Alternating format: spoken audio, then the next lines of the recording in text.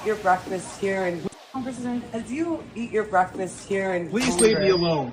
As you eat your breakfast here in Congress, we are funding the forced starvation of the Palestinian people. You are working for the genocide of the Jewish people. Oh God, you it's are working for the genocide of the Jewish people. Oh God, I'm you a support Jew. Hamas, and you're. I'm a Jew, sir. It is not the genocide of Jews. It's the genocide of civilians. They're harassing everybody that comes in here. We, as you're eating your breakfast, we are forcibly starving the people of Palestine. Congressman, as you...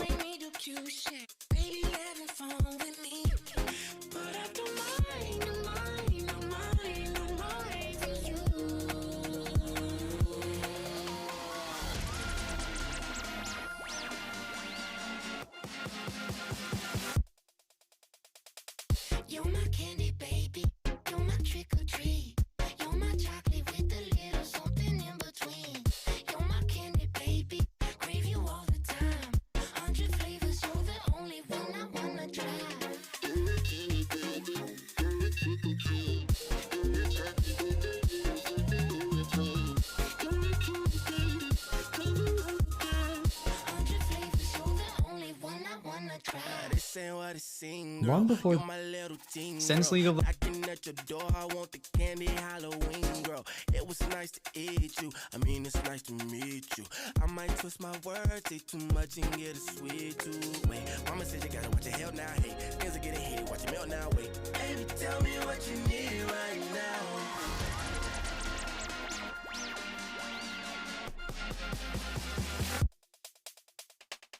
You're my candy baby, you're my trick or treat. You're my chocolate with a little something in between. You're my candy baby, crave you all the time. 100 flavors, you're the only one I wanna try. You're my candy baby, you're my trick or treat. You're my chocolate with a little something. Really nowhere for him to go. Should be an easy 3-for-0 for MVP here. Maybe you only need one. Maybe Master Yi is truly the chosen one. He's got 3. Even though it was the first pro game of this strategy really being played, it was already becoming clear that it was difficult to deal with and maybe not the most engaging to watch. If you're one of the top teams, you're Kingzone watching this, you're KT, you're SKT. Now you know that both these teams are willing to play the Gouda cheese. They're willing to play the Camembert. They're willing to go for cheese. That's frustrating because you can lose a game to this if you lose a team fight and Master Yi gets 3 kills. Maybe you have to ban this until it filters through. Now you're going to have to put in some legit prep or waste a lot of bans on some of this stuff. Here's the engage. You're not getting away from him this time. The Shen ultimate, not enough of a shield, and that's going to do it. They lost their damage. Where even is Karthus? He disappeared. He's not even here. He's up in the top lane, and that's it.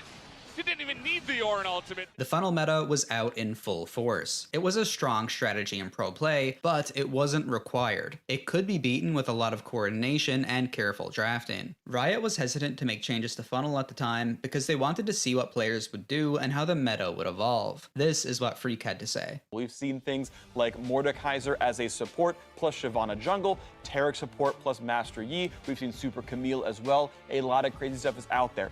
And ultimately, everything is in flux. We don't know for sure what the best strategies are. We've seen teams run both, or one or the other, or neither, and it's up to what the teams think is best.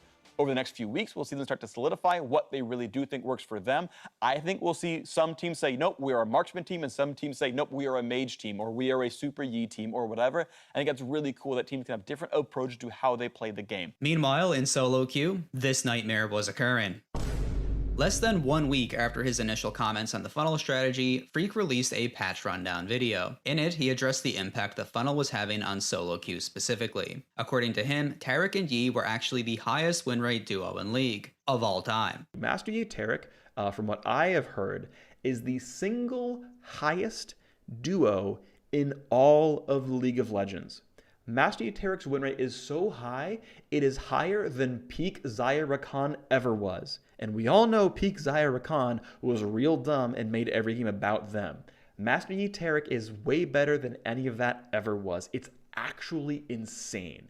and it's so strong the game is about them as opposed to the rest of the game of League of Legends. And so, though I think funneling can be interesting and can be a cool pro strategy, and I'm actually okay with it being in my games in solo queue, it is so good it warps the game entirely, and I think is completely deserving of being nerfed. Before talking about the nerfs, let me take a moment to introduce you to the sponsor of this video, who you've probably heard of, War Thunder. War Thunder nerfed Master Yi, Taric, and Nunu. Some important context is that the patch rundown is from June 26th, and the funnel strategy had just made its appearance in pro play 2 weeks ago. Master Yi and Taric worked well together for mostly obvious reasons, like their ults. But on top of that, Taric basically turned Yi's Alpha Strike into a guaranteed point-and-click stun, which was clearly really engaging and a lot of fun to play against. Nunu, on the other hand, was usually paired with Karthus, because Nunu's Blood Boil also increased the target's ability power by 40% at max rank to a cap, which let Karthus do this.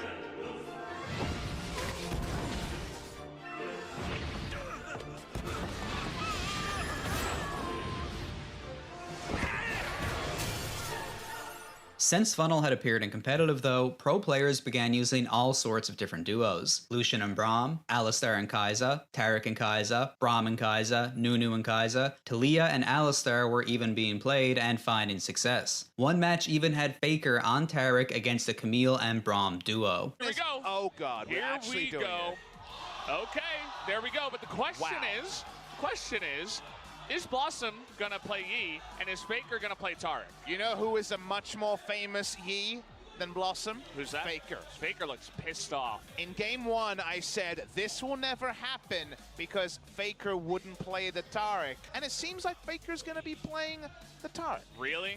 Yes. He's gonna play Taric in a professional game. Okay, there it is, no swaps. We're after 20 seconds, and Faker with heal on Taric in the mid lane. Taric versus Braum. Tell your friends to, they haven't watched League of Legends in a while. Just come on in and just don't tell them anything. And it definitely does speak to the selflessness of Faker to say, hey, I'm known as the best player in the world. I'm going to play Taric mid with heal. Season 8? Exhaust. Genji just on the Baron. Now this is going to be the end of it. No TP onto Tal, and they can just turn around. The Kara ultimate coming out here, but it's not enough damage in the front line. The Cosmic Radiance finally comes out. Blossom trying to do that damage, but he's targeting the Tom Kent. It's not going to be enough, and down he does go. The last knockup, 3 members go down. 4 members, actually. And that will be it. The thing about Funnel is that strategically, it made sense. Even if you ignore the synergy between specific champions, like Taric and Yi, Funnel as a strategy was just smart. It made sense to double the resources of one carry instead of splitting it 2 ways. But Funnel did fundamentally break how the game was designed, because champions were balanced based on having around a certain amount of resources at each point in the game. That is, unless you're in solo queue, and your bot lane is 0-10. The strategy actually got even more creative, because during week 6 of the LCK summer split, MVP ran 3 smites, 1 in each lane with 2 champions for utility, and they had no dedicated jungler. Where's everyone going? This is definitely looking weird and wonderful. This puts the int in interesting. Before They the were 3-minute mark, playing MVP had both Funnel their top in and Season mid lane 8 duos pro helping play. to invade and take enemy camps. If one funnel is wrong, 2 funnels make a right. I've decided that instead of talking about the strategy here, I'm just going to let it play out and think about it after the fact. My brain power is limited. It is the 7th game of the night. 7th game of the night, and we've got bot lane solo Karthus smite teleport with support Trundle roaming around the jungle, and Max with a smite Mordekaiser top lane. 2v1 against Anar. By putting 2 players mid and 2 players top, they had priority in both lanes, and also put more gold onto their carries than the other team could. They actually went on to win that game. It was a really interesting innovation, and it is really cool to see even now. But as interesting as Funnel was, and as strong as it was, the strategy still wasn't being played in every game. It wasn't the only option available, and it wasn't unbeatable. Pro players could coordinate and defeat this strategy in a way that simply could not happen in solo queue. During Misfits vs Fnatic, for example, Misfits countered this strategy by invading early. Was reckless in solo queue. And as you guys can see now, he might actually die. Nope, flashing away from that one. It's a very long level 1 fight. It keeps on going. Top lane, there's some action as well, but nowhere near as important as what's going on down here. Hylissang pushed out towards It's not the over yet. side. They're just going to keep pushing forward. Here Oh, goes no Maxwell. flash. There's the stun. Roxa flashes away. The dazzle not enough. Roxa will be the first to fall, and first blood goes to Misfits. But here comes the flash first. Oh, he steals the red buff and gets level 2. Okay, so the entire thing that happens here is when you're against this strategy where you want to force feed this mid laner with smite, caps in this case on the Kai'Sa, teams really want to invade early on to try and disrupt this early clear. All right. Last split, about 33% of his team's damage. Maxwell topping out the jungle pool there, but going to be doing a lot more of that this time. Red buff here for Fnatic. Oh, invade and fight. Oh, the binding connects and Caps is down. Fnatic have nothing left. Misfits once again stating their dominance over Fnatic. We already said this 3 or 4 times. The entire goal with invading in for Misfits is to stop Caps from just taking jungle camps. And if you shut down Caps, there is no damage on Fnatic's side. Caps was still able to get his early farm, but Misfits showed, wait, you don't have a jungler. Our bot lane can just win. And they went bot lane. Hansama gets the first kill. Hansama gets the second kill by just Mickey landing a binding.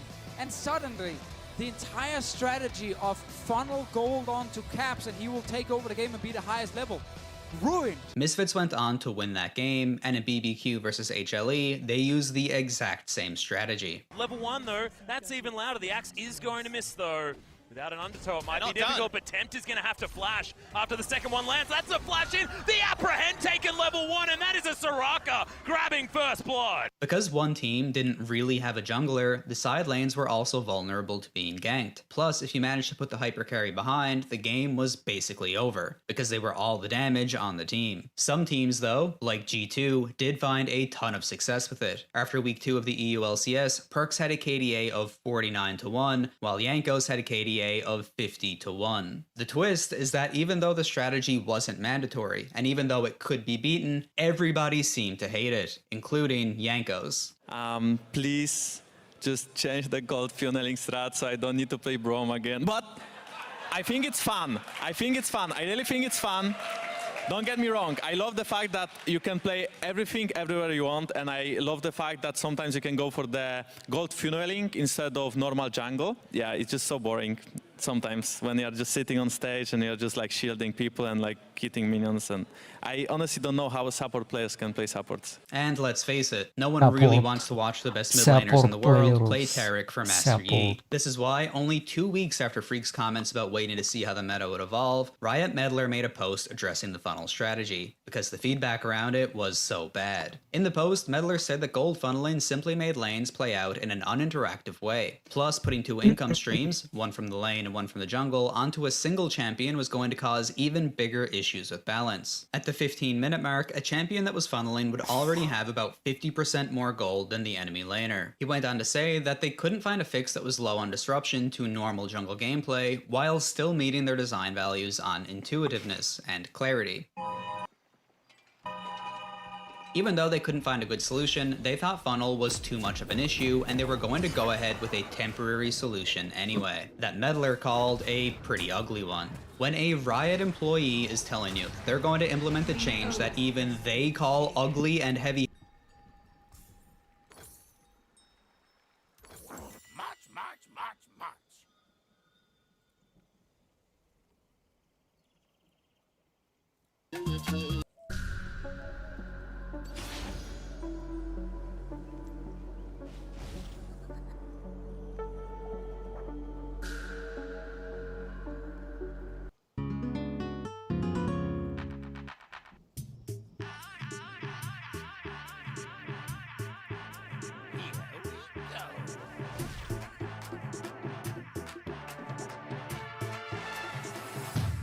Aquí, ahora, prendamos el fuego. Aquí, ahora, prendamos el fuego. Aquí, ahora, prendamos el fuego. Aquí, ahora, prendamos el fuego. Aquí, ahora, prendamos el fuego. Aquí, ahora, prendamos el fuego. Aquí, ahora.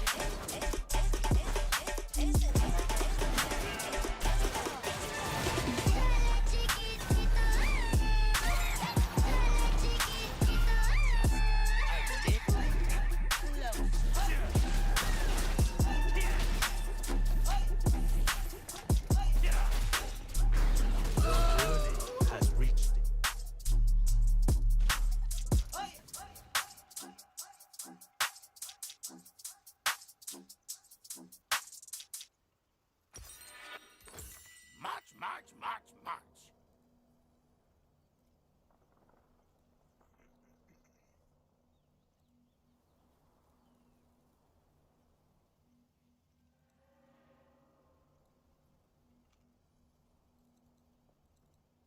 Here we go.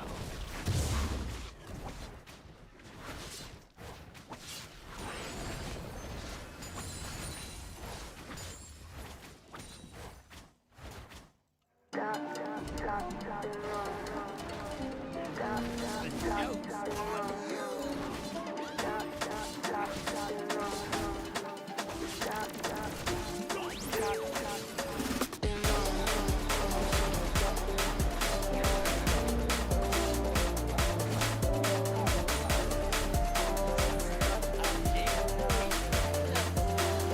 Tell your friends time to get wild.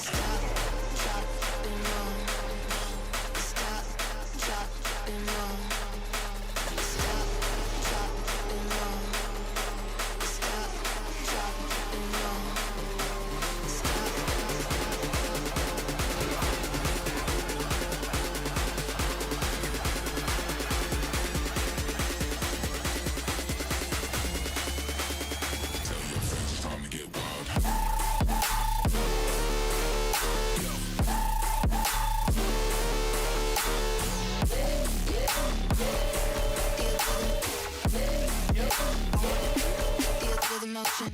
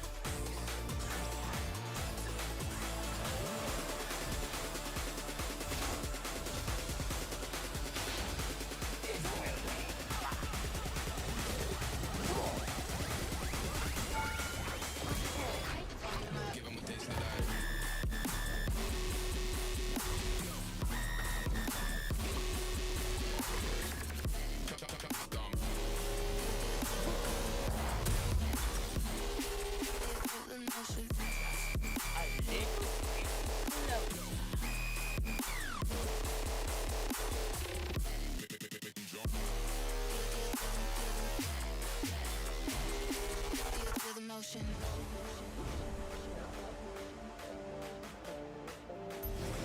March.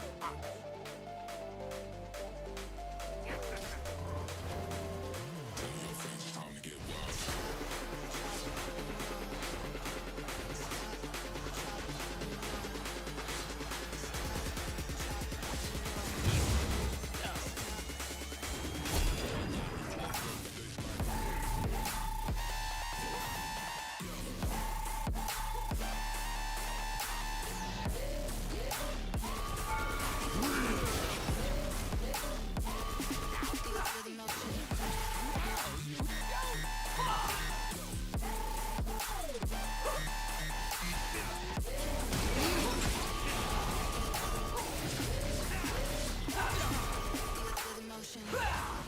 Itu tuh. Ah, nice.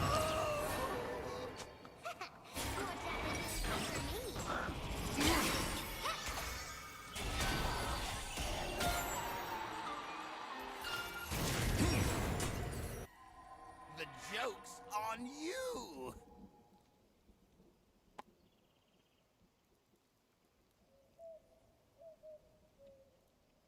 Why the fuck is is this bugging?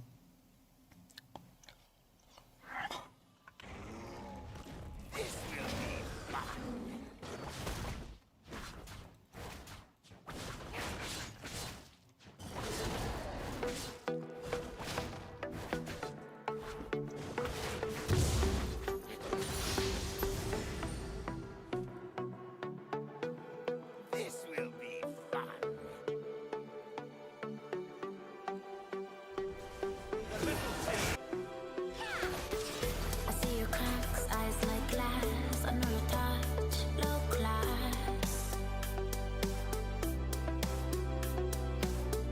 The feeling it's cold, dry eyes. If we go without a price.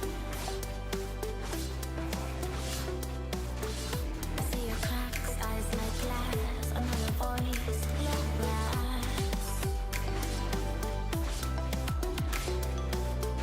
The riddle is old, got me twice, but waiting for another chance. Ooh, give me all that you can give, 'cause I wouldn't change, I wouldn't change, I wouldn't change a thing. Ooh, for me, be all that you can be, 'cause I wouldn't change, I wouldn't change, I wouldn't change a thing. Ooh, give me all that you can give, 'cause I wouldn't change, I wouldn't change, I wouldn't change a thing. Ooh, for me, be all that you can be, 'cause I wouldn't change, I wouldn't change, I wouldn't change a thing.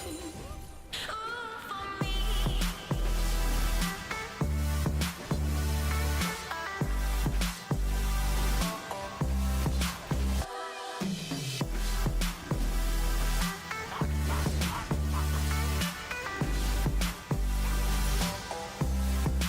Wouldn't change a thing.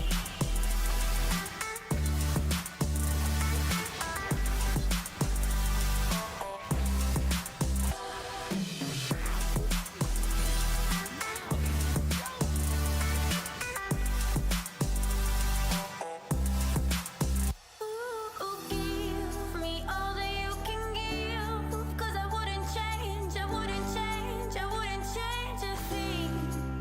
Ooh, for me, be all that you can be, 'cause I wouldn't change, I wouldn't change, I wouldn't change a thing. Ooh, give me all that you can Yeah, he knows he's just that good. They just know, man. They're that good.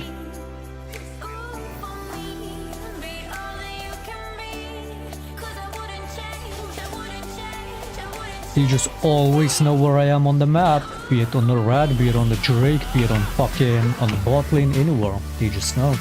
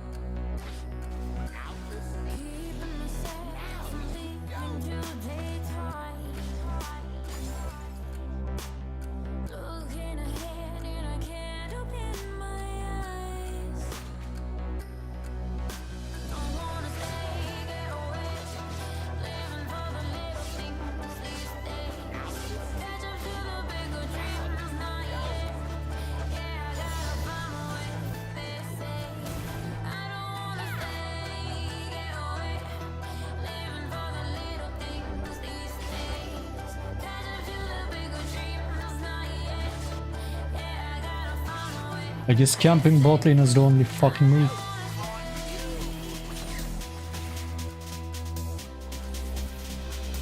Do you see this? Do you see that?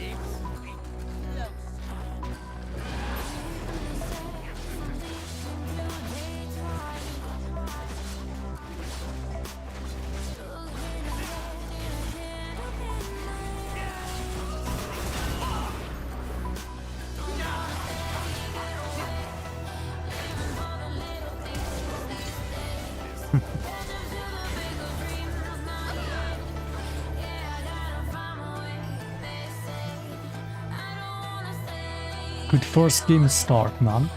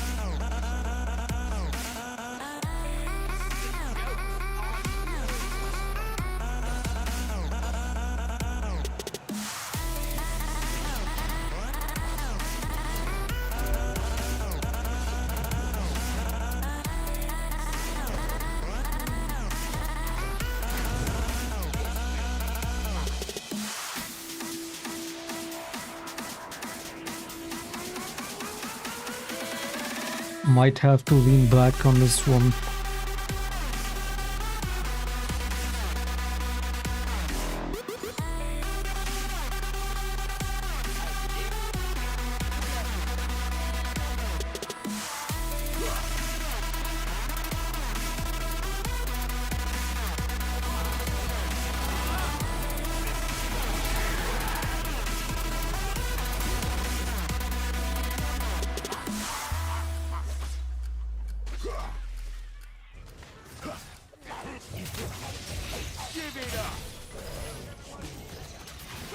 Mid lane diff not funny enough. Once I mean I love that. I love these kind of games especially. Let alone support diff games. The best is when it's mid lane diff into top lane diff. It's perfect. You're like already doing so well early game because mid lane diff. And then it's like, oh what? Enemy top laner coming in to really experience their top lane diff too. It's amazing.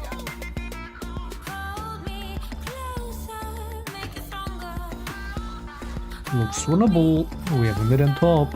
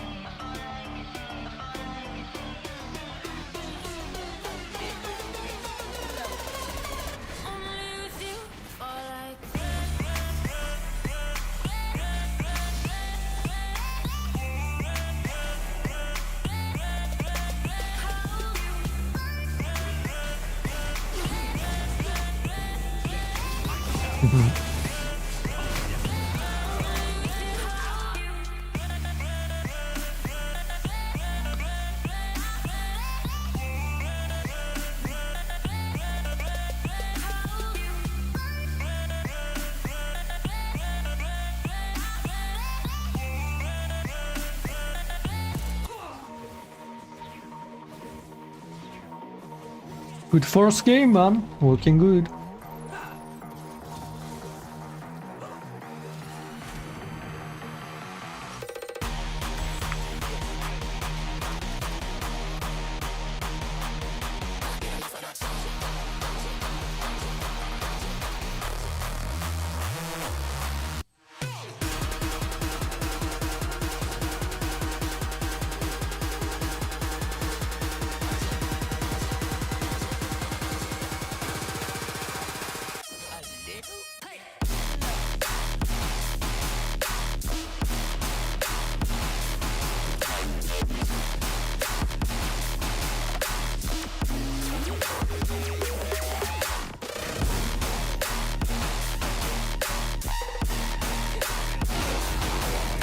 Oh, what? We keep getting flanked by a Warwick?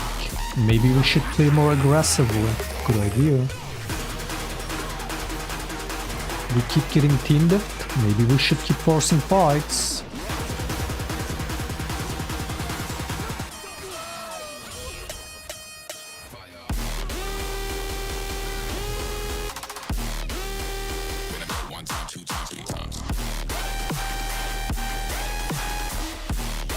What a human mid laner.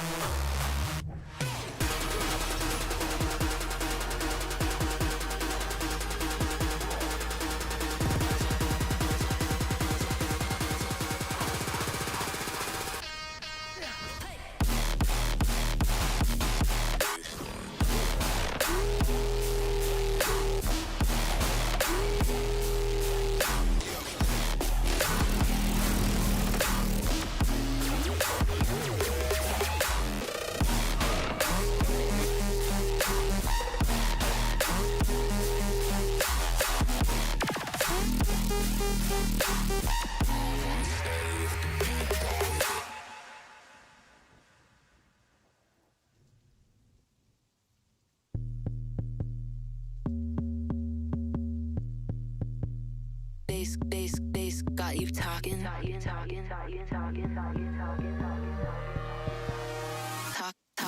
to the rhythm.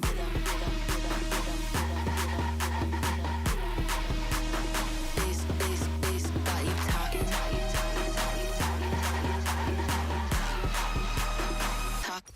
Talk to the rhythm.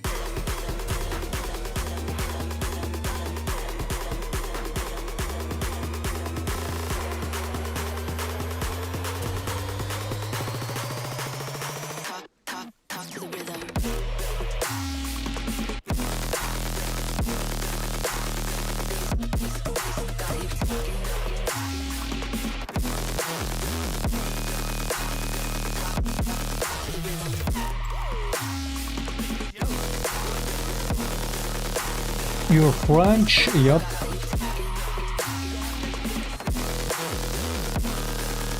Gracias, por favor.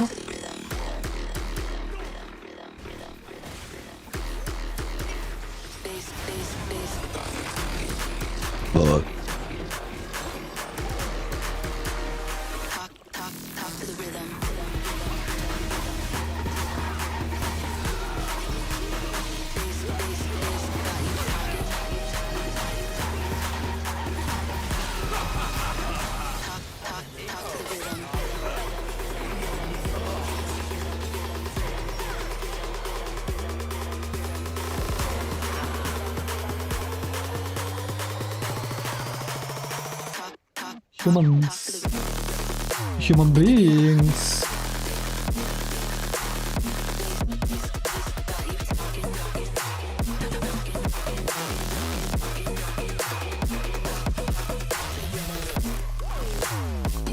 Oh shit.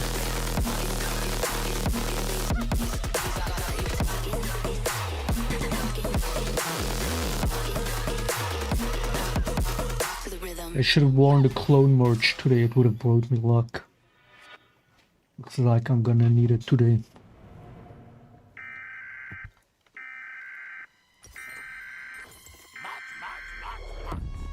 Tonight, the image is coming in after that strong earthquake of 5.2 magnitude.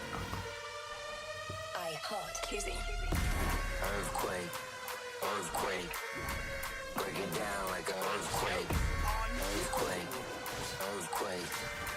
Break it down like an earthquake. Earthquake, earthquake, earthquake, earthquake, earthquake, earthquake, earthquake, earthquake, earthquake.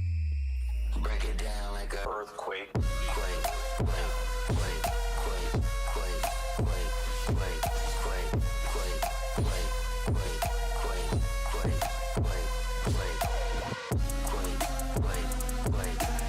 quake, quake, quake, quake.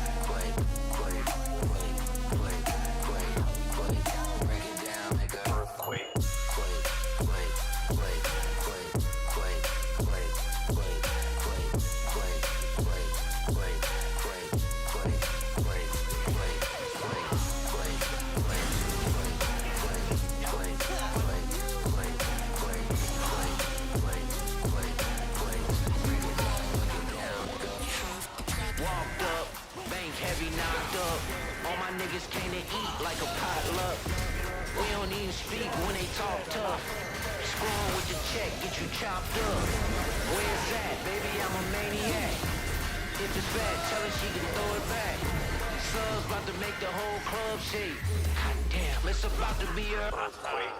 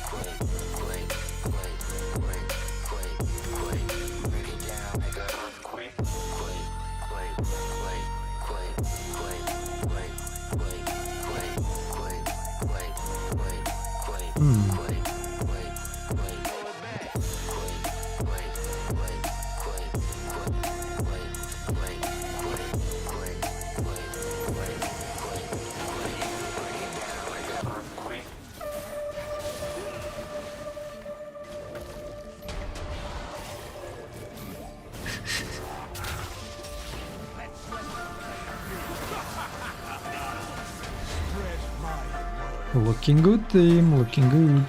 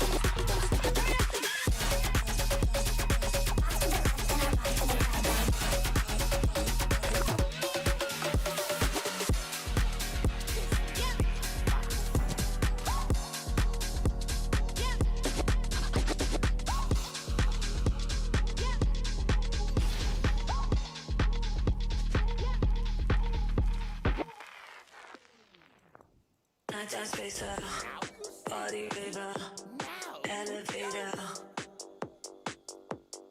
all or nothing, you can stop me, elevator.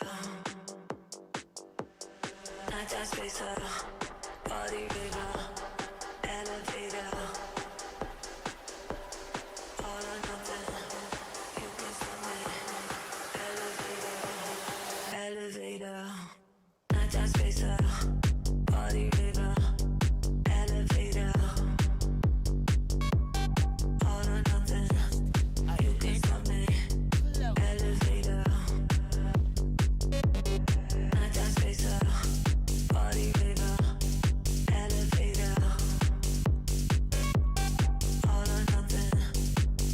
elevator,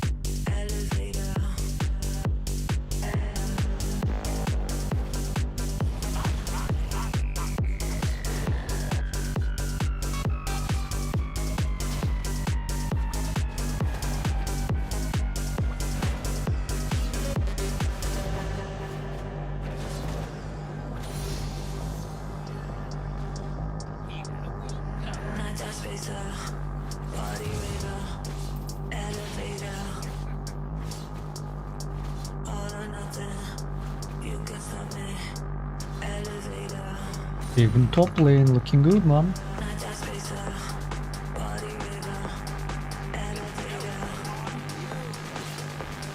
all or nothing, you can stop me, elevator. If you play some disgusting shit and your win rate on it is negative, instant report.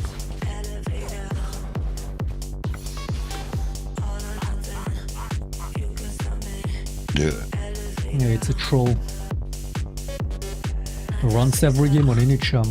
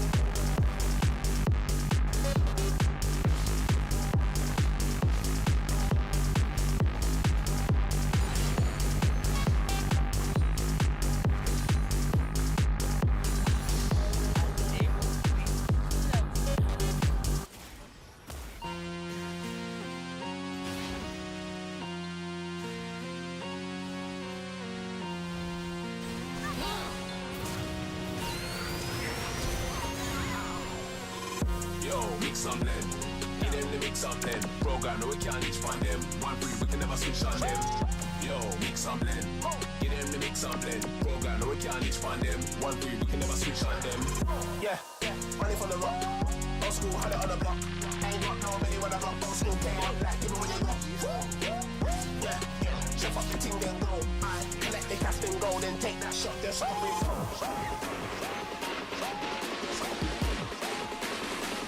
We can never switch on them.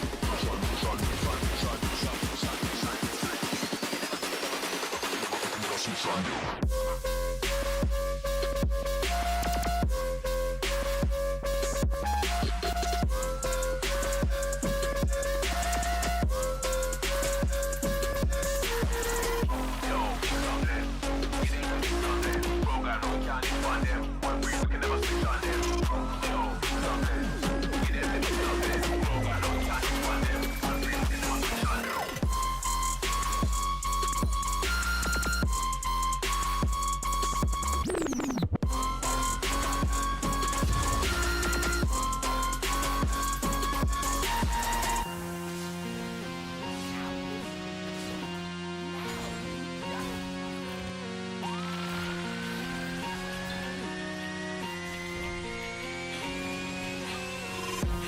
Mix some blend.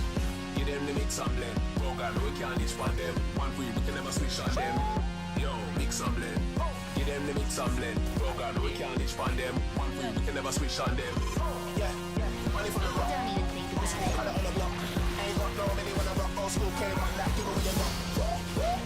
Yeah, chef up the ting then go. I collect the cash then go, then take that shot, then shot with.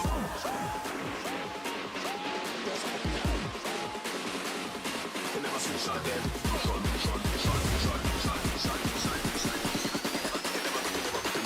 Switch on them.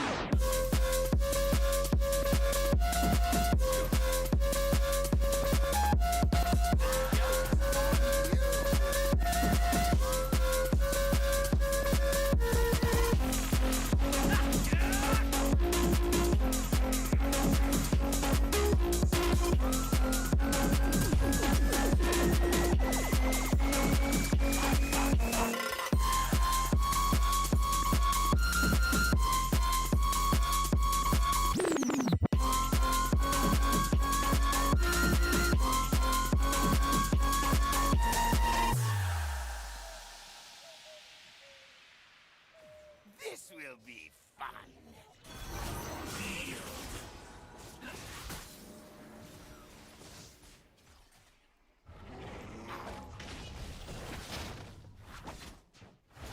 And the shit is bugging again. I can't.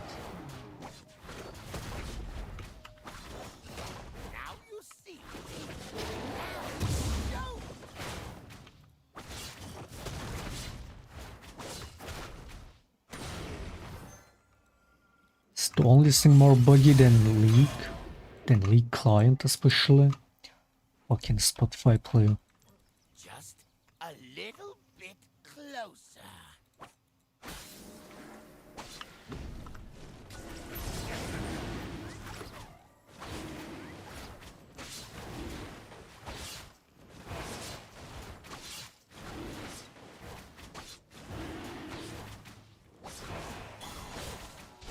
Look behind you.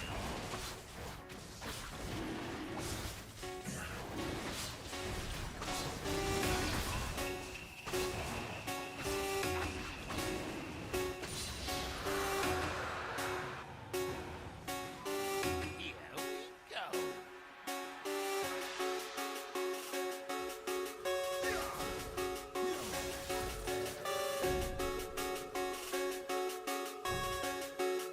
Like these retards show up in the enemy jungle before I even get in there. I fucking love this. I love it. They're not just like, oh, they spotted me, they moved to it, which is ridiculous enough because they move like instantly. It's not even that. It's that they're already over there waiting for me. They already know that I'm gonna go over there every time. So disgusting. Most of the time it's not even worded, but they just know. They just fucking know, man. They're just too good. These players, they're just too good. What can you do?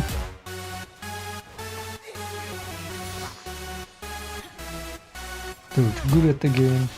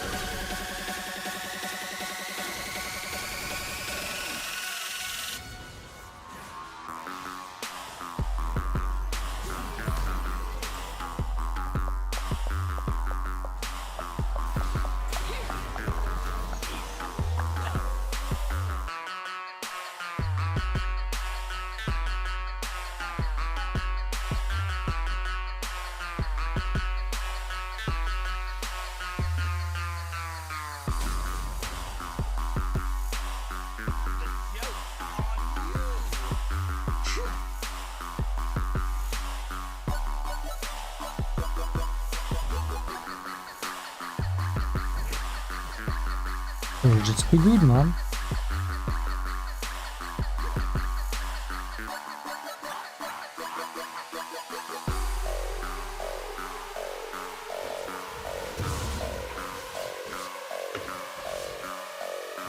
What? I can't. It's so ridiculous.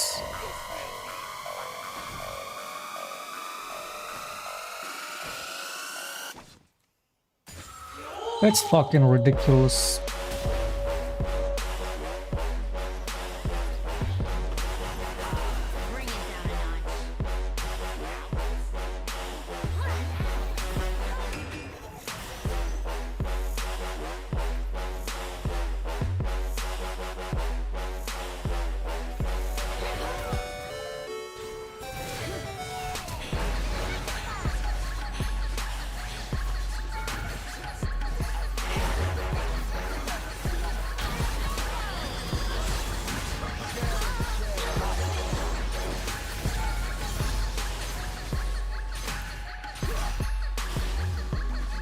So fucking ridiculous.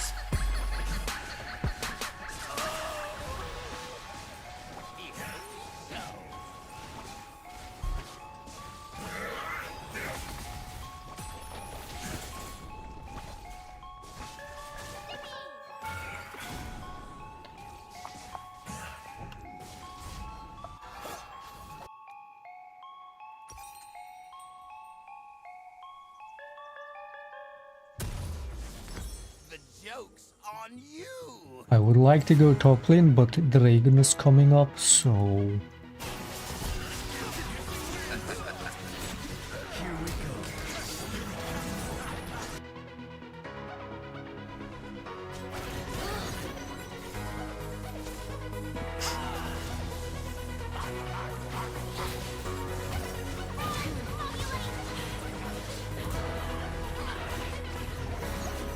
Okay, I made it worth it.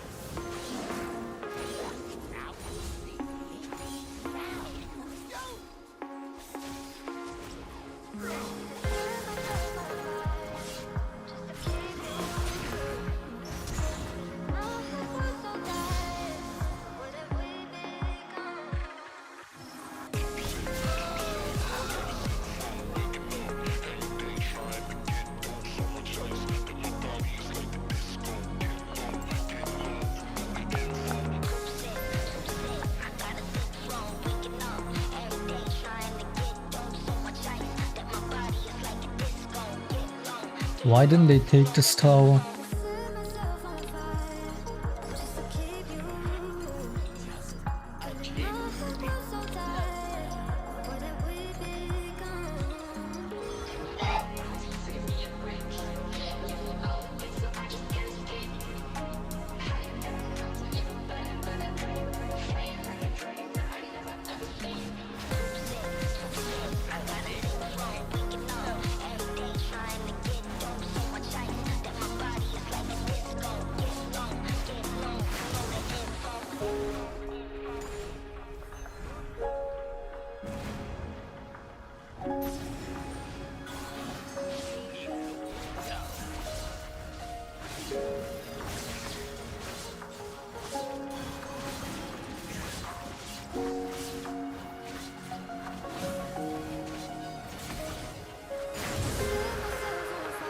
How do you still not take that fucking tower, man?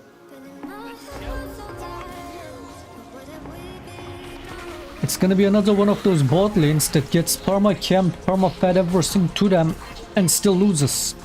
And still gets outskilled. Because they don't know what the fuck they're doing. They're sleeping in the lane still.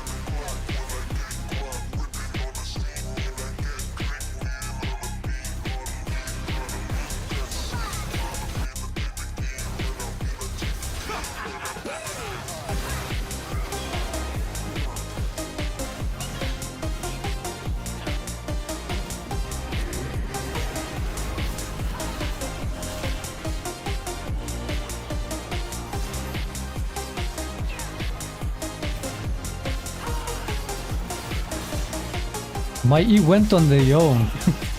My E went on the Yone somehow. I can't, man, I can't.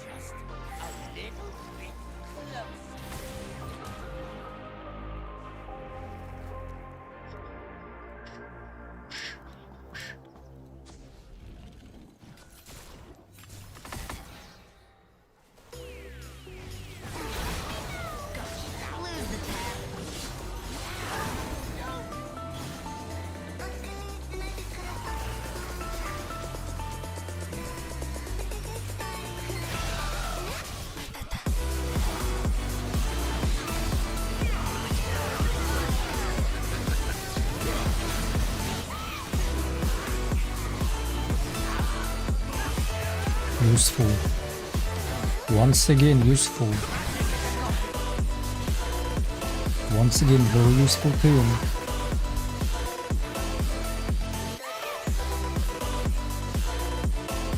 The Varus knows what he's doing for sure.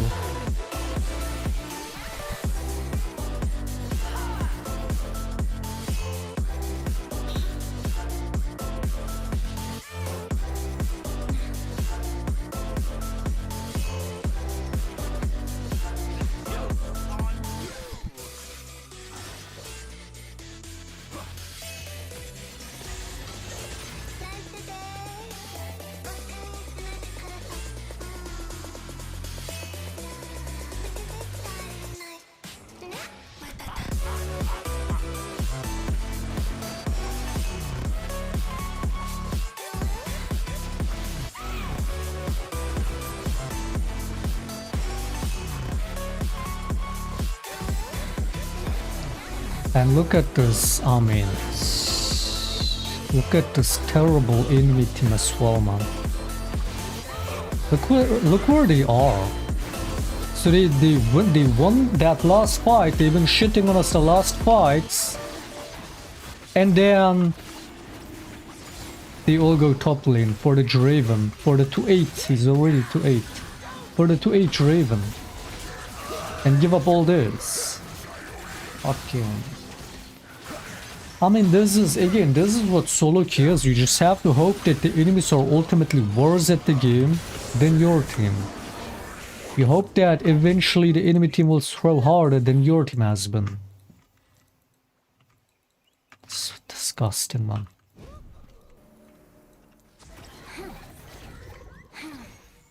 Like literally the way this enemy team played this tilted me more than our fucking worthless 2-8 top laner. And this Varus, despite being fat, being clueless and useless too. The shit this enemy team did right here tilted me even more.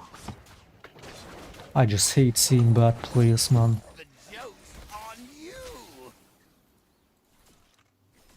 I hate seeing bad players in this game. For solo queue, it's like, again, like other modes, lower elos expected, it is what it is. I hate seeing shit players in elos that they shouldn't be in solo queue. Which is, I mean, everybody. It's by far more than 90% of Master Elo players.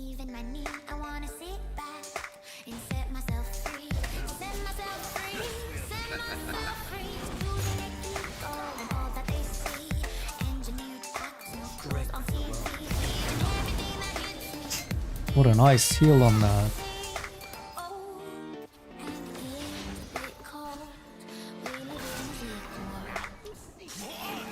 Terrible, please. Terrible.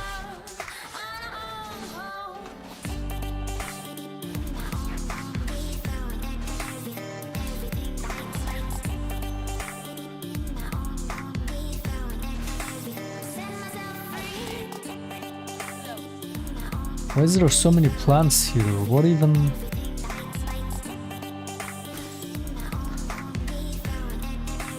Can they fucking make the roses a different color on the map so you actually know which one is the rose and which isn't? It's so annoying.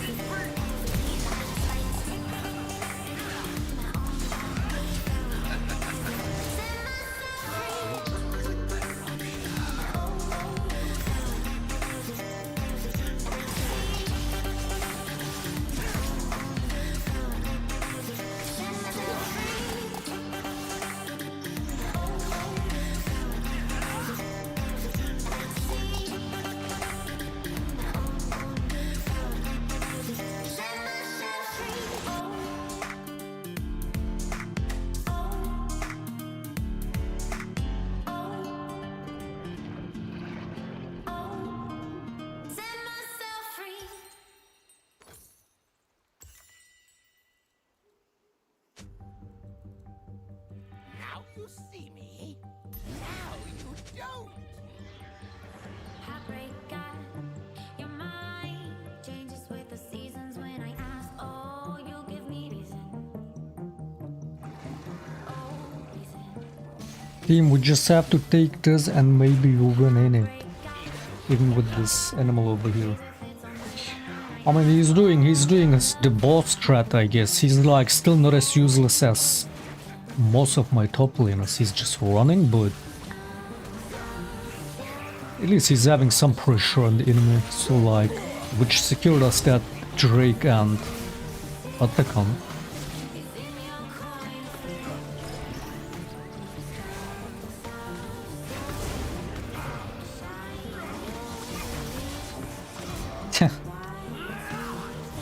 Okay, where's my team? How do we like this is so free? Why is nobody fighting this?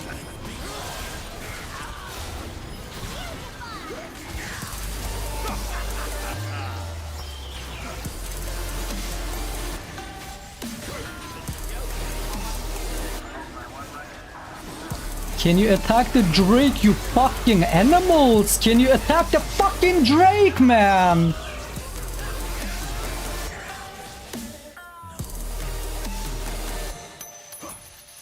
Varus so fucking useless.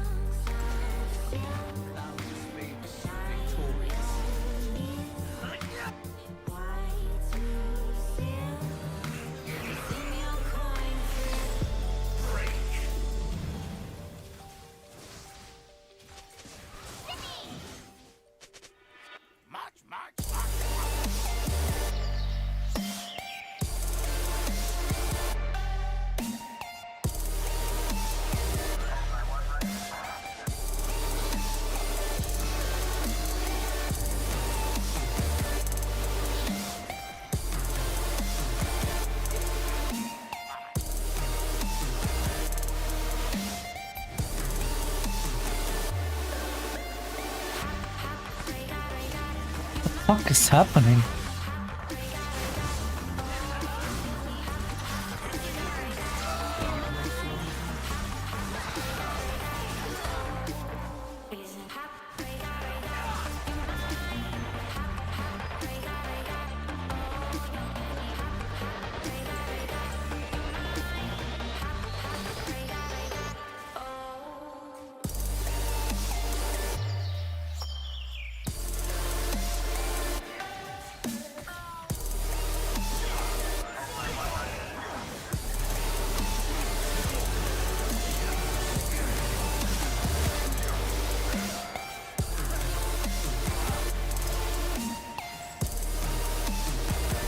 Bunch of retards, bunch of fucking retards.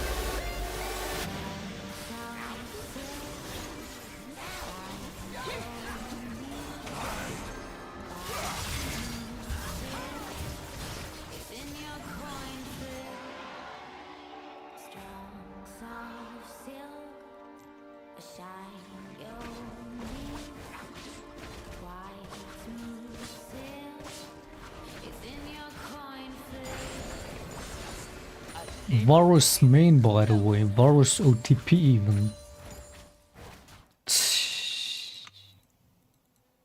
Like, I would have said this is the first time Varus.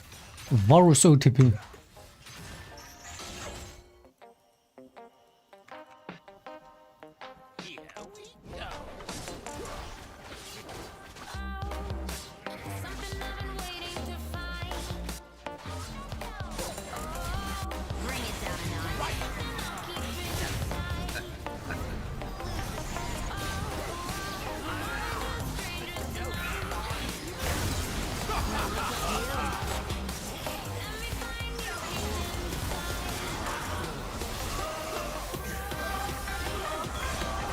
Wait, the whole time I was trying to move my clone, did my clone already explode? Fucking FF, you fucking animals. I don't wanna play this. I don't wanna play this fucking FF.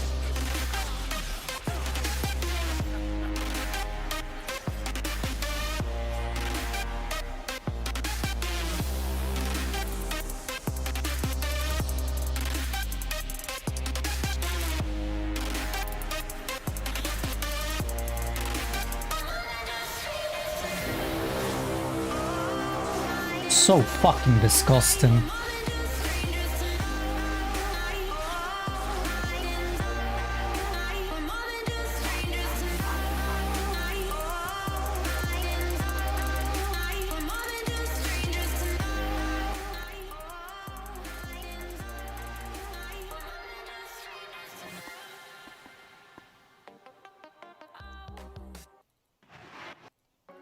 This will be fun.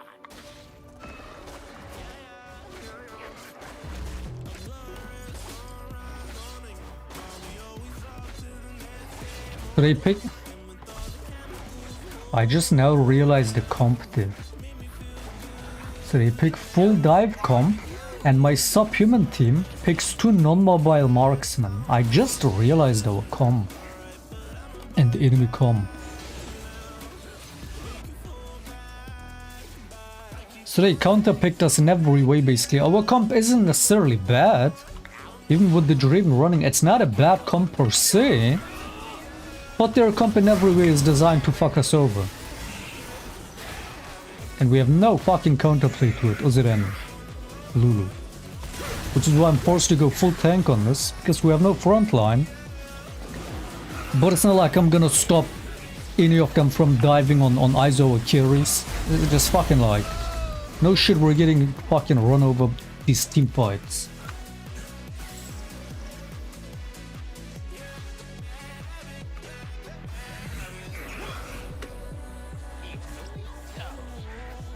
Holy shit, they're literally full dive comp, all of them.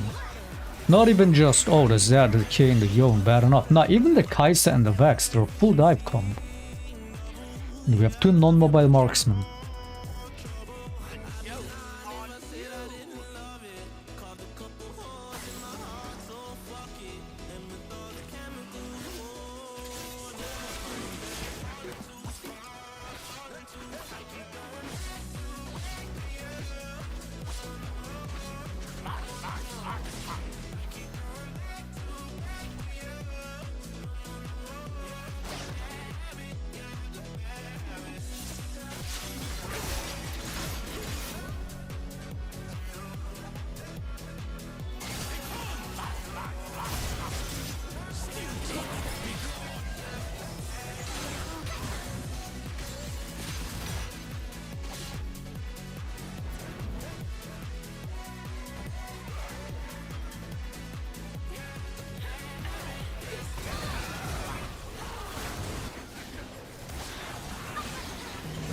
Why is there 2 fucking plants over? What the fuck is this?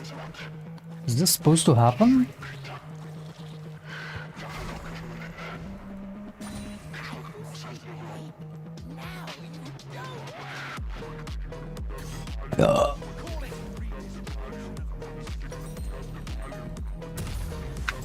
I can't.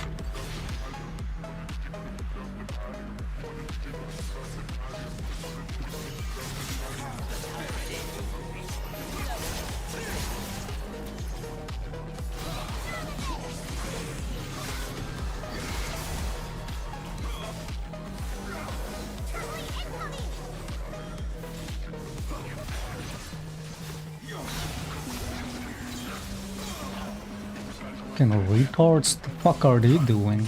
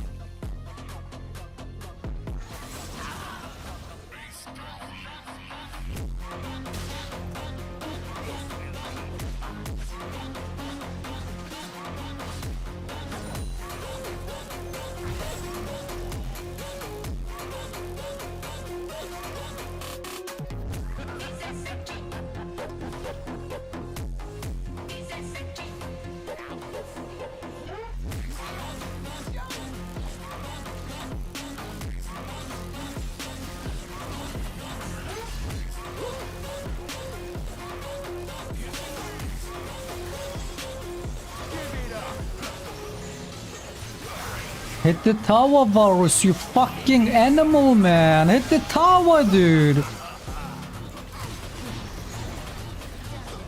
This guy is so useless. Wait, I fucking ulted. I gotta take a fucking minute after that.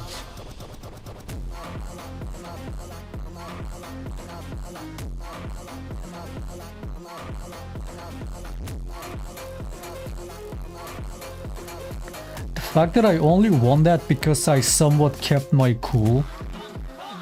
Even that 2-man TP dive over there didn't even sweat me.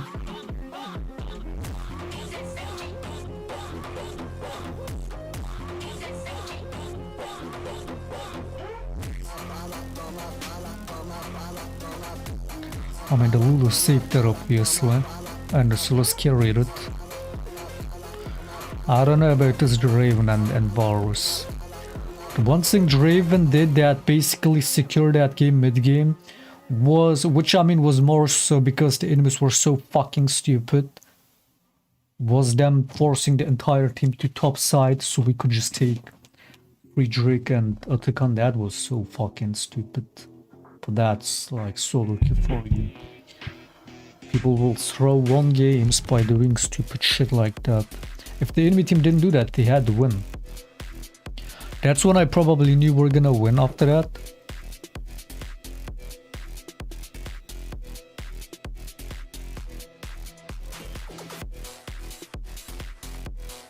Win the Winer reveal after 50,000 gifted. Okay, let's make it 50,000. 50,000 is too much. 50 gifted. For fucking... for the reveal in it.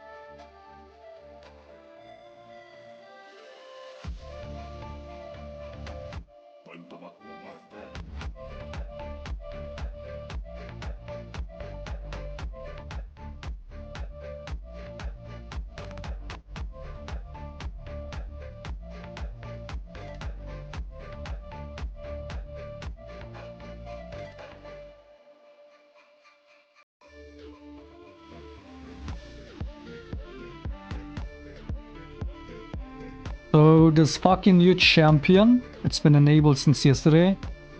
First game, first chance, like somebody was hovering it. I don't know if they picked it, I had to dodge anyway, because they banned Shaker, and we had a troll pick, I don't remember what it was. Oh, somebody banned it. Oh, bot thing was hovering it, so is it an 80 carry? I've been seeing people only play at 80 carry, basically. Fuck, what the fuck does it even do? It looks like Ari. I don't know anything about the new champ, other than this new icon I've been seeing since yesterday, and I guess it's an 80 carry. Yunara. Is it like Nyla? Is it melee 80 carry like Nyla? It does look like a typical melee 80 carry.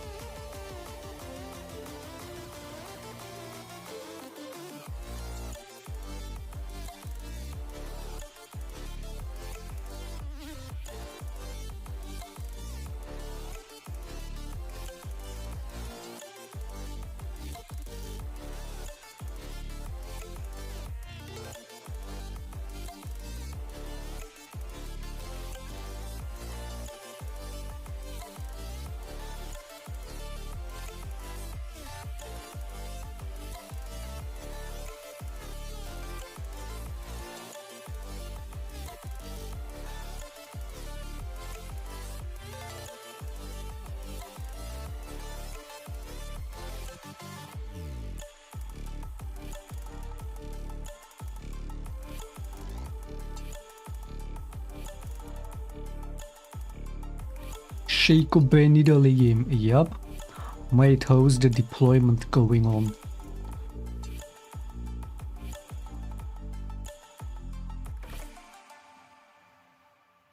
Bros watching it's always gonna be so funny to me. Bros watching the stream from the battlefield, man.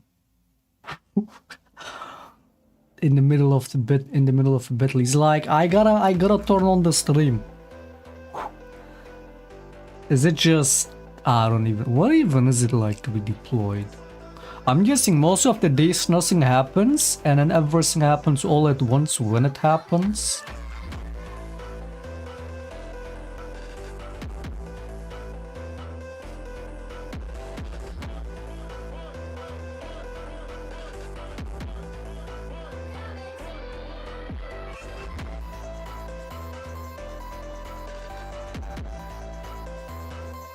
Korean, yep. I'm Korean.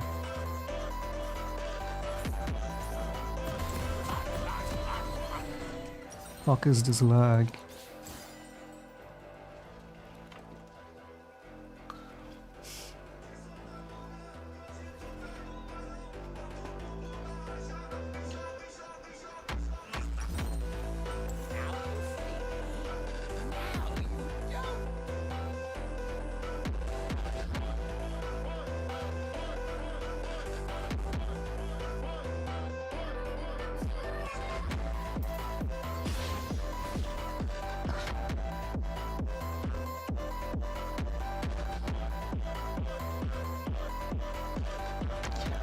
I figured.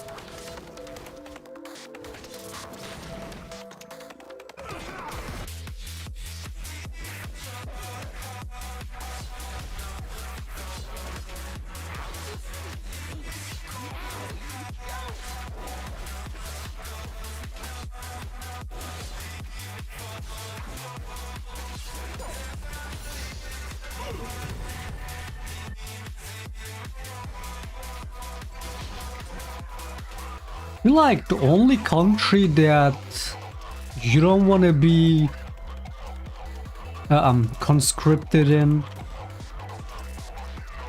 is Russia. Like most other countries somewhat care enough about their people to not just really send them into their certain depth. Russia, on the other hand, not just as in recently, they have a long track record for that. It's like, I feel like it's the worst country for when it comes to going to the military or being deployed by. It's as long as it's not Russia that you're being deployed by, I guess it's half as bad.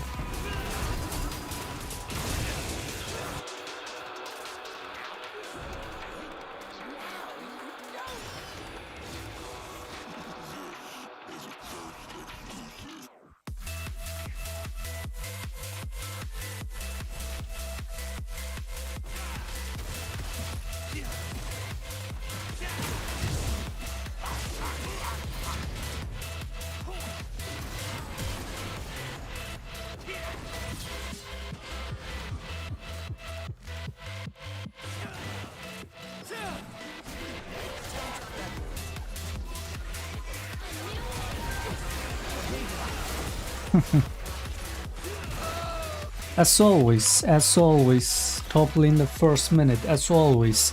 Do you see what I mean? Do you see how not a single game is it my bot in having the fucking prior? Do you see this? Every game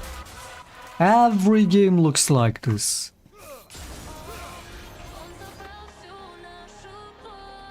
Every game they're always glued under the tower, man. It is what it is. Iran? I don't know much about how they treat their military, man. I mean, I know how they treat their other people, the people they oppress. And I know there's a lot of racism and Nazism too, and fascism in Russia too, that, you know, ultimately adds to the... What's so hilarious is when I see those clips of, I mean, it could be real, most likely not, it's most likely propaganda. When I see those clips of, it's clearly Russian propaganda, but maybe the reality isn't much better. But those clips of, oh my god, look at the Ukrainian state, they're forcibly just randomly kidnapping people off the streets and sending them to the front line. Have you seen those clips? It's like some guy just delivering a fucking, doing a delivery, and then they're like trapping him in, and then like try to force him into the van and be like forcefully like, oh, we gotta go to the fucking... It's clearly Russian propaganda. What makes it so hilarious is that it's Russia doing that propaganda. Like they will send you to your certain death and then pretend like you never existed. Russia and Ukraine. Are those clips real? I mean, they could be. I'm just guessing. Most likely it's Russian propaganda.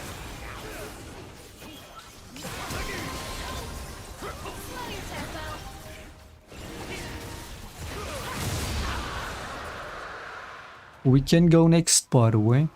We can go next. I really don't want to play this.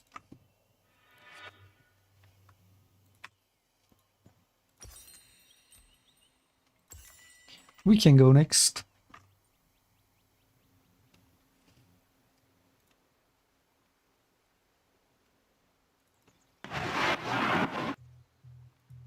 This fucking Spotify bug, I swear to God, man.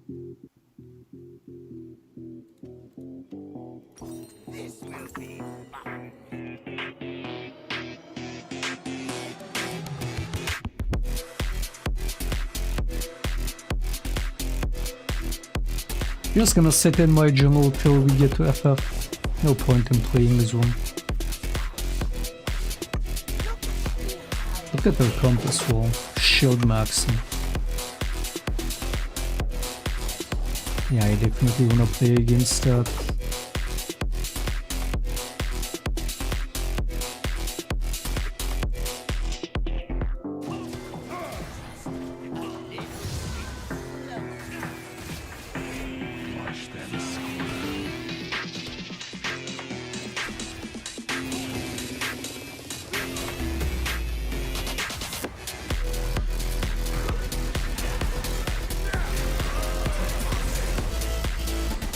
Stops attacking the Lee Sin.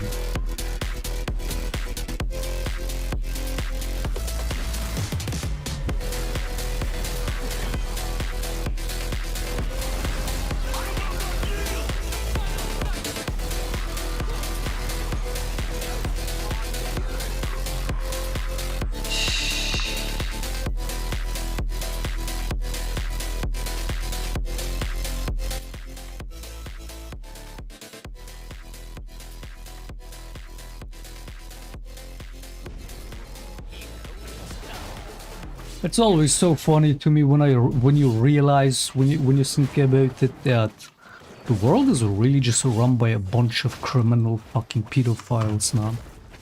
That shit on human life. It's so fucking insane.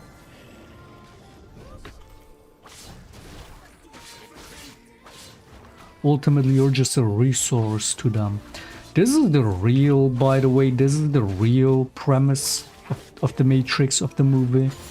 It's not even that, oh, it's a prophecy about actual AI taking over and doing exactly that, like the Terminator. It's not even that. It's Matrix is obviously even much deeper than that. It's not necessarily, I mean, they're taking the robots as a scapegoat, but the true reality, which it's not even like, oh, somewhere in the future where the robots will take over, maybe this and that. It's not even that. It's that the reality is that that's already happening, but it's not the robots doing that.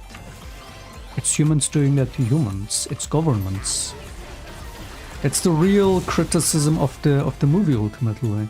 The real message. It's that, yeah, we're all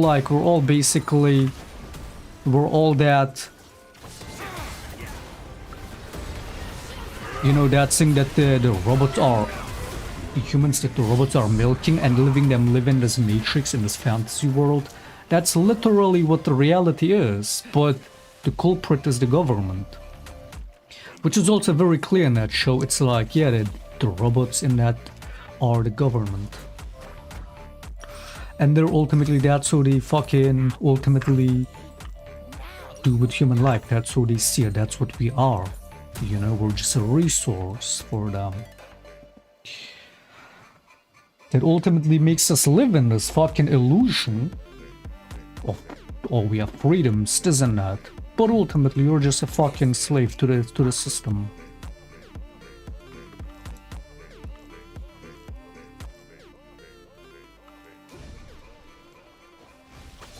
A system of corrupt pedophiles. It's so fucking insane, man.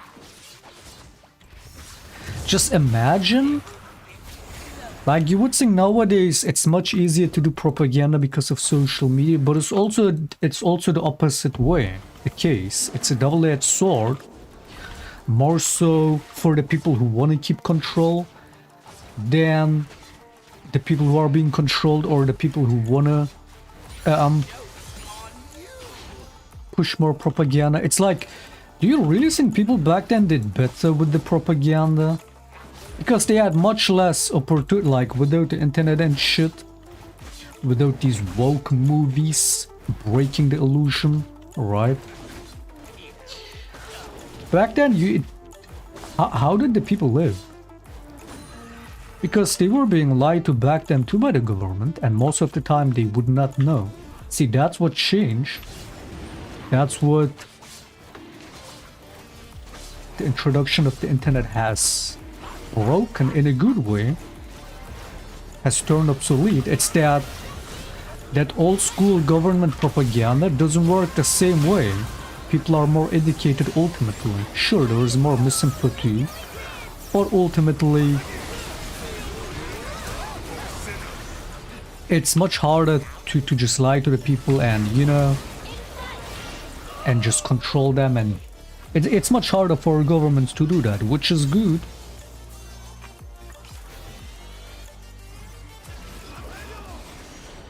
As much as I'm for a small, effective government, it's when they truly have the right intentions, right? When they don't, the less control they have, the better.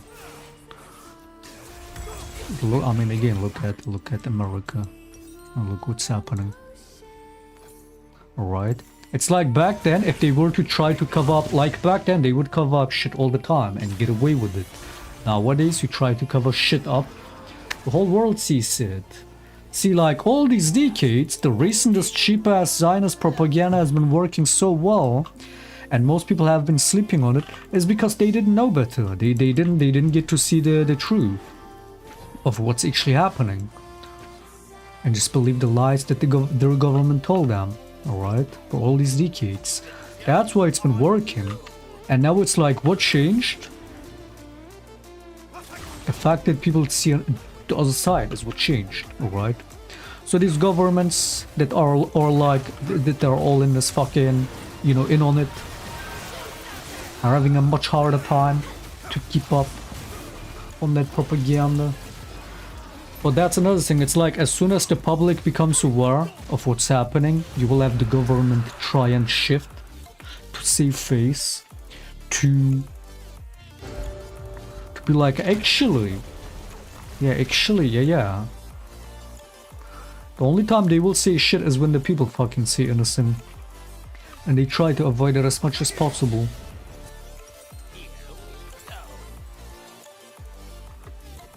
It's so ridiculous. Like, we're all just sheep for governments. We're all just sheep.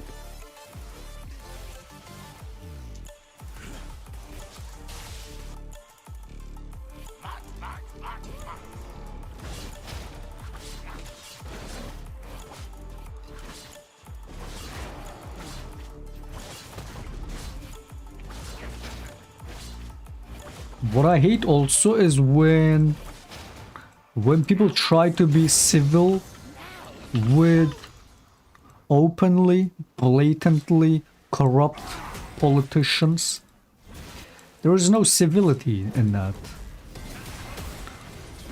Civility doesn't do shit in that.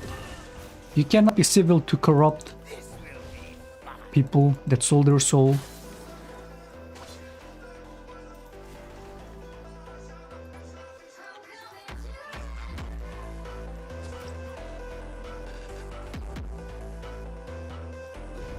God has left. I mean, dude, the whole idea of Jesus being God and they shunned God, they rejected God. It's like, yeah, that would make you think that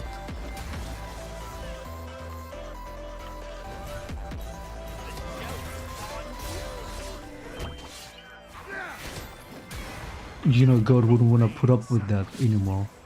That is damning.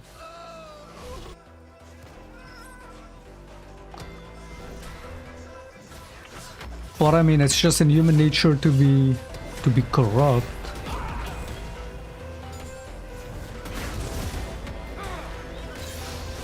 Not just human nature, it's just nature per se. Corruption is part of life, part of what it is.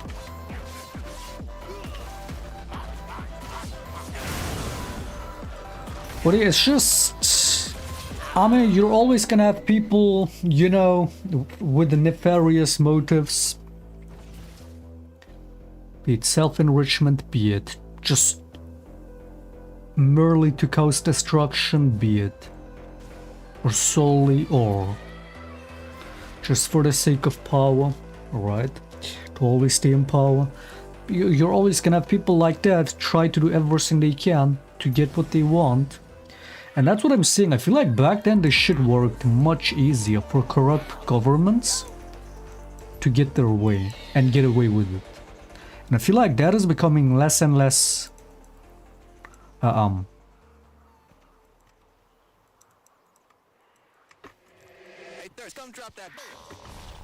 less and less easy.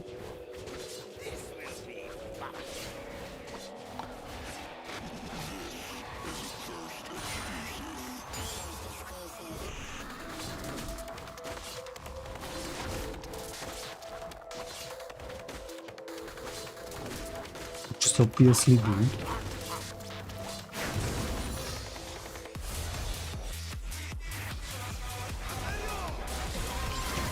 Well, what?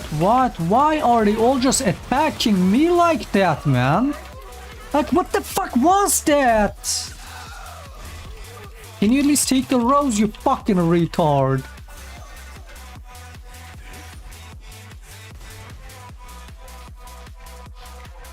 IQ and every attack comes my fucking way like I'm a magnet.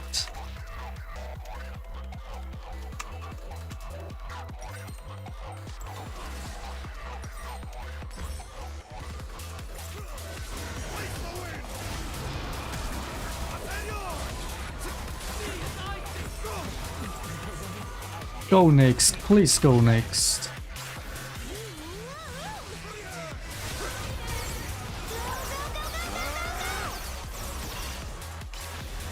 Wait, the Lucian might be scripting, we have a chance. He might be scripting. Winnable. Bro could not see that roast for 2 minutes, but he's gonna do mechanics like that. I think he's scripting.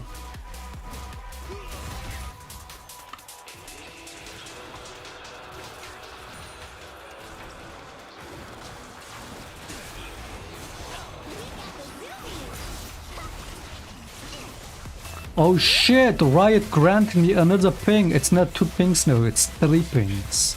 Holy shit, thank you. Thank you, Riot Games. Thank you. Fucking corrupt governments be like, steal everything from you, give you a dog bone, and then be like, have you say thank you once. Lie to you the whole time, while telling you it's the ultimate truth. Just like complete fucking I can't. And then see, have you say thank you once. Again, it's not that governments around the world are becoming more and more corrupt, it's that they're being more and more exposed. People are becoming more and more aware.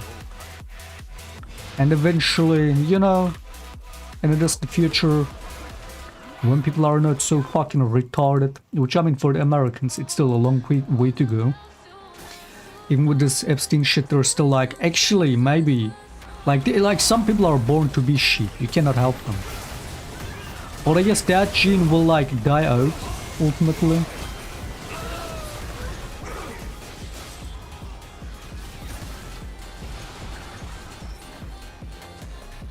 So you will have less and less shitty corrupt governments around, or less and less shitty people get to power. Now Loki the future, the future is promising, Loki. I mean it might still be fucking centuries, maybe even millennia, to, you know, for humans to get there, but Loki, again, the internet has changed the world in such a way. It's still gonna take decades to see the true effect of it. Because it's still a relatively new thing, but it's already like transformed the world. It's crazy. Which is why I'm saying, how the fuck were they even doing anything before the internet? Being perma-lied by your government, just living in a delusion world your whole life. That's... I feel like nothing is worse than living a life of lie.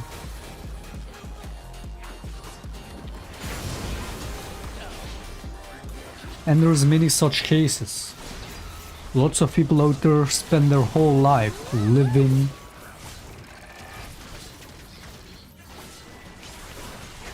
a lie.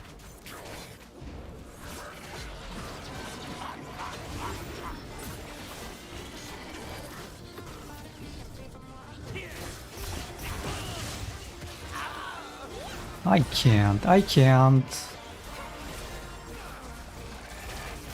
The future looks bright? I would say so. A lot of people might say, nah, the future looks dark. I think all in all, no, it looks optimistic.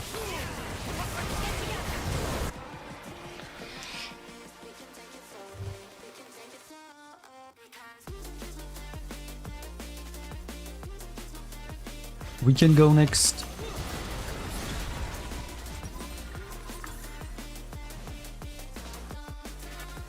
I don't know what the fuck they did to this champion every Lee Sin lately. As in the last couple of weeks, it's just 1v9. Every Lee Sin is just too good at the game. I don't know what the fuck they did. I mean, he also went from barely being picked to being picked so much again. So they must have definitely buffed him.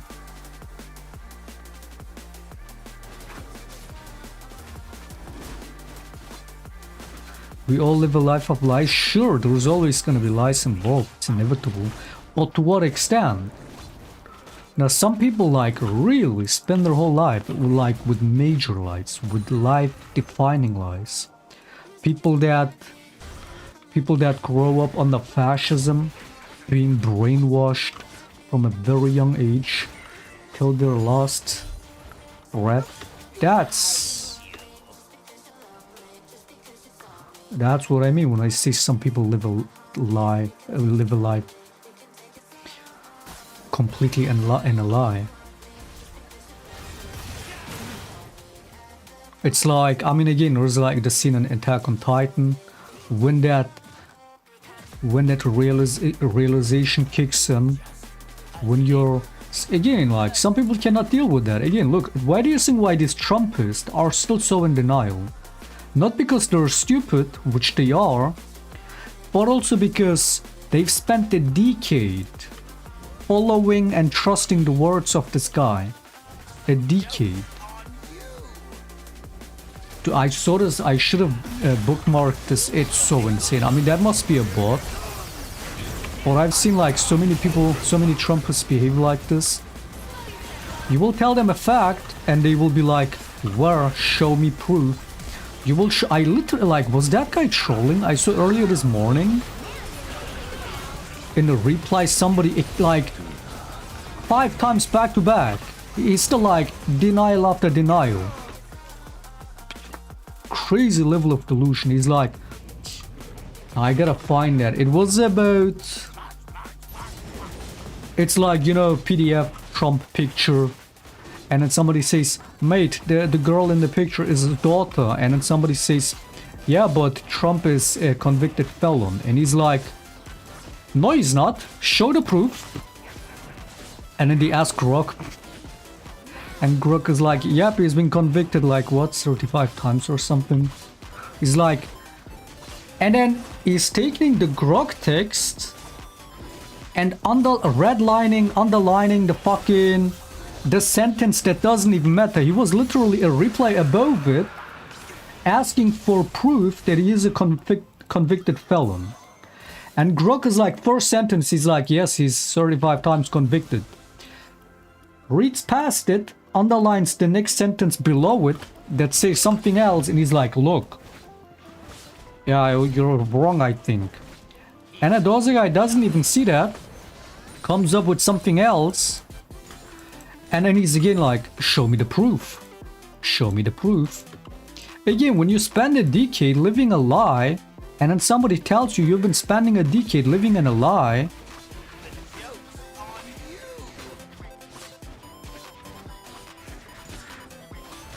and these are like, a lot of these are adults, which I mean, I don't know if that makes it better or worse. They're like in a fucking old age, fucking getting brainwashed at an adult age. And still be this in denial. Imagine people that get brainwashed at a very early age. Alright. No amount of fact or truth or reality checks will save that, you know? They're doomed to live a life in a lie to the end. There's no saving it.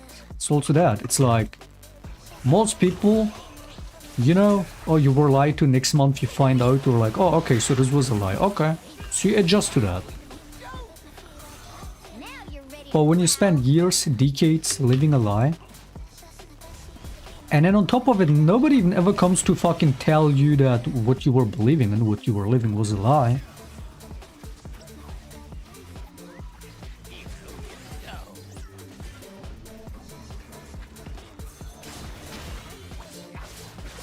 That's fucked.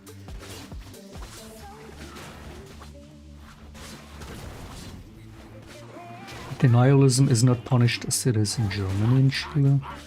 Wait, they punish denialism in Germany? What? Do you mean Holocaust denialism? I mean, I don't care about the exact number ultimately, but millions of people died nonetheless.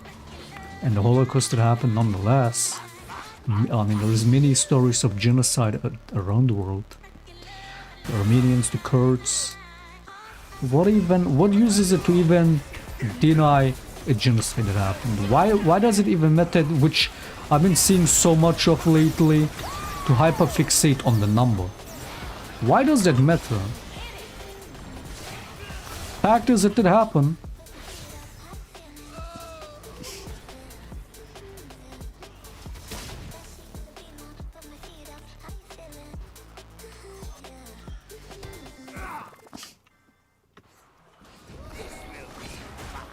I'm talking about people that, you know, especially those that live in a fascist government, that get indoctrinated at a very young age. And, you know, for the rest of their life might never be told the truth or have a really hard time to accept the truth. So they spend their whole life till the last minute living a lie. Like, that's sad.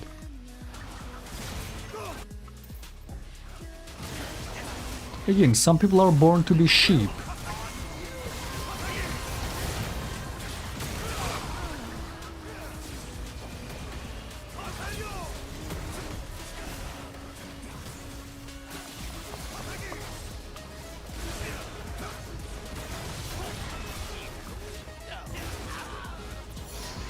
Bro got the Baron! I can't just listen, I love it. This is what I mean, this is what I mean, man. This is what Shaco is about, this is what my playstyle is about, because You just have to be a distraction. You can only be a distraction when all eyes are on you. Best you can do is do this. This guy would rather chase me over there and lose the Baron. Fucking hilarious, man. The Shaco more important.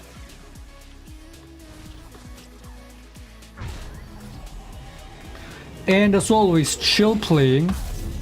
Because I also didn't give a fuck about securing the Baron over there. Because I knew that Lee Sin was gonna perma-come for me instead. I didn't bother even going for the Drake for that very reason, the Baron.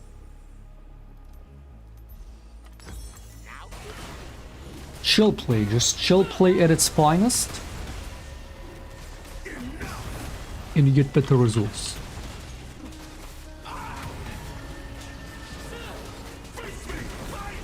Don't need to do much, just gotta play it smart. Sometimes doing less is doing more. Again, we're not like... I mean, that's basically every game. When enemies just perma-fucking tunnel for the Shaker. I just have to be a bait every game, just like that. Fucking was that 2 games ago, the Varus game? It's free speech to deny it. No, it's not. You can question. I mean, you should be able to question it. To deny it is lying. Deny what? You want to deny the Holocaust happened. Why? How? I mean, people deny genocides all the time. People deny, you know, there's people that Turkey, I think, still that would deny the Armenian genocide. Yeah, especially the very ones that commit the genocide are known to deny the said genocide. Same way that Israel is now committing a genocide while denying it in real time. So what use is it for you to deny a genocide? Because you're setting a precedent for another genocide to happen. You're setting the precedent, you're normalizing denying genocide. That's not free speech. You're just being a bad faith. That has nothing to do with free speech. Not only is it not true to deny it, but it's entirely bad faith.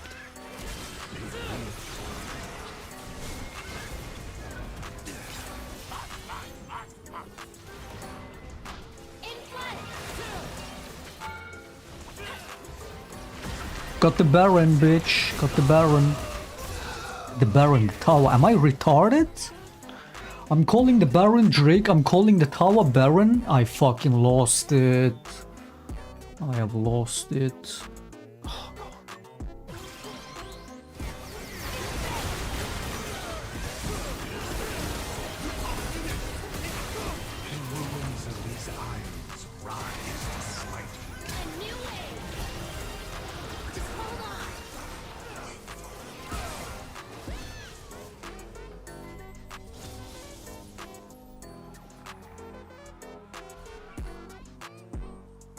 Moses, shut the fuck up. Don't go there. Don't fucking go there. I don't care if you're joking. Don't say retarded shit like this.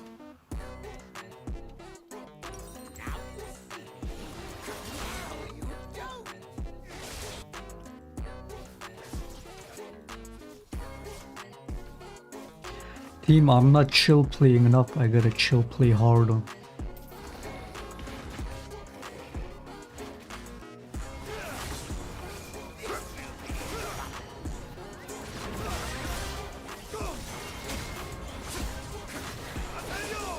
Look at this shit, man. Look at this. So fucking insane, man. What are they script like? I can't. I can't.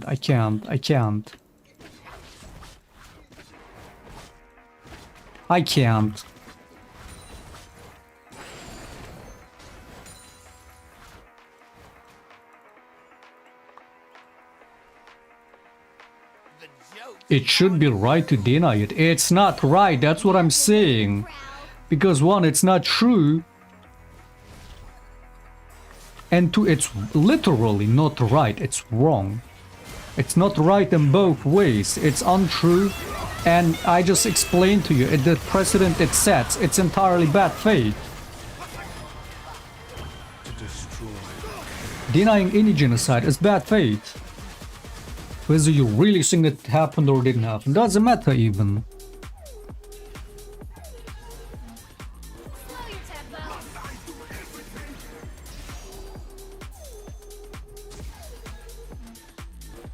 To deny a genocide is the first step to committing a genocide.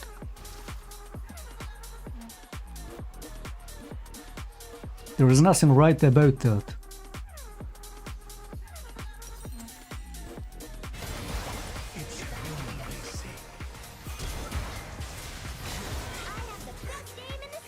Nice. Nice, good one.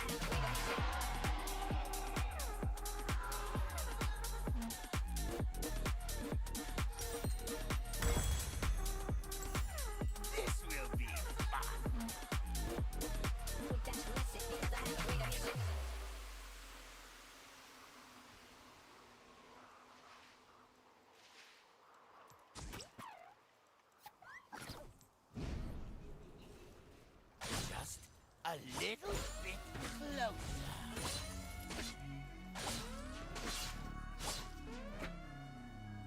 I find it funny how we've had many topics in school, which is up until recently I've been so clueless about Israel and the shit that goes on over there. Not only because I just now realized, even though we've had many topics in school, Israel was never even mentioned once. Not in history class or anything. We didn't learn the slightest about Israel. Was that by design?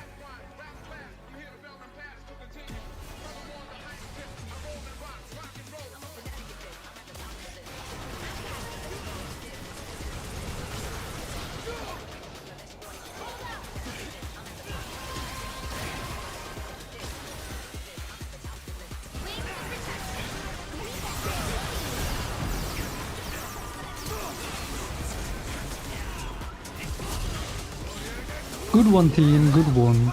Team, good one. Team, good one, man. Hey, good one.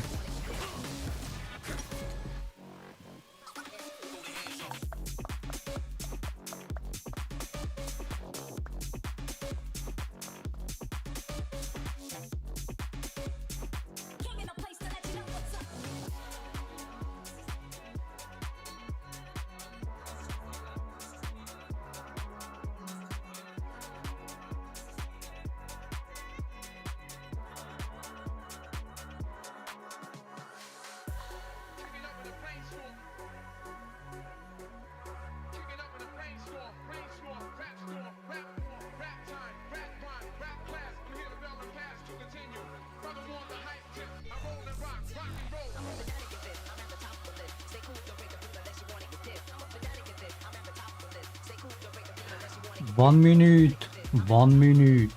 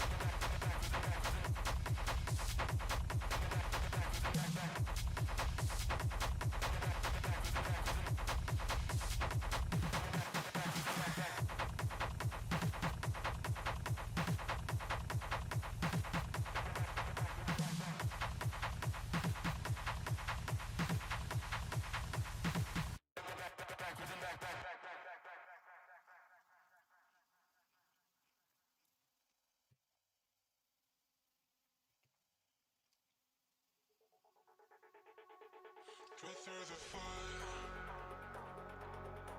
brave the fire, yeah. Chasing something true, caught in a bind. Maybe undo, maybe undo. 'Cause when every chord felt off and the silence could be better, every motion falling flat. Had to leave you, had to leave you. Now you died, tried to pull me back. Like a fool, put you to work. With the pain you left still fresh. I can heal you, I can heal you.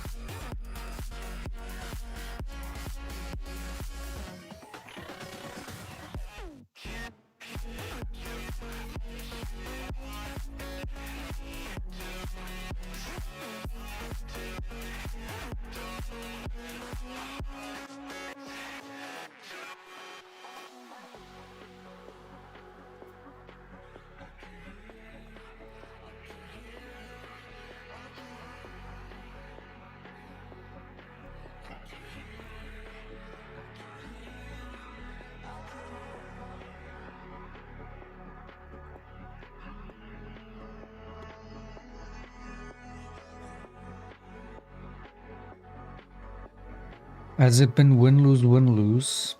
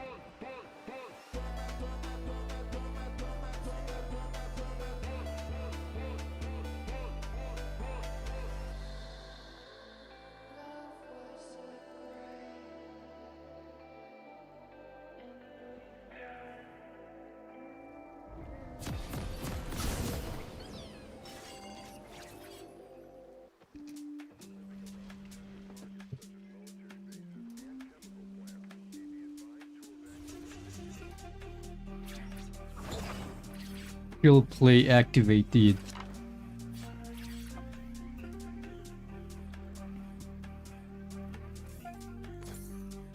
Press on.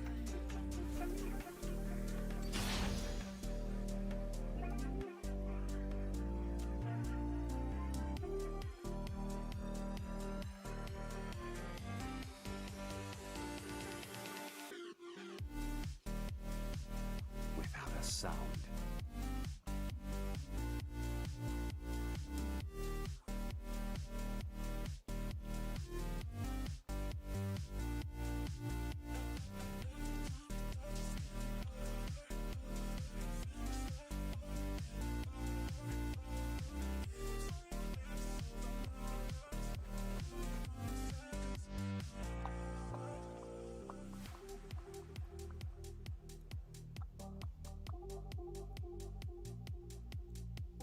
There is no dispute.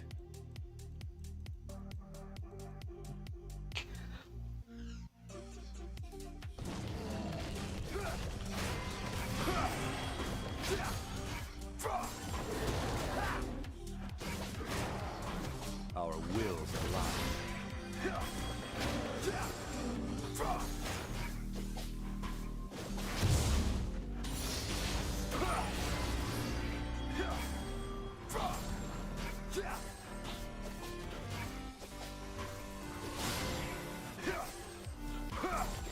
I find them unworthy.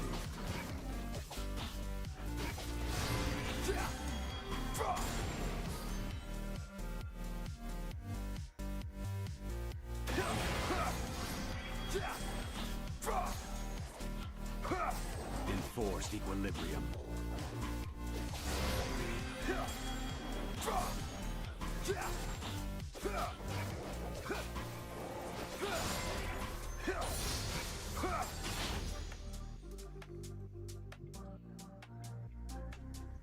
Tread carefully.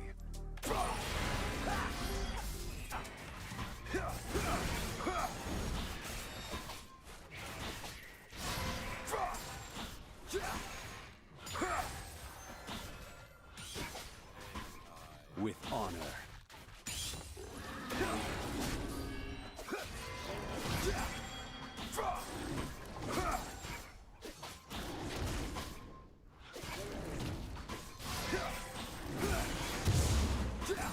So I go.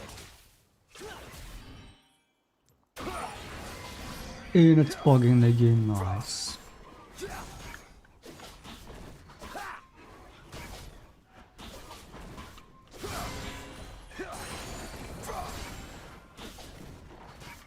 It must be done.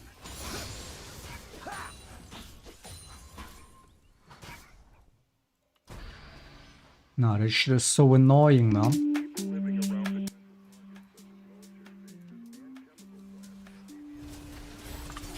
the shadows.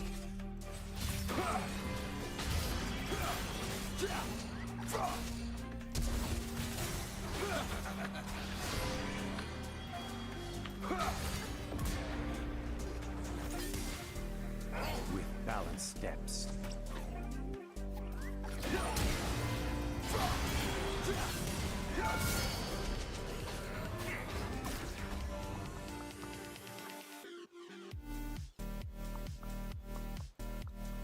Immediately.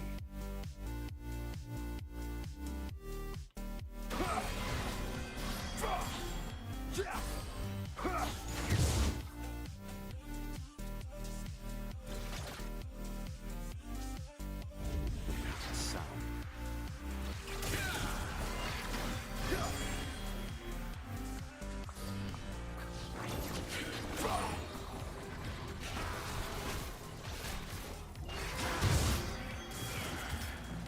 Understood.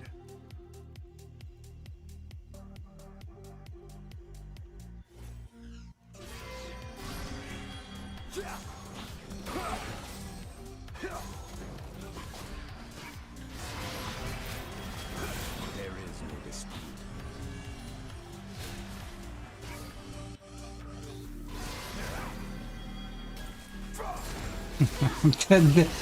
Their top laner shows up first. It's fucking hilarious. Sums up all these games in a nutshell.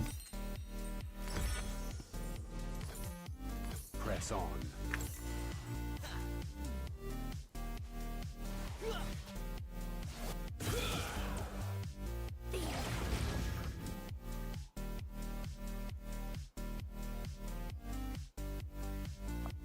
Target marked.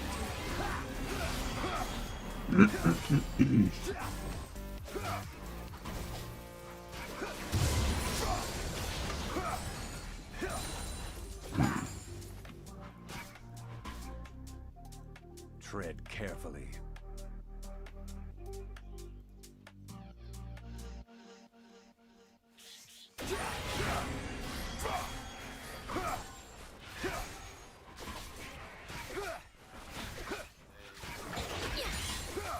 This guy is on a 16-game loss streak. 16 game.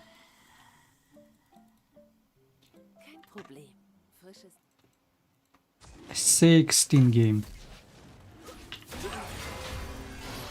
There's no way he's winning with a 16-game loss streak, right? Surely. Surely this isn't the game that's gonna break his loss streak.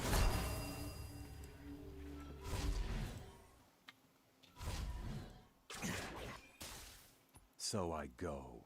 Focus.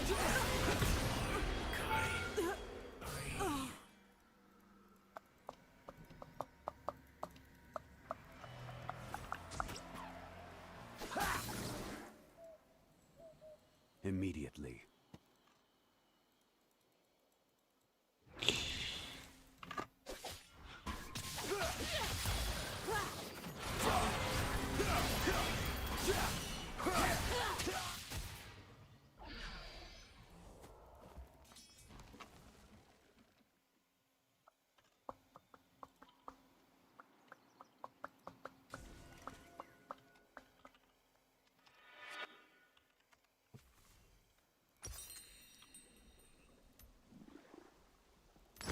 balanced steps.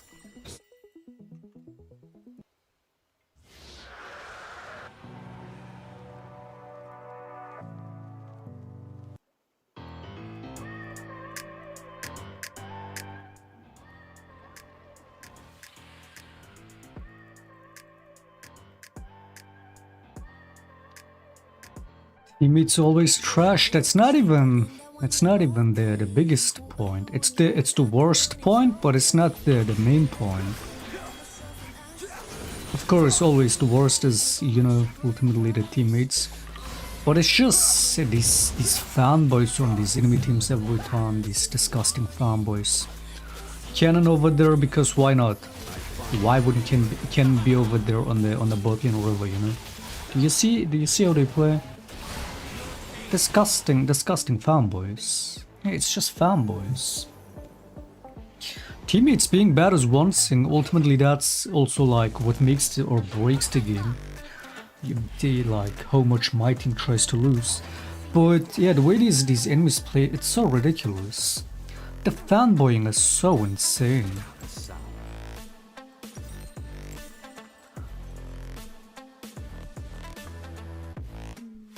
The blatant fanboying, the blatant cock glazing, it's crazy. Press on.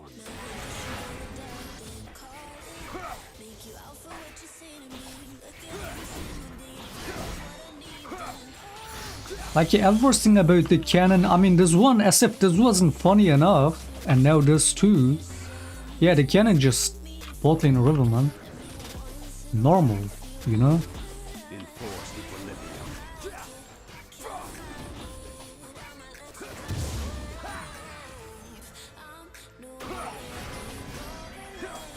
Keep in mind their Viego is 16 game loss streak.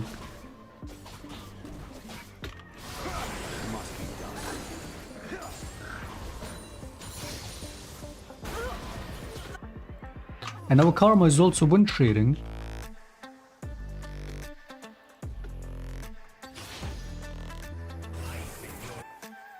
Tread carefully.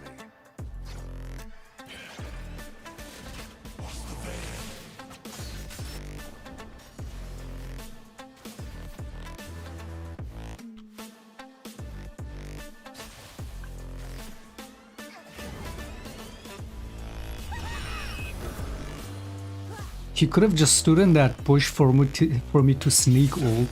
He shows up.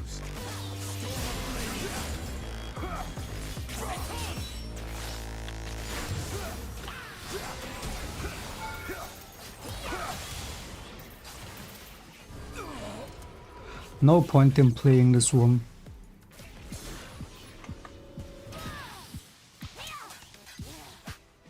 If it was just their teammates being bad, that's one thing. The insane fanboying, cock glazing on the enemy team target playing is another thing. But it's not even that they're just my team just being bad. They're just on top of it, just trolling the whole time.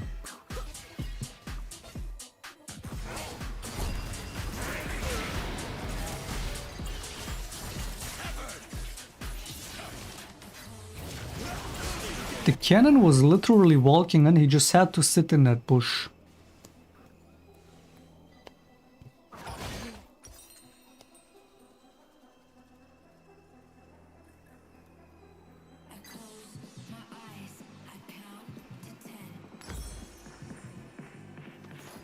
Our wills align.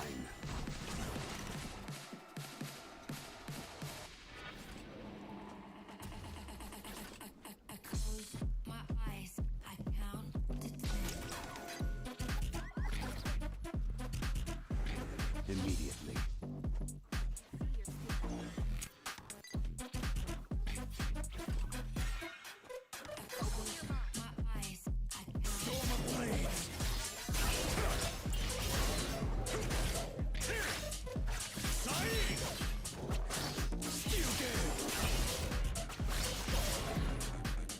So I go.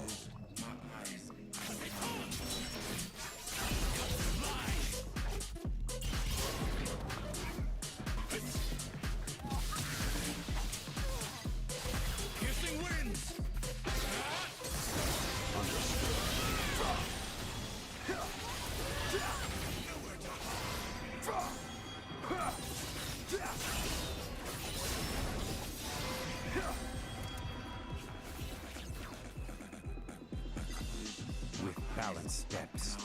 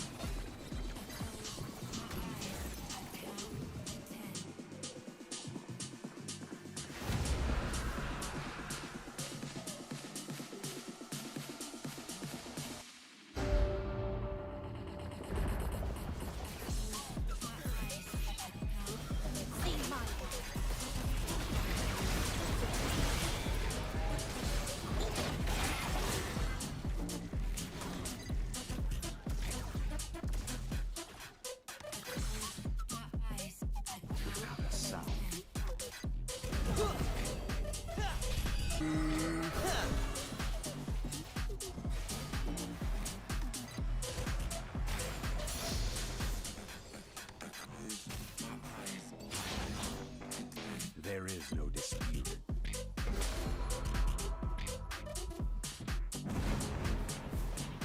All these people have amazing match stories, all of them.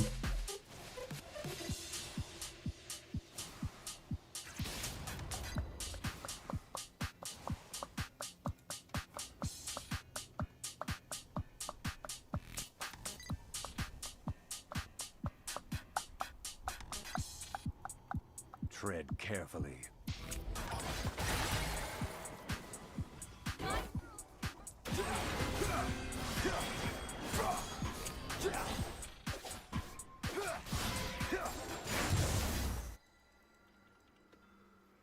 From the shadows.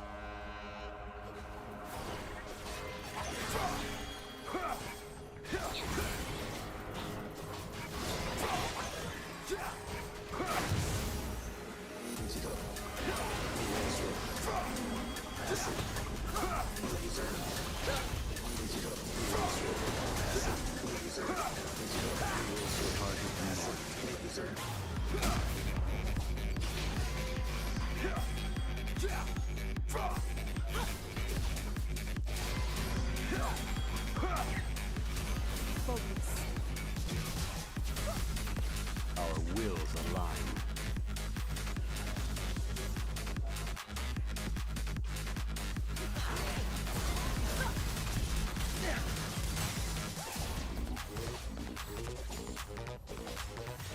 Never falter. God, get this!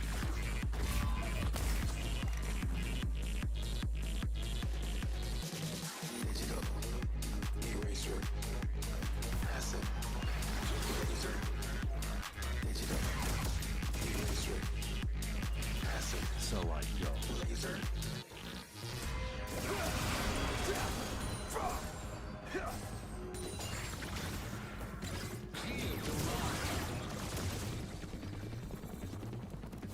Peace. Press on.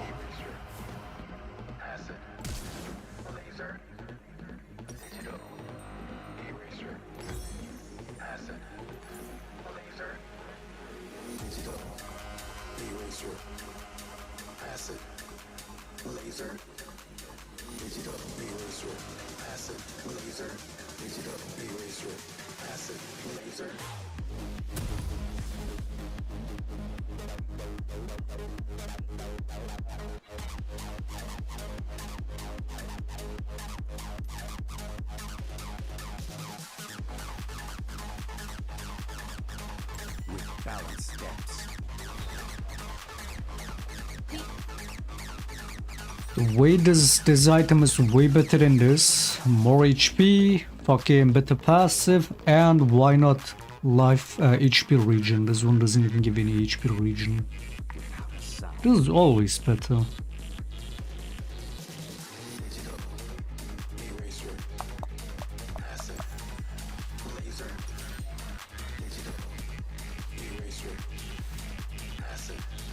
Didn't this have at least a second passive too? There is no dispute.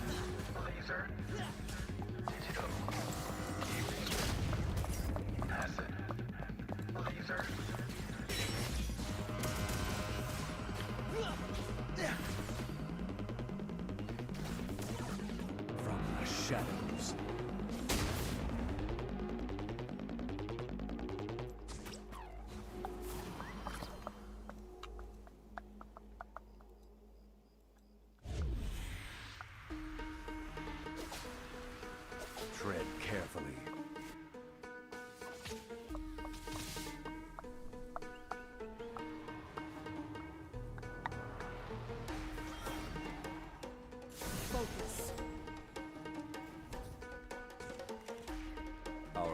stars align.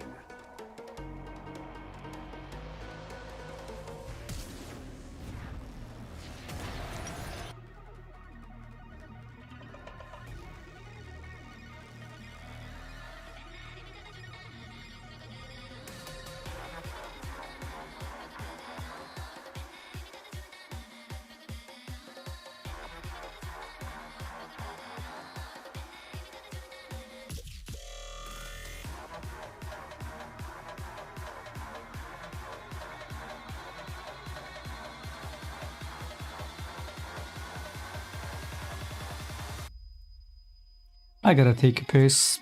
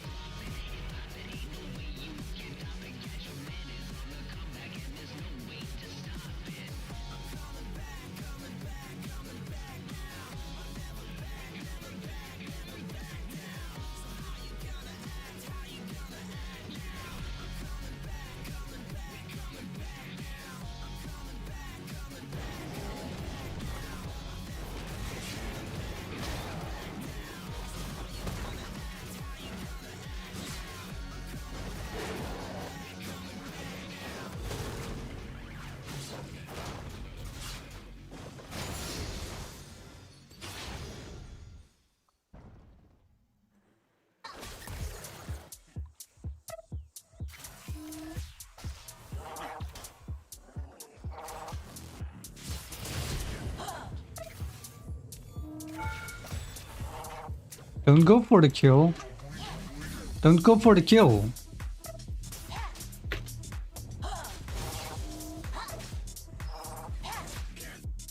Fucking animal.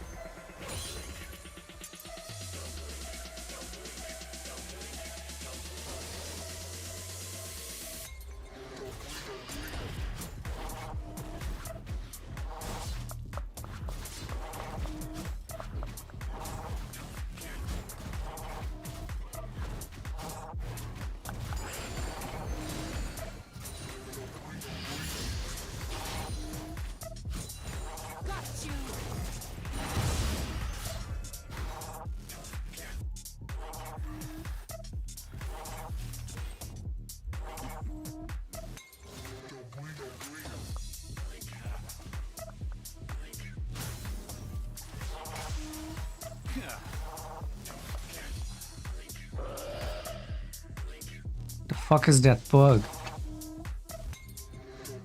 What is my E?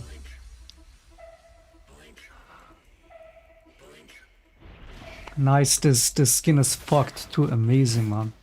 Look. Bro is throwing the Genki Dama, it's over. It's fucking over. Bro is throwing a Minecraft Genki Dama, man.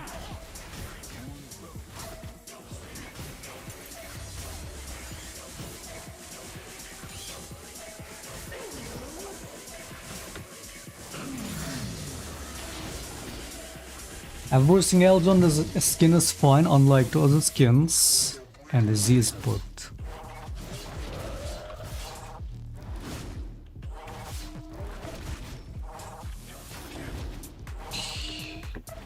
Now, is it playable with this?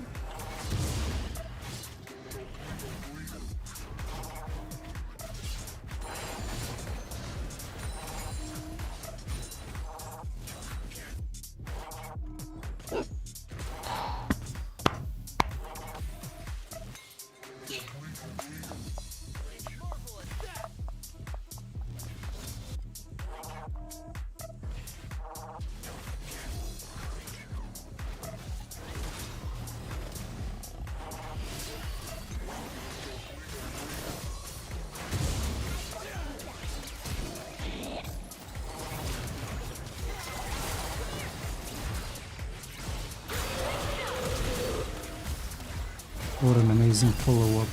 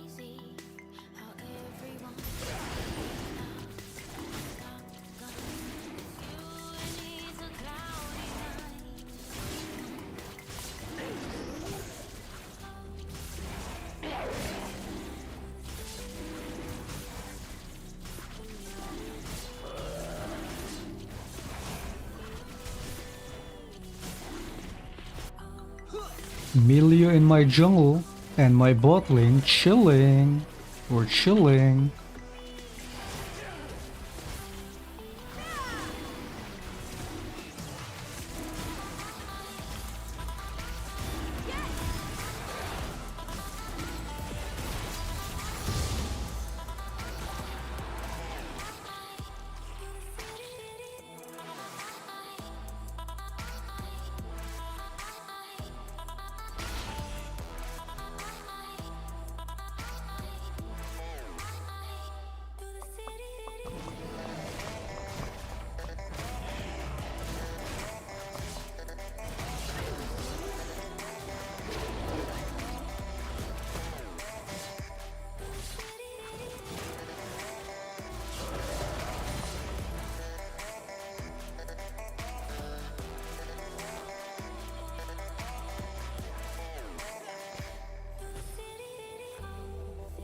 freezing. We're freezing the lane.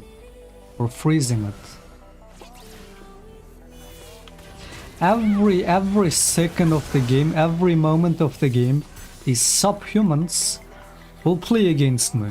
Every millisecond of the game, they will do the opposite of whatever I'm trying to do.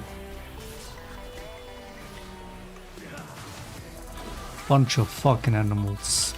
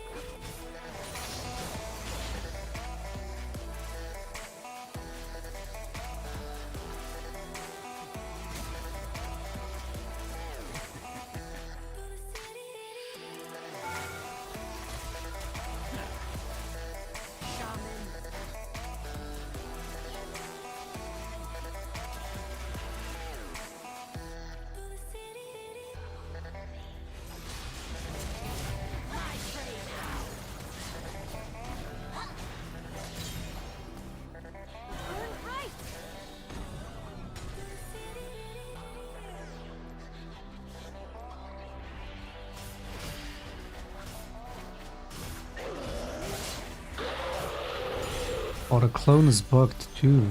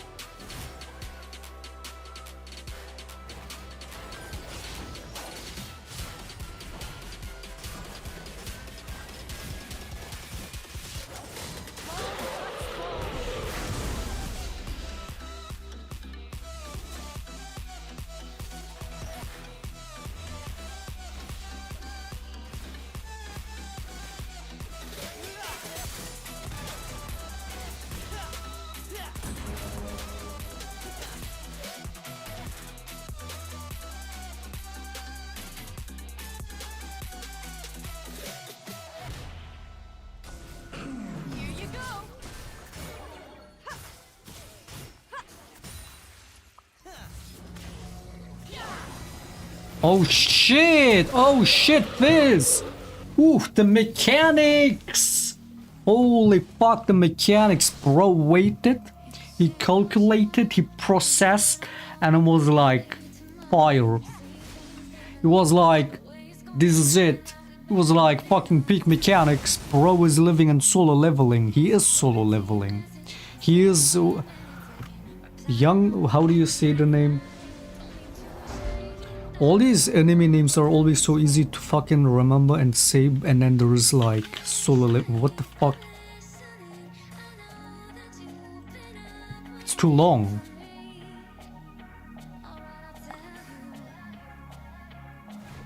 Sung Jin Woo. I mean, it's an actual Korean name, unlike those ones. This Fizz must be Sung Jin Woo, man. He's insane. That was insane. He was leveling up in real time. Did you see that? The precise. He was as precise as the IDF. He was so precise on that ultimate. Holy shit.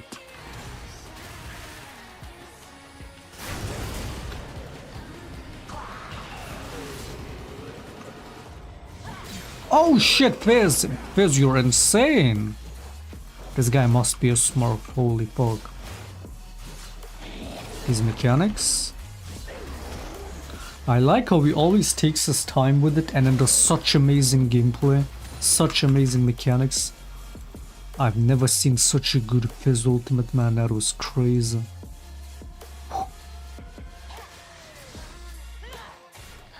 Ooh shit, did you see that, Fizz? Fizz, did you like that?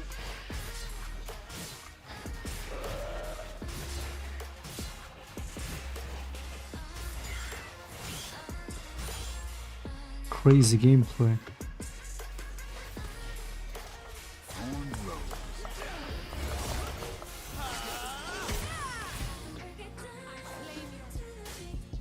Insane mechanics, man. Insane. Fizz, you're insane. Bro needs to chill. He needs to chill. He's going too hard. He's showing a skill too much.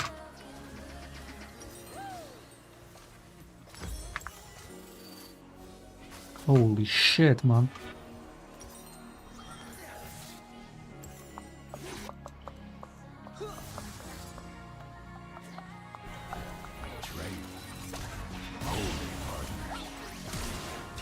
Crazy gameplay. I especially like this Valkyrus. He's been so fucking good.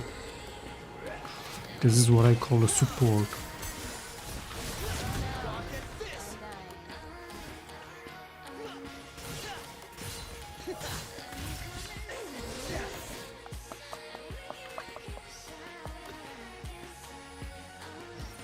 Just playing for kills, doing nothing else, that's what I call a support in Season 15.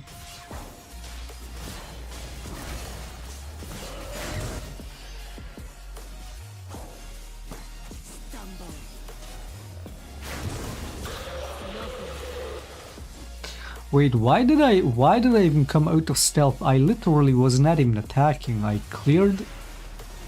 I took the crab and then I queued. What even did I attack?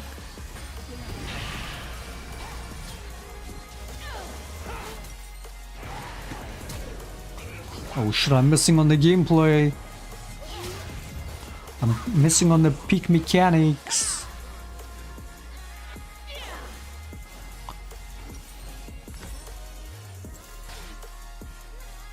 Holy shit.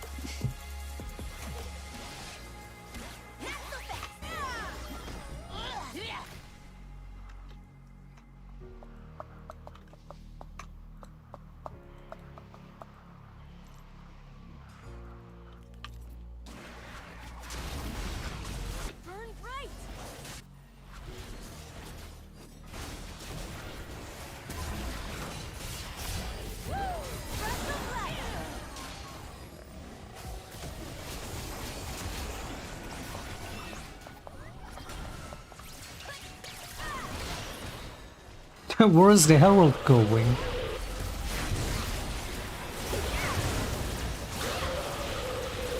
Now this is insane team play and gameplay and all kinds of plays, man. All kinds, all of it. The whole kind. Holy shit.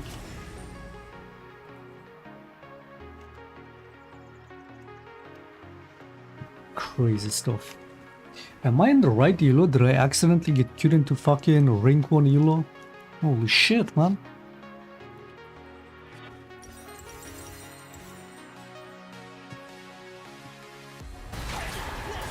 These players are too good, I think. They're too good.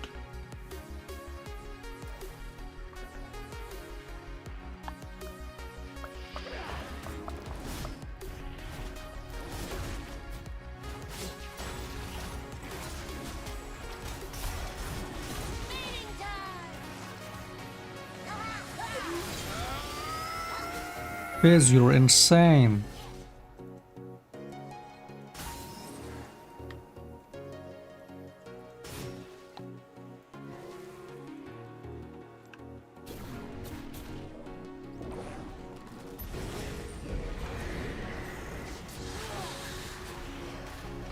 Wait, I remember doing some insane Herald play like yesterday or so, couple days ago. Was that an off-stream game? I did not record that, did I? Shit.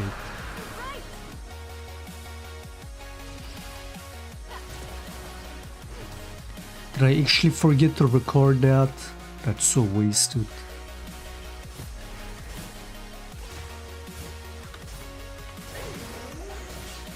Or was it on stream? Nah, it was definitely an off-stream game, and I probably didn't record it.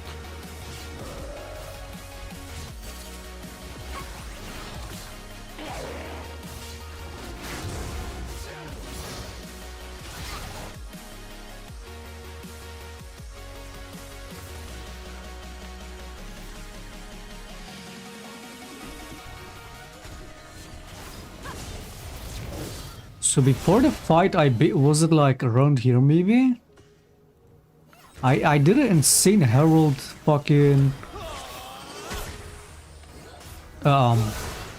like the way I weaponize. Oh no, wait.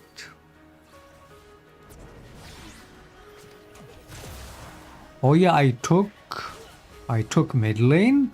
Oh yeah, fucking did a fight and then tried to, you know, four enemies coming in, I'm using Herald. So then I take this tower down and then no escape, so I take the Herald.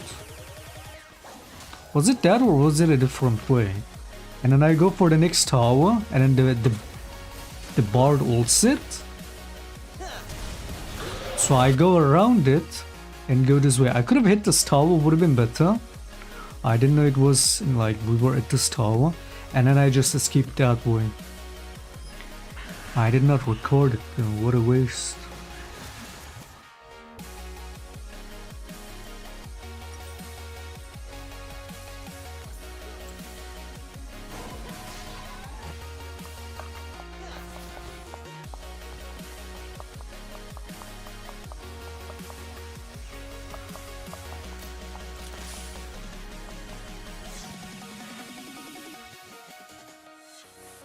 Good game.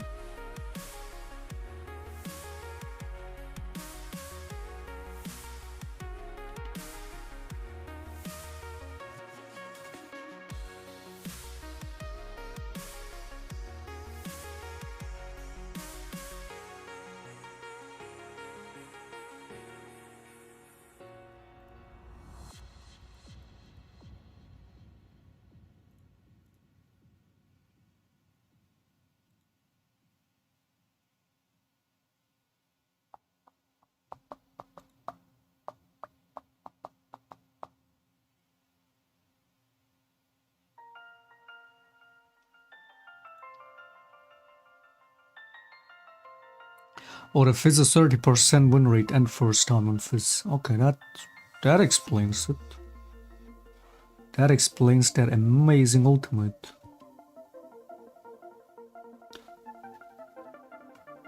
Oh wait, he became a Fizz main overnight. On a blatantly boosted account. It's a boosted account too, nice.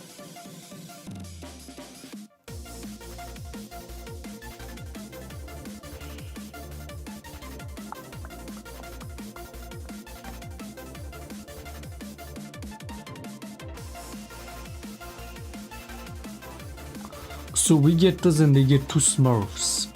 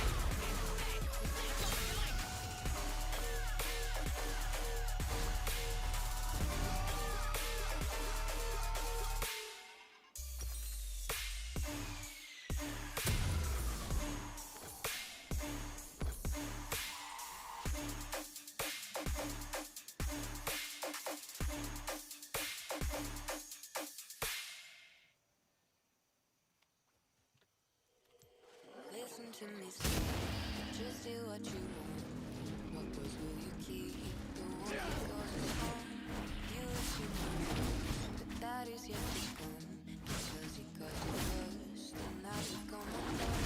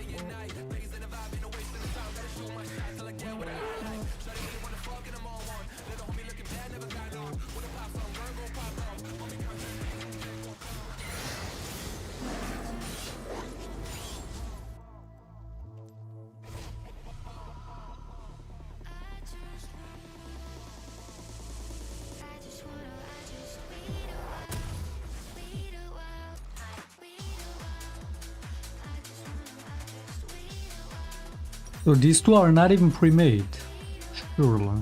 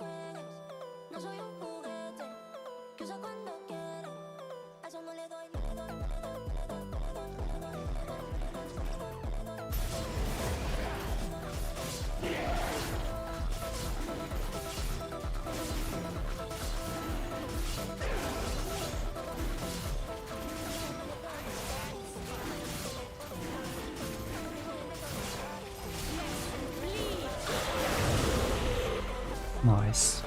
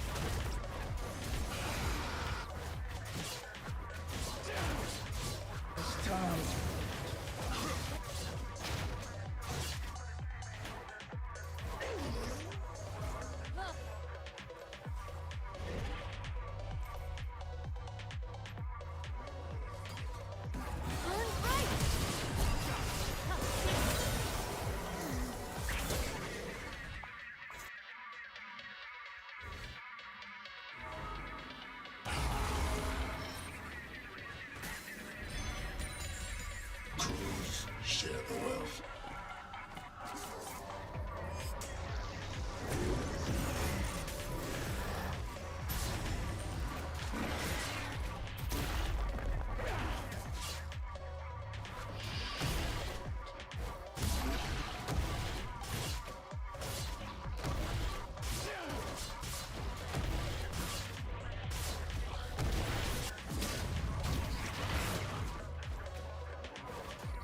Now I wait.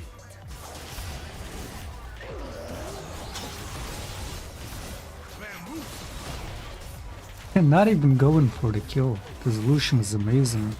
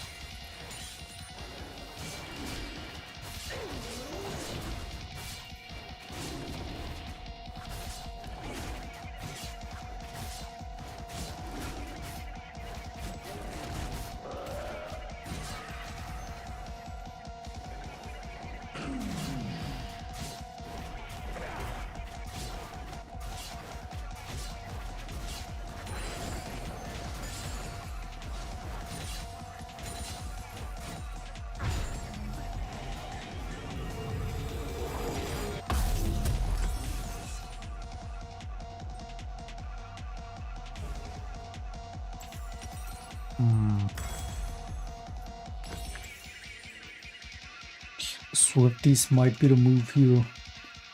Looks like movement speed is more needed.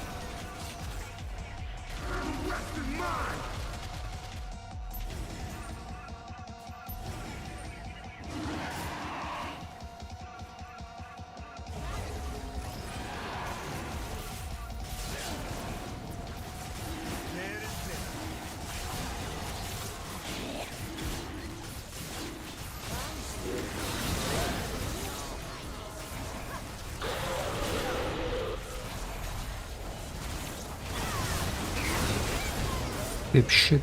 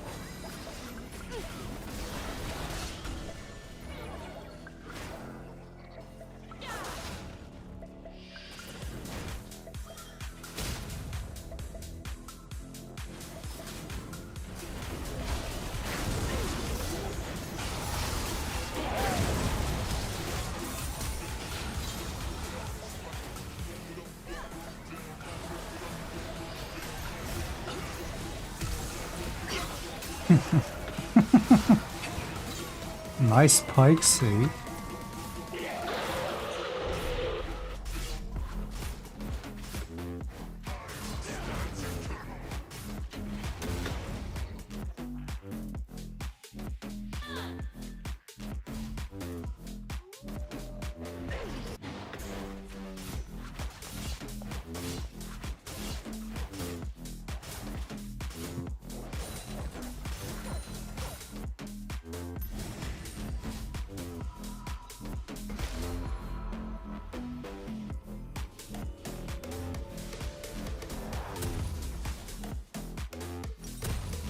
Tell story, 50 gifted for story time.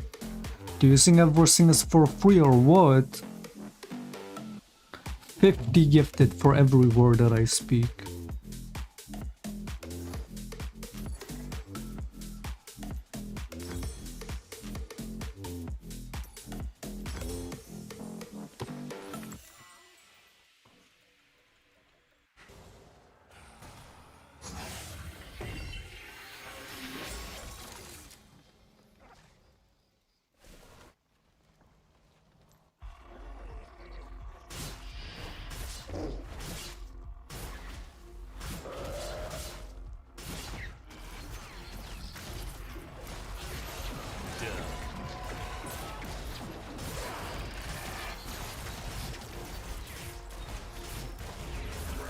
$50 gifted for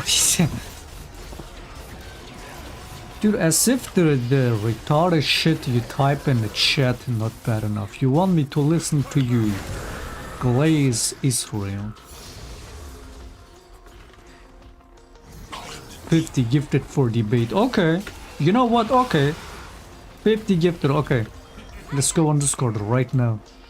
Go in the server in the fucking... Go voice call it in the Discord server. 50 gifted. But don't expect me to sit there and listen to it for 2 hours.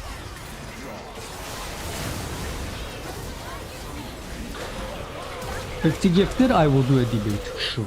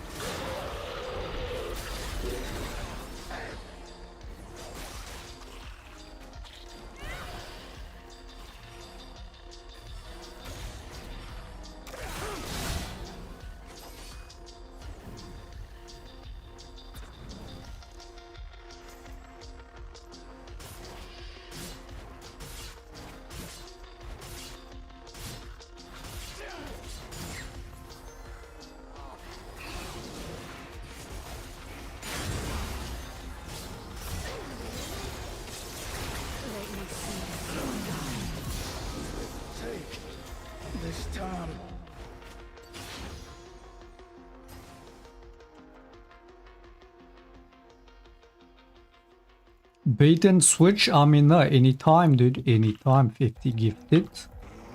You know what, Chad, could I last 1 hour? Half an hour.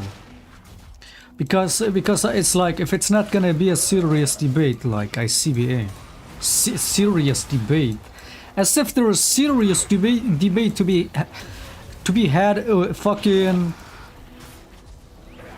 from Israel's side. I mean, as much as I mean, love is the wrong word. As much as I love to watch these Piers Morgan interviews, love is the wrong word here. It's just, it's ridiculous how fucking pathetic these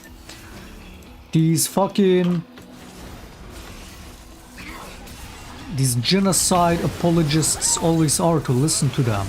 Fucking, they're pathetic fucking coping about.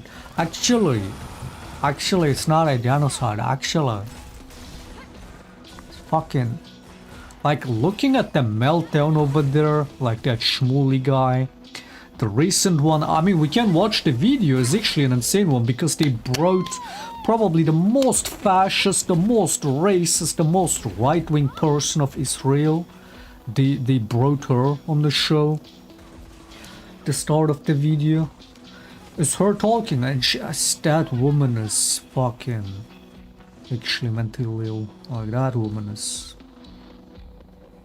like, she's behind a lot of the whole settlement shit. She's like the person, you know, behind all that. And oh my god, why the fuck You know what I hate about listening to these Israeli spokespeople? They always talk with such an arrogance. It's funny because, you know, there is this one rabbi on YouTube that I once in a while watch the videos of because he talks a lot about Jesus, and I try to like understand their or his specific perspective on Jesus and how they see it and Christianity and all that, right? And when he talks about God, he says God hates arrogance. God hates arrogance, alright, more than anything else. And I could see that. It's like any God, especially any good willing God, which I mean, again, by definition, God is always good. But any God would hate arrogance. I mean, the whole story of how Satan came to be, or Lucifer, the whole story behind that stems from the culprit in it is arrogance, right? In the behavior.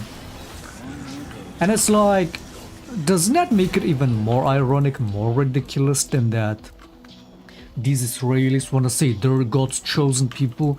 Because I've never seen such level of arrogance. It's the same like every time any spokesperson comes on that interview or wherever, it's an insane level of arrogance, everything else aside. Like, you can't even say, oh, it's the accent, or they talk like that. It's not, it's pure arrogance. Alright, so this clip of one of these Israeli soldiers recently got killed, and these, you know, you have these families mourning and giving a speech, and those speeches in itself are always so unhinged.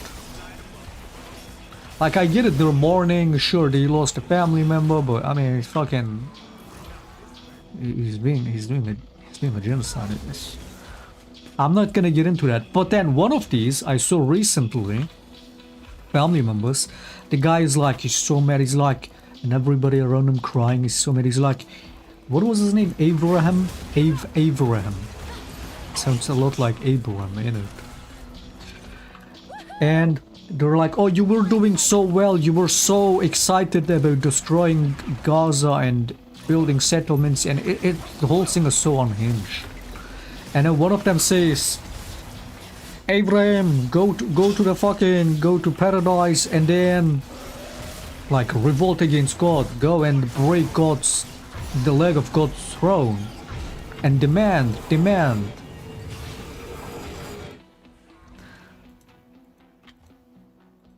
I don't get it. You're saying you're God's chosen people, and then you seem to even hate God, and then you have an arrogance like no one else. How and why would you think you're God's chosen people with all that, with that behavior? Given that's like, what?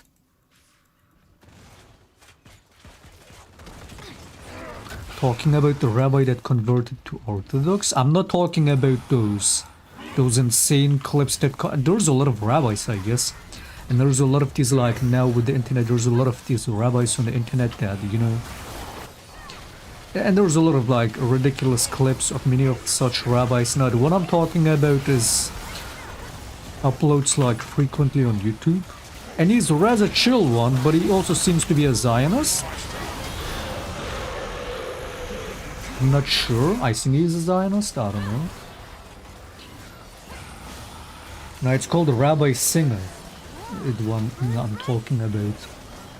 And he says God hates arrogance. So why is it that these Israeli people have such a level of arrogance if they want to be God's chosen people?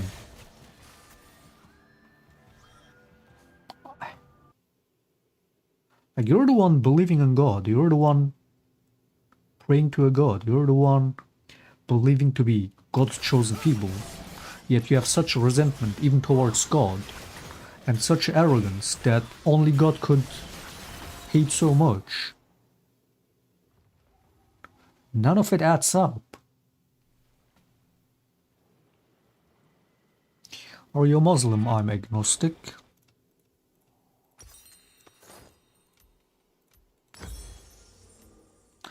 None of that adds up.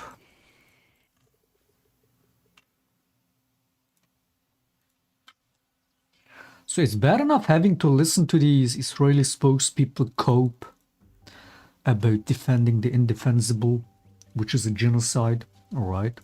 But seeing their meltdown in trying to defend it is hilarious, for a lack of better word. Is ridiculous.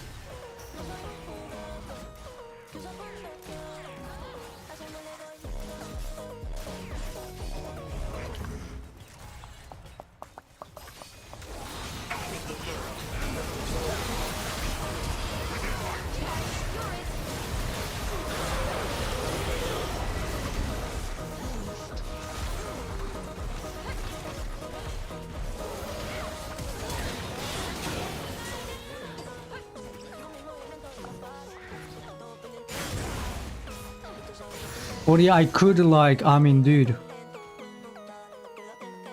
You're a troll anyway, so that's one thing. I could never try to have a serious debate with anybody about some shit like that. It would get on my nerves too much. To sit there and listen to somebody trying to defend the indefensible.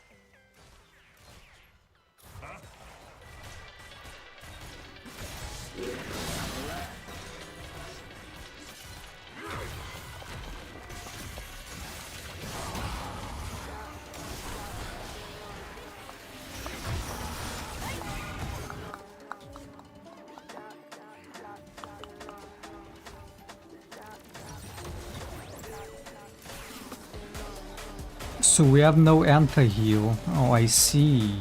Smart. So nobody has built anti-heal. And now we wonder why we can't kill them.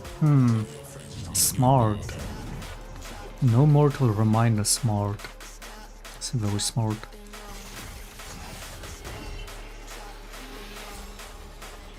Illusion against Vladimir this bad. No mortal reminder smart. Smart person, man. Just let him heal his entire HP the whole time. Oh, they have Amelia too with all that. In Italy, Amelia.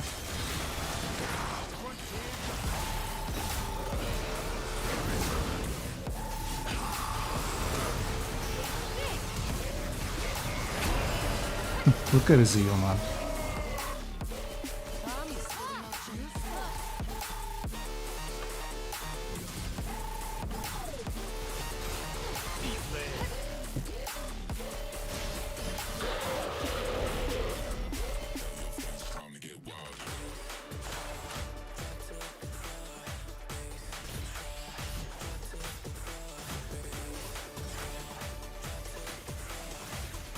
So we're not even taking the inhibits.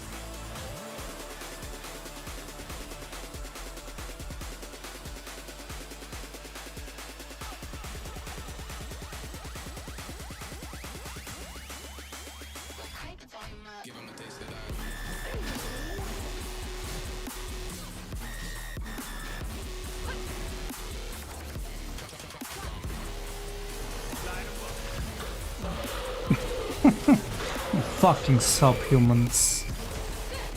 You fucking subhumans.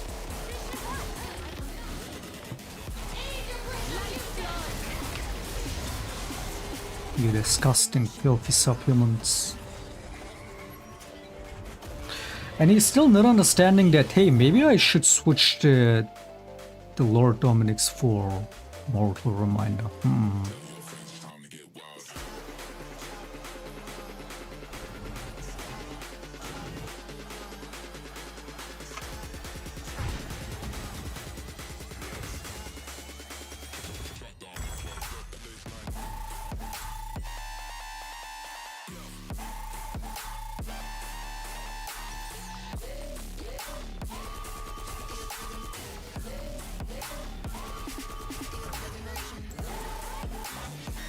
Doesn't take inhib. Don't go Baron as a team. If you're gonna go Baron, you go Baron beforehand. You don't fucking do you don't come over here, not even take inhibs, and then halfway go for the Baron with no HP and everything. Subhumans. Subhumans.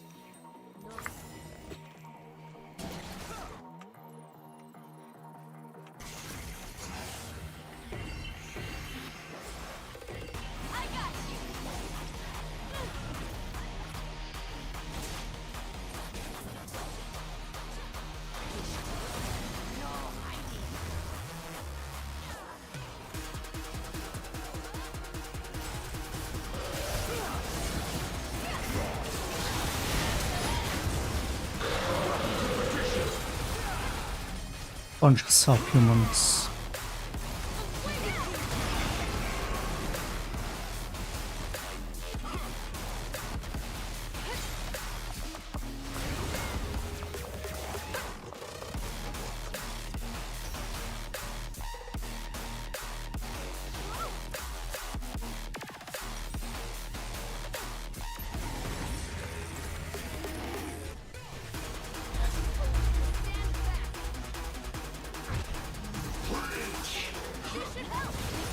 He could just ult him, by the way. He could just ult him.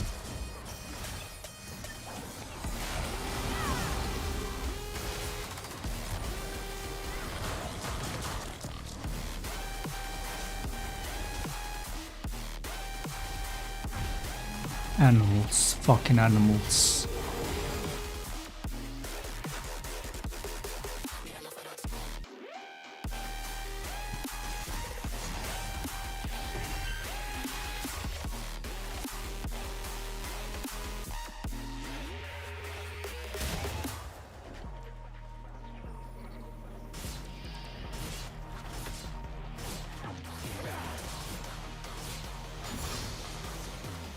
He sold his Lasus, but what did he buy? Mortal Reminder? No.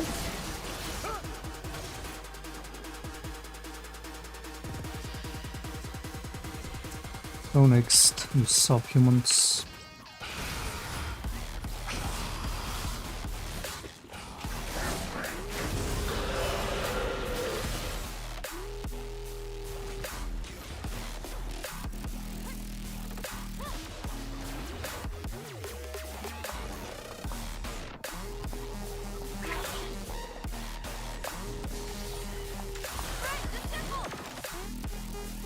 Look at them, man, just look at them. Just lost like complete retards. They don't know what the fuck they're doing. The whole time. I mean, they could have ended any time the past 20 minutes if they wanted to. They're just being subhumans for the sake of being subhumans.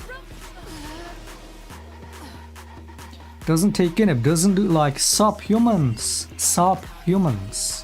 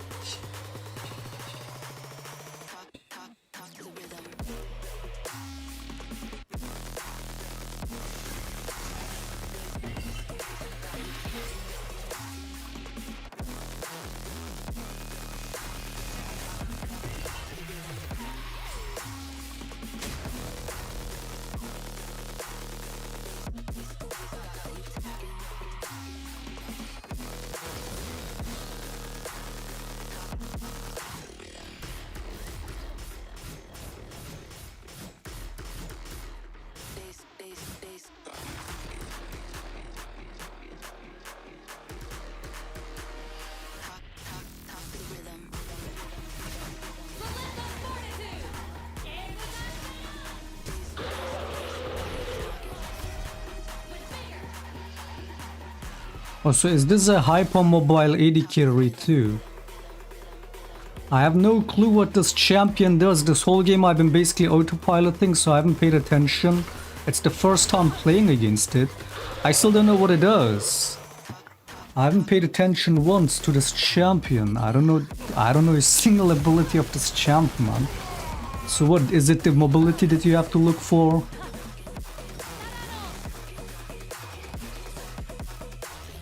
I don't know what she does.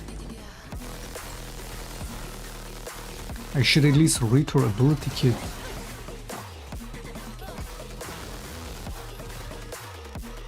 Fuck, how did... What even are her attacks?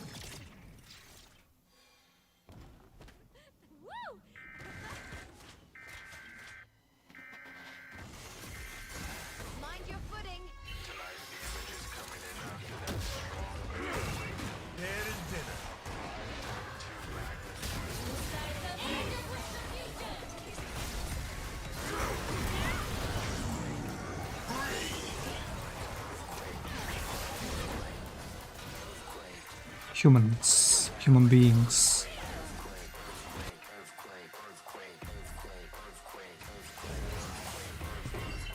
Humans.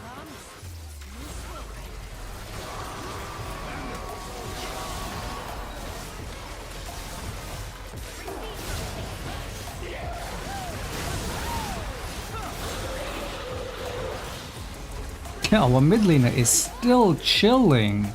The whole game she's chilling. She understands her champion, man. She's done like how many good ultimates? 0. Okay. Imagine not ulting that, like the subhuman that he is. That's the ultimate. That is the ultimate. These people are subhumans, man. Like actual subhumans.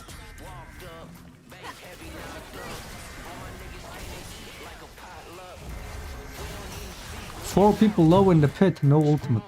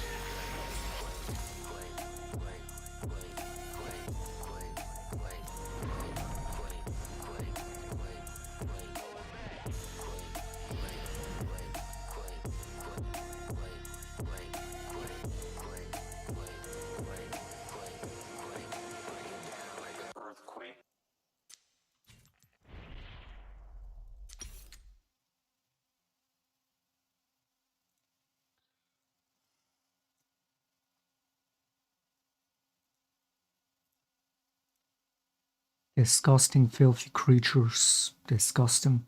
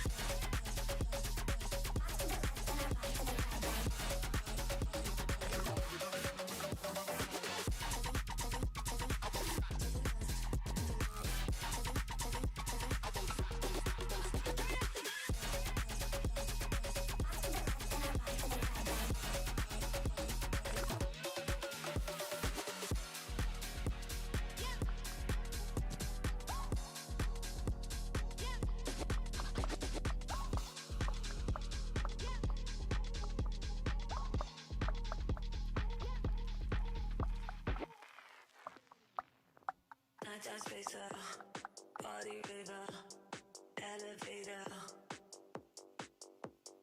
all or nothing, you can stop me, elevator, night time spacer, body river, elevator, all or nothing, you can stop me, elevator, elevator, night time spacer. Body river, elevator, all or nothing, you can stop me, elevator, night time spacer, body river, elevator, all or nothing, you can stop me, elevator.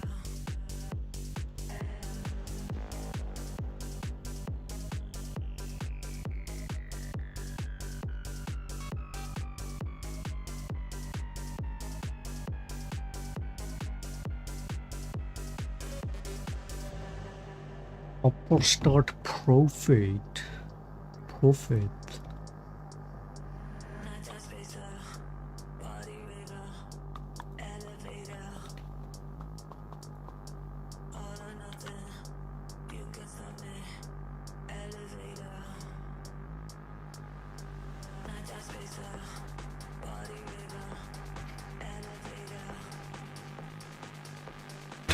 And tried out a Christian prayer. I felt like it was very genuine. I felt like I'm speaking to God.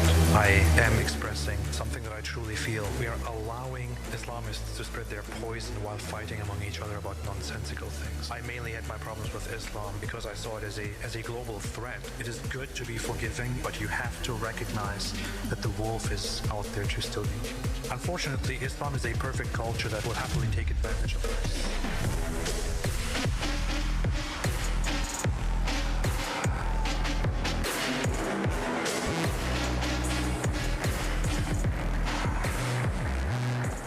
Fuck is this intro?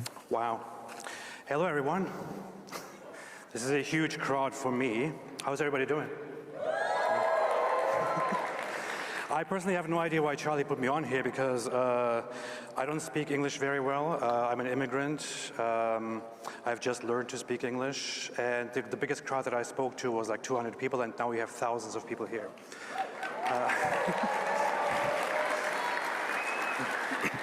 I normally do this on YouTube, so I don't have people looking at me and giving me all the reactions when I say dumb things. So this is definitely very, very exciting. See how I tied that in? I tied it into my YouTube channel. This is how you do it. You can find me on YouTube as Apostate Prophet if you look it up. Who's actually here for me? Who even knows about me? Three people, 4 people, yeah. So we want to change that today. You can just go and look me up on YouTube, Apostate Prophet. In fact, I'm do it, and you publicize it, or people know about it, your life will be in danger. Many of you might know about it, but a little over a decade ago, or I think about a decade ago, in France, a magazine, Charlie Hebdo, put out a cartoon of Muhammad for which the entire place was attacked by Islamic terrorists who opened fire and killed several of those journalists and cartoonists. This was, of course, horrific. Lots of people around the world, in Europe, in the West, and also some in the Muslim world condemned it. But the general idea in the Muslim world was that those cartoonists, when they were killed, basically deserved it because they asked for it. This is the culture that we are dealing with, that I am dealing with on a daily basis. We don't have the freedom in an Islamic environment to mock or to critically speak of the Islamic beliefs and of the Prophet, the so-called Prophet Muhammad, despite the fact that this so-called Prophet Muhammad was a warlord and a pedophile, but he is also considered the perfect moral conduct for Muslims all around the world. I would know this. I didn't have the privilege, unlike most of you wonderful people here, to be raised in a Christian environment with Christian values and Christian rules. See, is it Turning Point USA? I was gonna say, isn't Turning Point some kind of right-wing, whatever movement? It's the one that's running it is Charlie Kirk, is it? Like I just typed in Google and it's just his pictures everywhere. Is he the founder or the... It is the guy that runs it, either way.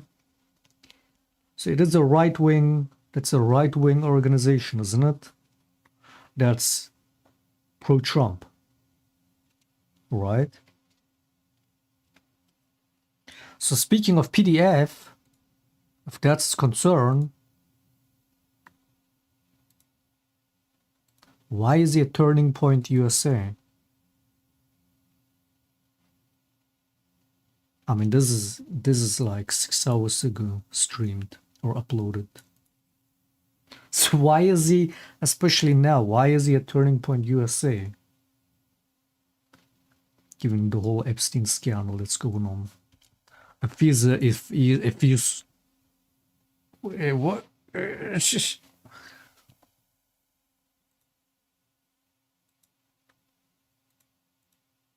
I mean, I was gonna say, like, my first thought is, with this kind of stuff, is always, like, probably some kind of Zionist psyop. Is that what it is?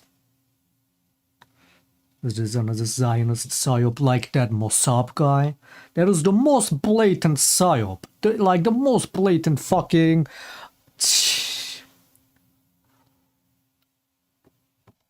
That guy is not fully mentally well either. I don't know, like, I don't know what they did to him, but holy fuck, that guy is fucking... But a blatant psyop. Is this another case of just blatant psyop? Or to be raised with it. Because again, like, as an agnostic, I guess it's easy for me to...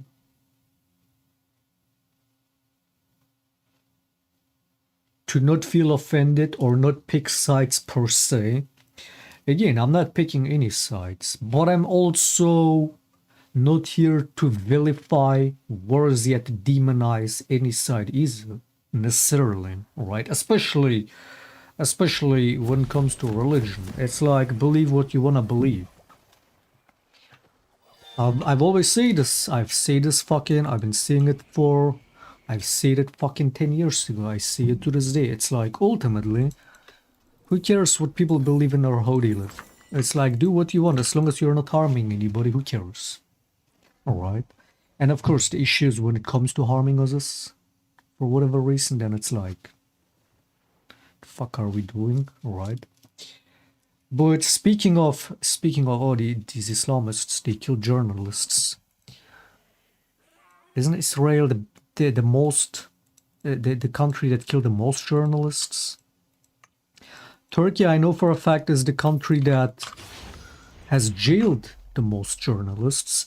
But at this point, especially given the recent 2 years, hasn't Israel killed more journalists than anybody else, including Western journalists? Or Western humanitarian workers and whatnot, all kinds, right? So if that's his concern, especially if he is a Zionist psyop,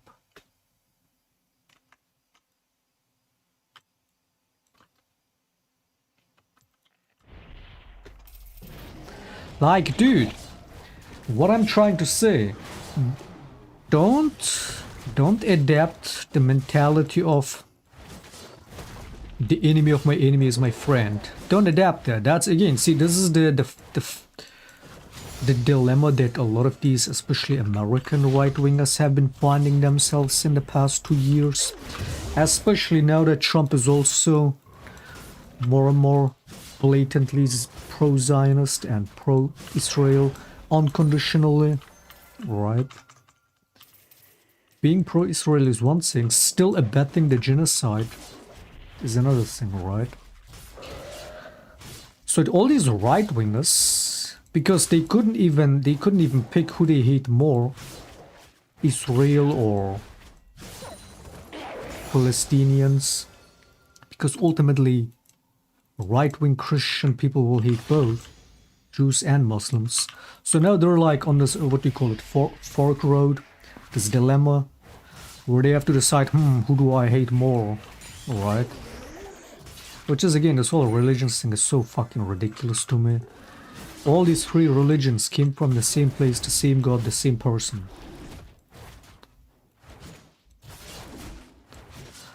But they're basically, so their best choices to basically say the enemy of my enemy is my friend. Or they don't like Israel, so a lot of these supposed right-wing Christians will then by default turn Zionist, not only because their Lord and Savior Trump said so, right? But that's not the way to go. You have fundamentalists in all these religions,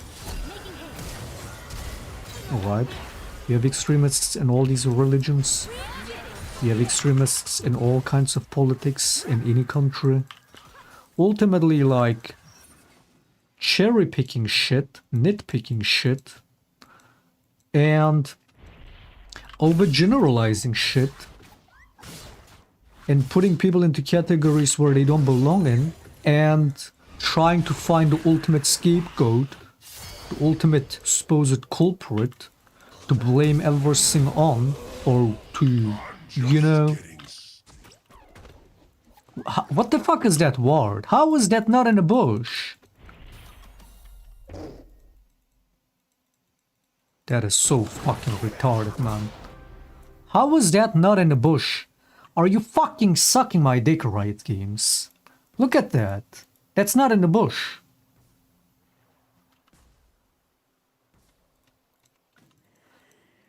But yeah, like, it's bad enough to have a terrible worldview to begin with. To then base your focus off of, okay, so... I hate this side, but I hate this side also. But because they hate this side too, I'm gonna be their friend now. Now we both hate this side. It's like... if that's how you pick your friends, you're fucked. If that is how you pick your friends, you're fucked. That is why the US finds themselves in the bullshit so deep that they're in. Because so many Americans have been thinking like that.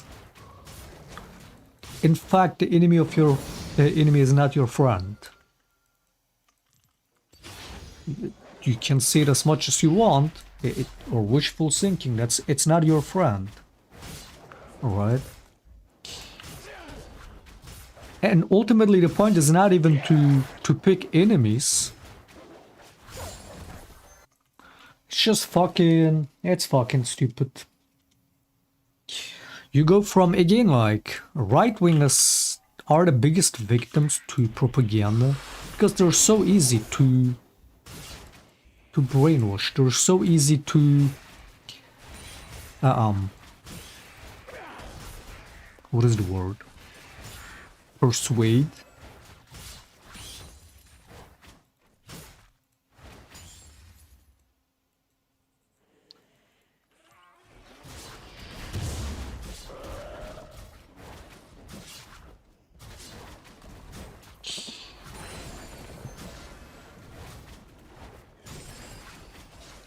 To go from vilifying one religion to the other, it's like, or one people to the other, it's...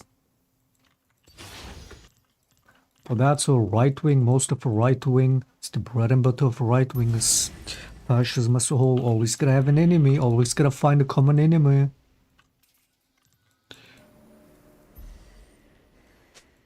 Which is ironic, because the #1 enemy to humanity is fascism. Any kind of fascism.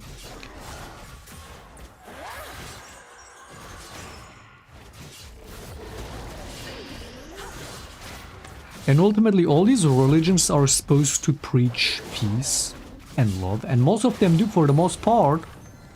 Yet you have extremists and fundamentalists preaching hate and division and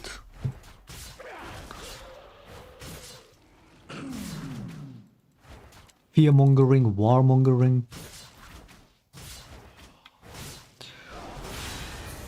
Which is ultimately who benefits the most from it? People that do war profiteering. You're just, again, right-wingers are just the biggest victims to propaganda. Because they do exactly what the people that profit off of all that, all the conflicts, they get what they want. Because right-wingers are so easy to... they're gullible. Gullible people.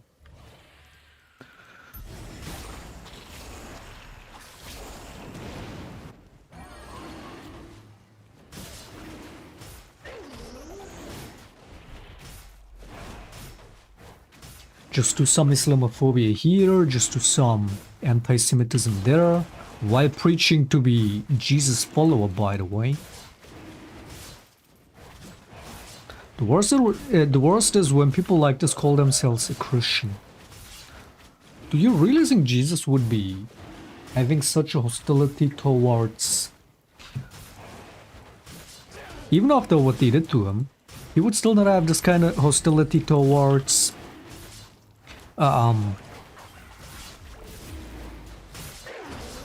the people, the religions in itself, alright? Or the people that believe that religion. Who cares? What? Whenever I see these clips of, oh my god, these people are praying. Oh my god, they're fucking... Oh, look at this. Oh, they're praying. Oh my god. Oh my god, they're wearing something that I don't like. Oh my god. Wait, what happened to preaching freedom? What happened?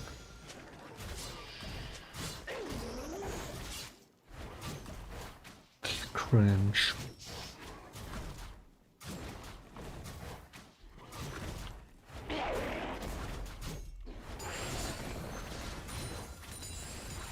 You believe in the crucifixion? Are you fucking stupid? Wait, are you saying you don't?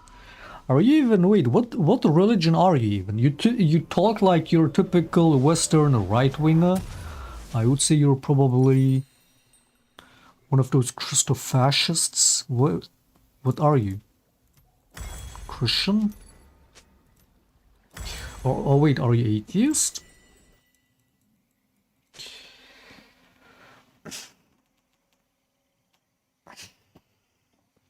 I'm gonna insult your religion and say you're the fucking villain. Oh my god, they wanna kill me. Oh no. I mean, anything to do some grifting, man. Anything to milk some money. This is what it is. It's grifting, it's a psyop. Like it always is. Again, to be woke means to be above the cheap propaganda that people do everywhere, from every side. Alright? Don't fall for cheap propaganda. If somebody tells you you're supposed to hate this side, if somebody tells you you're supposed to want to kill this side, if somebody tells you those people are all bad, always ask why. Okay, what did they do? Okay, what in what way are they really an actual threat to me, if at all? In what way? Alright. Oh my god, there's people praying in the streets. Oh my god. That's...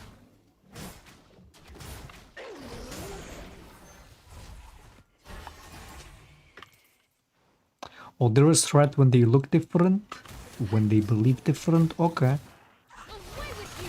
It's so ridiculous, man. Racism is so fucking... It's always been so stupid. And the more I just like learn about it, how people take that thing like that, the more it becomes more ridiculous. How it, you know, what kind, like the way it works systematically. Because it's an entire system that's there to fuel hate and fear about either side. And it, I mean, it is such a system because it works. People invest millions, hundreds of millions into this stuff. Into the propaganda machines. Because ultimately everything comes down to manufacturing consent. And it works. Hate sells. Fear sells. It has for the longest time in religions. Now fear is much more being weaponized in politics or for political purposes than for religion in itself.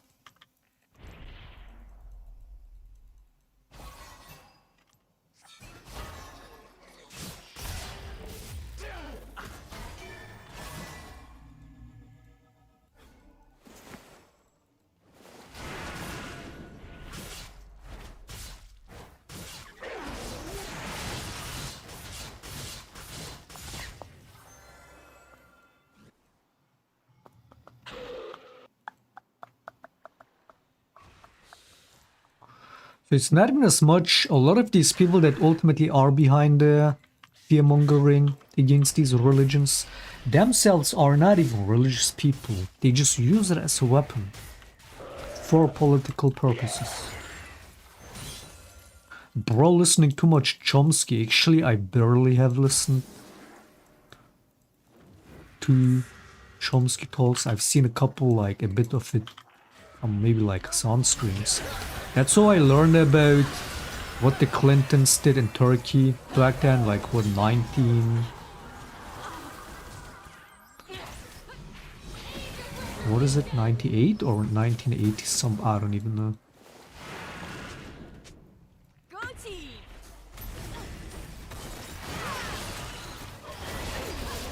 But yeah, if anything, I've been listening to much more Norman Finkelstein talks.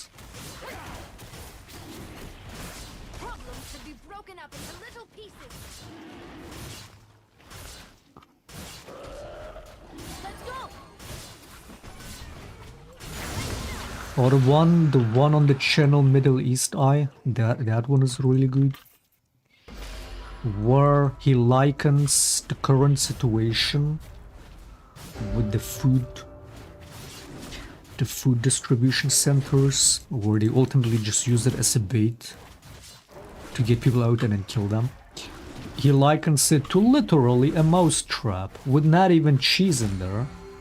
It's just a mousetrap to bait these starving people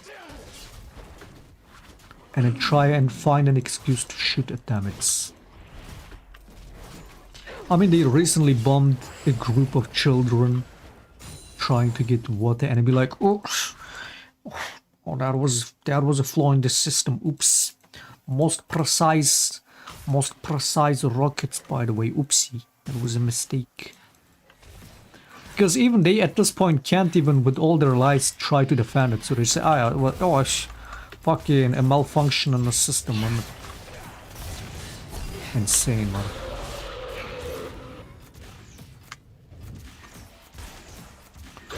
Oops, a rocket just came out of like from the skies, just dropped on those children. Oops. Yeah, a plane flew over it and like the doors accidentally opened and a bomb dropped. Oops, it fell out of it. Oops.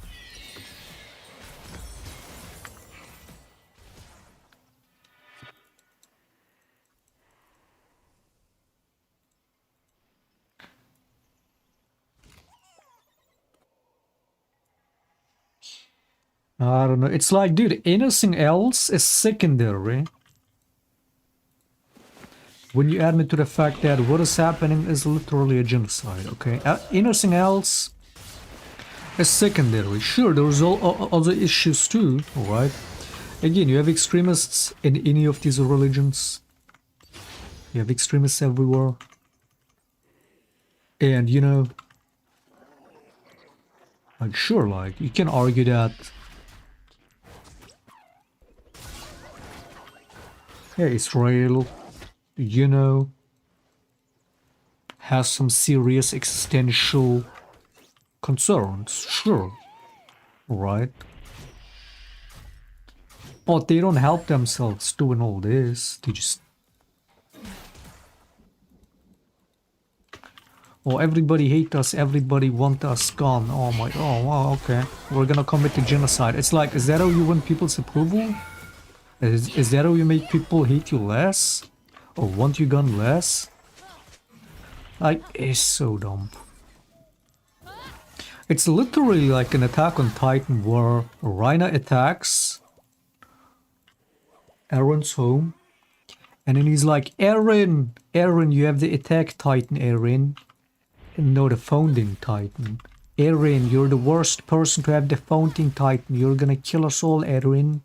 Aaron, don't do it, right? And then, if you know how Attack on Titan ends, literally, Rhino was right. But in what way was he right? Because he caused that with all his actions. It's just like the Matrix scene. Would all that have happened if Rhino didn't do what he did? Because he caused most of that happened that he saw coming. He made it happen. Same way, again, it's typical fascist textbook fascism, is that you accuse the other side of the shit you do, but on top of that, you play the victim while being the oppressors.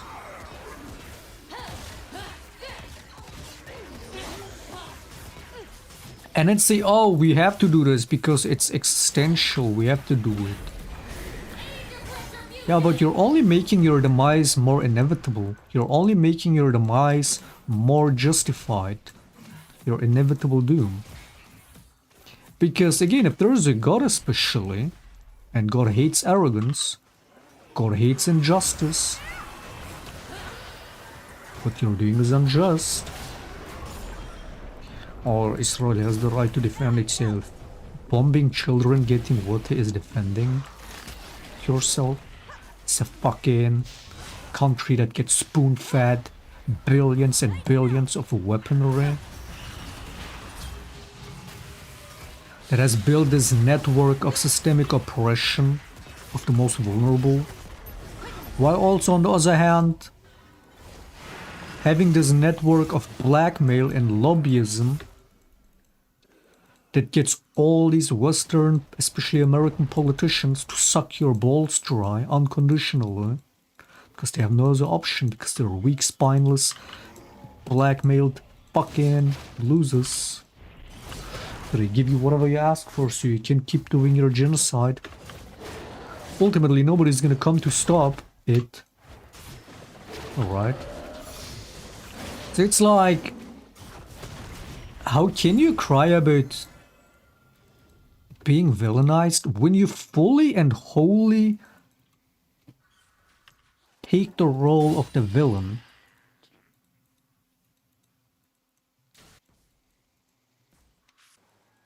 and doing again and again, day by day, doing the indefensible.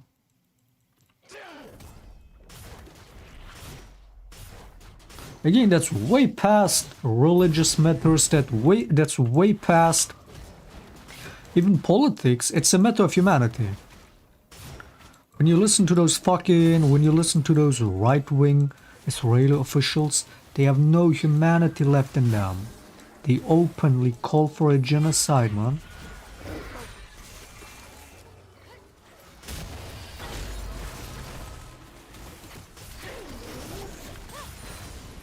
So what the fuck is this shit about still fear-mongering about religion?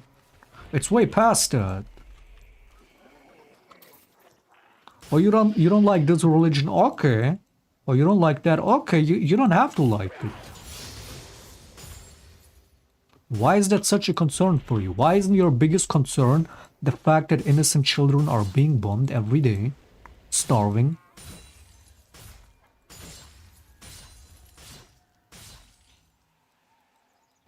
Terrible people, man.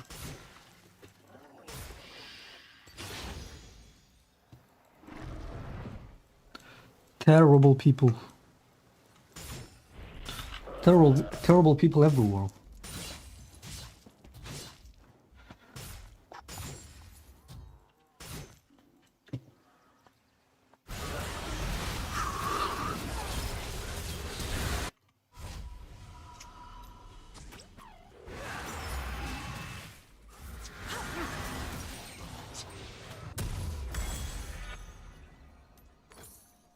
Making haste.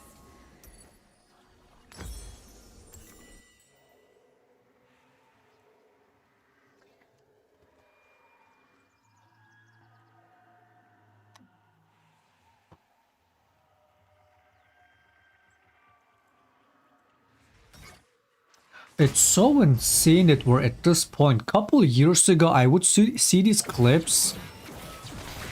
There's like video of this Palestinian family getting kicked out of their own home. And they're just in the streets saying, oh, we got kicked out, we have nowhere to go, they just stole our home, they just locked us out. I'm like, what? It's just like some kind of propaganda to make people hate Israel, or what? It's like, it sounds so surreal. What? This can't be real. What? Or like, I see this clip of Israeli soldiers dragging children away. And apparently that's like, has been for all those years a very common practice. And I'm like, oh, I'm sure the children must have like done something, maybe threw stones. And the Israeli people are trying to like, you know, de-escalate the situation. So okay, they probably like wrote the kids to the police station or something, told them to not do that again, and then surely they just let them back, go to their families, right? What? What else would they be doing? And I read the comments and it's so full of hate, and it's like, I mean, surely it's not that bad. Like, turns out it's a very common practice for them to just, what is the word? Abducting? Just abducting them.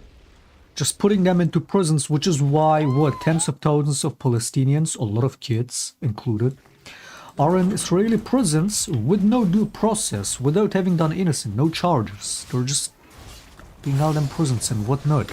And there are some serious horror stories about those prisons. I mean, if you saw the latest one with, you know, the idea of soldiers raping one of them as a group in front of camera. And then you have right-wing Israelis protest. Not the rape, but because they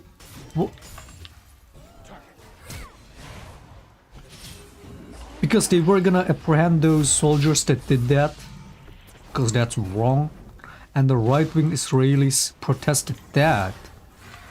They protested because the consequences of those soldiers that did that. Oh, what do you mean? What? What? They're allowed to do that? Oh yeah, they can do that. Don't you dare punish them. They can do that. It's their right.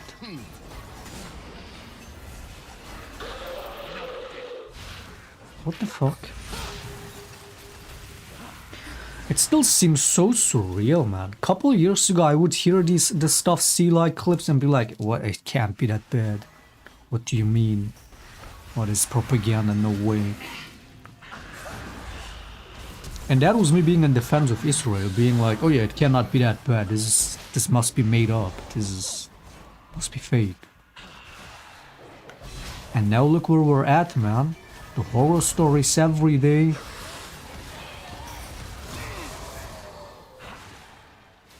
It's fucking insane.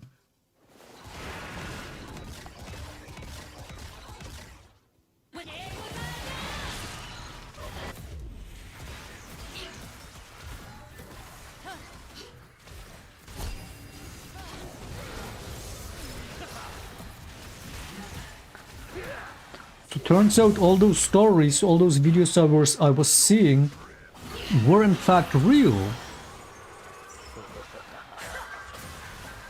And in fact, it's gotten much worse than whatever shit like them sniping children before this whole, before that, like. Again, it's like I know they were doing stuff like that over there. I know they were doing that in 2013.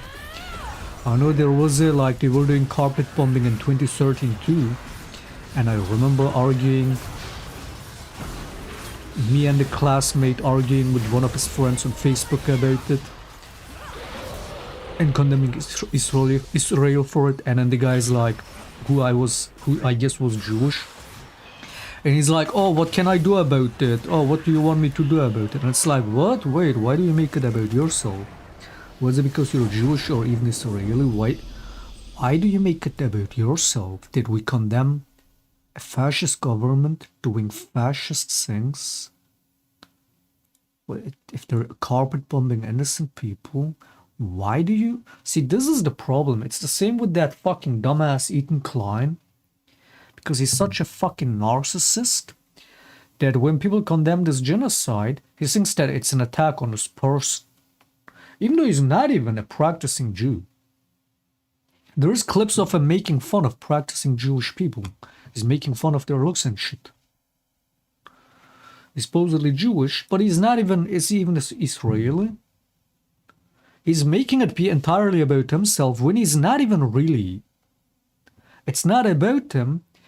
And he's not even a true Israeli in that sense. I mean, how long has he lived in Israel? Not much. So he's making it entirely about himself when it's like, dude, judging a fascist government is not about you. This is what these Israelis need to understand. Because, I mean, especially fascists will always think that, like right-wing people, they will think that any attack, not even attack, any critique to your government is an attack on you. Alright? That's what they teach in nationalism. Is that any attack or in any form, any criticism on your nation is an attack on you as a person. It's not. That's why these people all play victim like that when they say, "Hey, genocide." I mean, look at this latest meltdown with these Zionists about the Superman movie. I haven't seen it yet, but so the story is, I guess... So what? Superman is fighting for the oppressed? No way. And I guess there is a typical fascist oppressors versus the oppressed storyline. I haven't watched yet. And these Israelis, these Zionists, are seeing themselves in the oppressors. So they're like, wait, is this about Israel? Wait, it's an attack on us. So they make these unhinged tweets. Or one of these tweets are like, "Oh shit, we lost Grok. Ah shit, Grok is defending Palestine. Oh no, fucking, we lost a celebrity. They made an Instagram story to donate to Palestine. Oh no, they mentioned Palestine. We lost them. It's so unhinged. It's like, dude, your nation, as much as people want to tell you that, your nation is not your identity per se. Your nation is not you. Especially if it's a fascist nation doing unjust, indefensible thing. You gotta be able to condemn that. If you cannot do that, you're far gone. You're too far gone. If you cannot see the wrong in your own government's bullshit, because you don't want to betray your own country, you're a dumbass. To side with the fascist government is how you betray your country, first and foremost. To not criticize your government for doing wrong is how you betray your country. Not the other way around. If you cannot do that, if you live in a country where you cannot criticize your own government, or you're being, it's seen as something bad, guess what? You're probably living in a fascist country.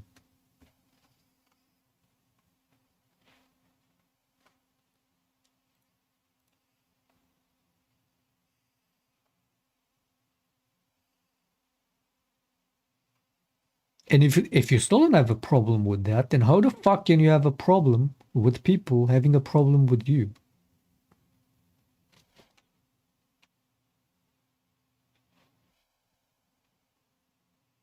Whenever I see these clips of Israelis getting kicked out of restaurants and shit, and the people are like, we're not gonna serve you.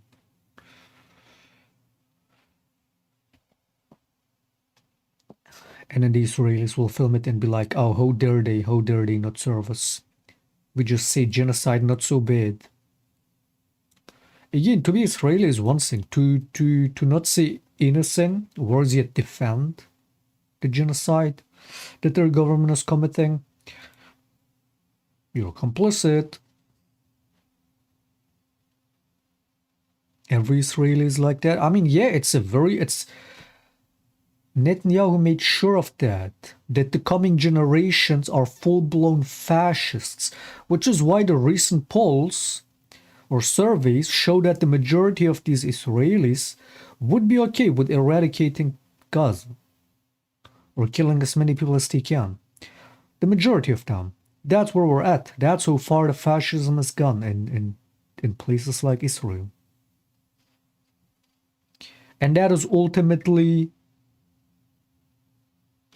That is the start of the end. That is the start of the inevitable doom. You turn a country entirely fascist, that country is not surviving long. Look at Nazi Germany. It's gonna end bad. Fascism always ends bad for everybody. Because fascism is the ultimate enemy to humanity.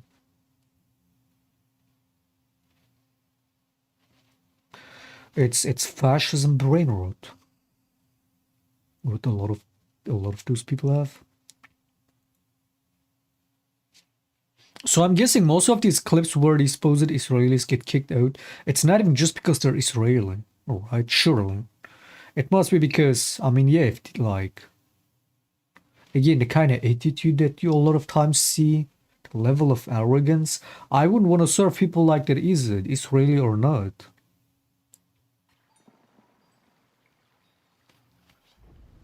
Especially when they somehow get to defend a genocide in a talk or some shit. You're like, yeah, get the fuck out.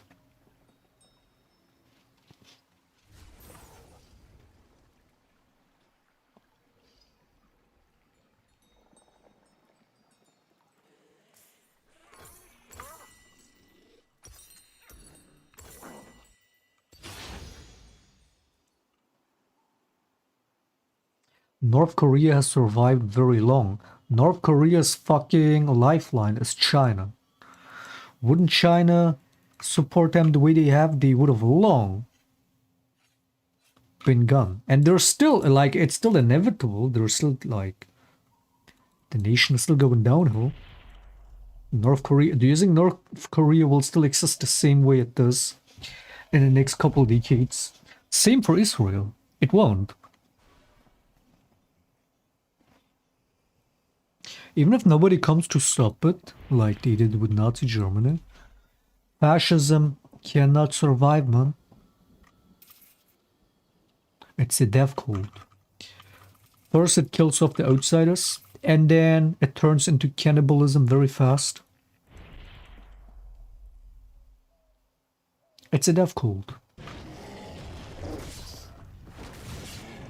Which, I mean, North Korea, is it even your typical fascism? I don't even know what North Korea is, but I mean, it's more than dysfunctional. Without China, it would have long been fucking vanished.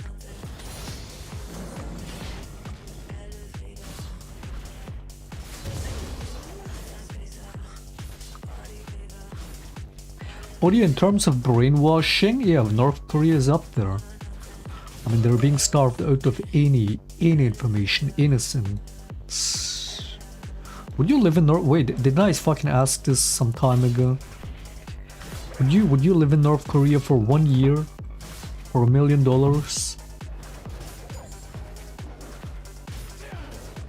Would you do it?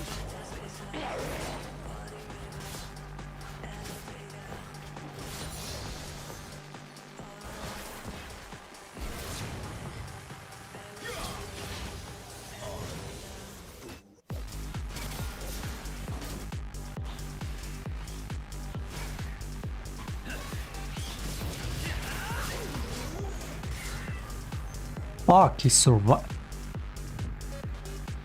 Wait, why did he heal up? I took the chicken, why did he heal up? Dude, how ridiculous is this passive, man? Like, he gets that kind of heal at level 3. 1 second in the wall. Balanced. It's good enough we fucked up his pathing. I would if I had special treatment. I mean, no, exactly that. No, you wouldn't. Yeah, like you gotta consider the serious risk of getting jailed or killed for looking at one of the officials weirdly or too long, or touching one of their portraits. Now that's 1 year with that level of risk. 1 million. Would you do it? No special treatment. The fuck?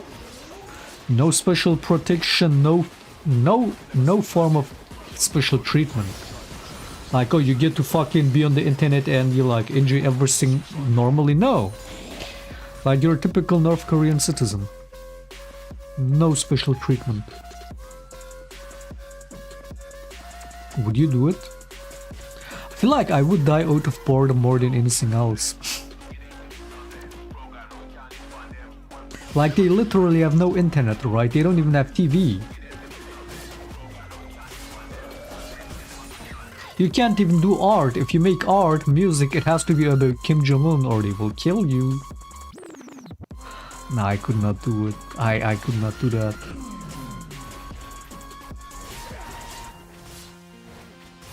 Not worth? Yeah, I couldn't do it easily. I mean, I could. I would just go into a meditative state. I could. But I wouldn't wanna.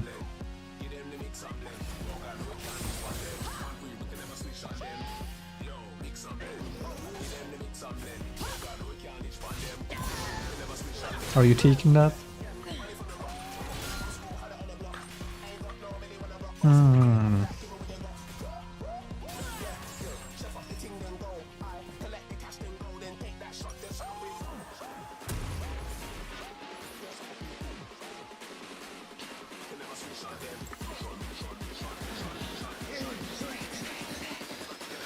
They have one TV channel, yeah, fucking one government channel, that's it.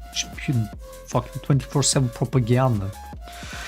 Bigger question is, how would I end up being after 1 year of that? Especially if I were to be forced to watch that propaganda channel every day. Would it really affect me? I mean, over a year? It probably would. Again, nobody's prone to brainwashing, even if you're fully aware of it. I think the bigger trick about brainwashing is starving you out of in-use information while feeding you one-sided propaganda. To not have a counterweight to that to balance it out. Alright. To only be like fucking like laser beam, just one thought into your brain every day. Nothing else. No other thoughts. It would start affecting you over time. Like high IQ, whatever the fuck, none of that matters.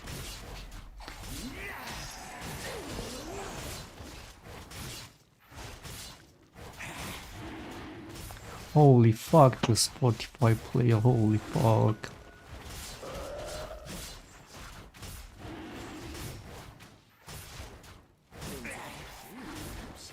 I'm gonna lose it, man.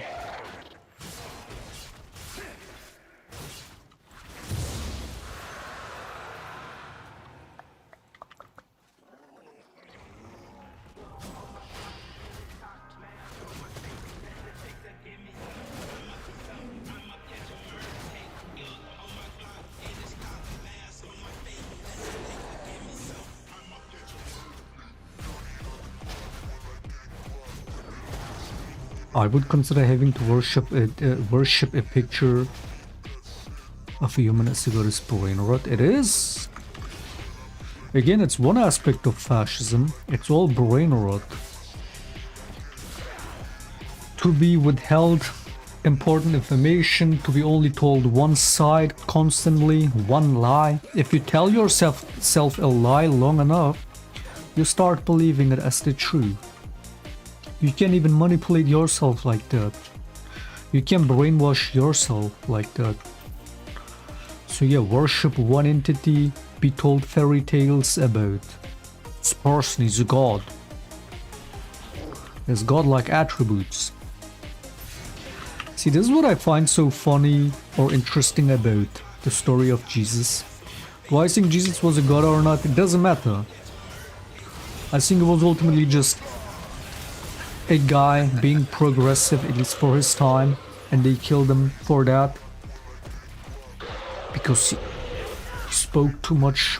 He said things he wasn't allowed to say. Alright. But if he was all that, if he was so sinless, if he was really such a good-willed person that he was literally doing miracles of helping people, healing them, or resurrecting them, alright. Whether he actually did those things or not doesn't even matter. It's that it's supposed to showcase his goodwill, his motives, his intention in the world, alright? And that is a godlike attribute, while maybe he didn't have the level of power that you would expect a god to have, alright? Like almighty. Or maybe he did and he refused to make use of it in that sense, alright? Ultimately, he let them kill him. It's like the story, right? But in that one aspect, it's like they mocked him. Oh, where's your god? If you're a god, why do you like? Oh, okay, fucking defend yourself, right? Oh, do something about it while they're hanging him and torturing him. But one thing you cannot deny, he was godlike in the fact that he had a godlike virtue. Right? And yeah, I mean there are people that can be godlike, that can have godlike powers almost. Like the countries with nukes, they have the power to destroy the whole planet.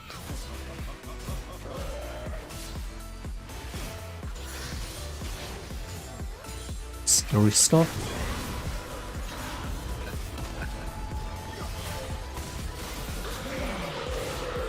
So while those stories about those North Korean leaders are so hilarious, there's like apparently a lot of weird shit about, you know, why they think they're gods. Like, oh, they never sleep. Or like Can you guys come up with some? Isn't there one like with burgers or some shit? What do you call these? Avagloben? What do you call it? Myths?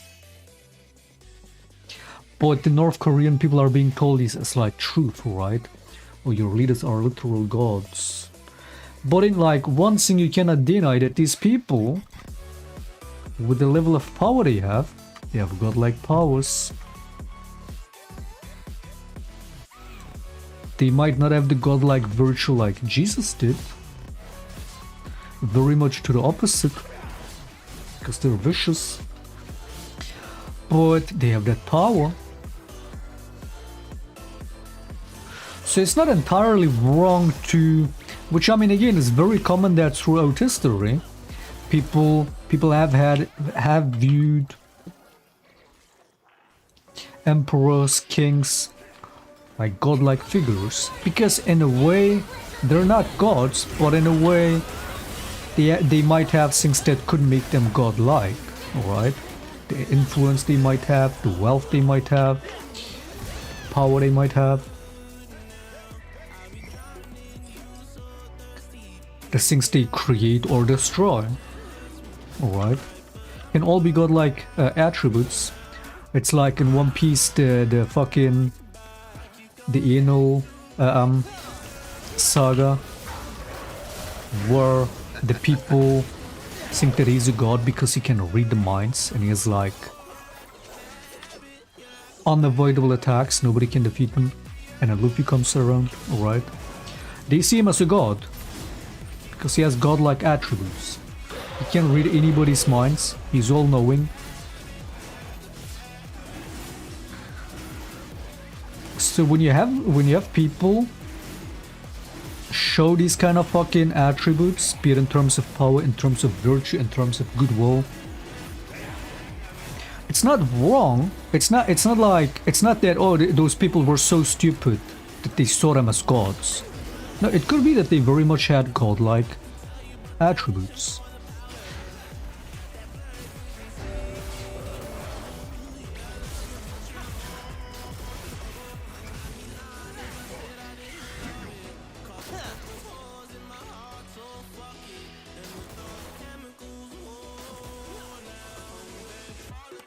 Is Jesus the son of God? What? I don't know. How would I know that? Again, dude, questions I cannot know. I will just say I don't know. That's what it means to be an agnostic. Do I believe that? I wouldn't know.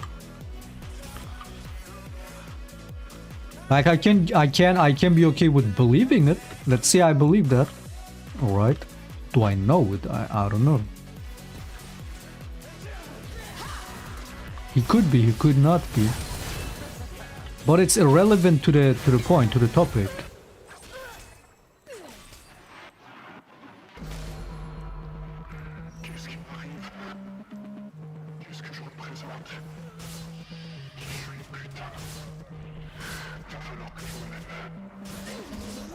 He was definitely one of the people that comes close to having a godlike virtue. Just like Michael Jackson did.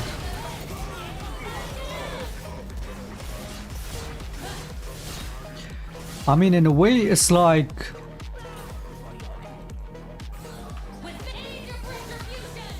And for all God's creation, that means we're all sons of God. Alright, so by that, yeah, Jesus would be the Son of God. Is he God himself? I don't know. But he had godlike virtue.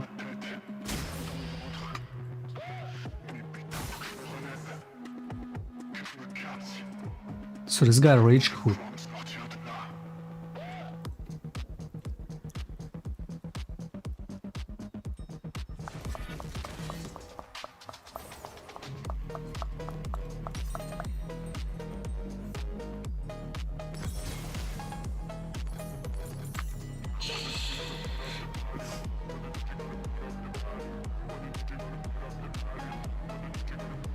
Michael Jackson was God. No, he also had godlike virtue. He also healed He also healed kids. And they also, what they did to him was a modern day crucifixion. And one of the people early on that betrayed him, that, you know, that started all the witch hunt, basically. That guy felt such a guilt, he killed himself. Does that remind you of something? Not only does Michael Jackson's virtue and intentions very much align with Jesus, in a sense that it's godlike virtue, but even the story, many parallels.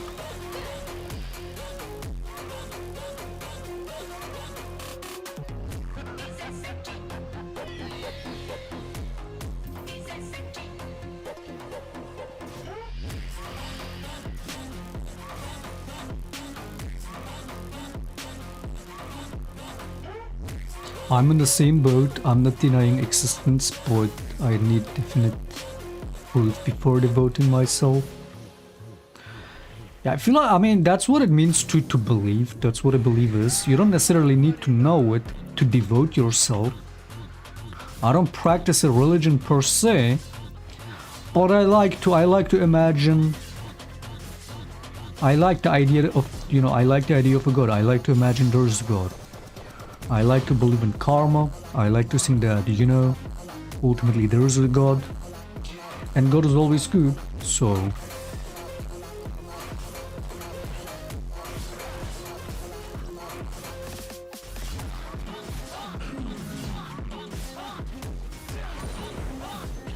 And I mean, miracles happen all the time. Whether you want to say, oh, that's God doing those miracles, or the universe working in the way it is. But also, like, what even is God in that sense? The whole universe, your own consciousness, alright? Just all this, like everything you're experiencing. It's all something, right?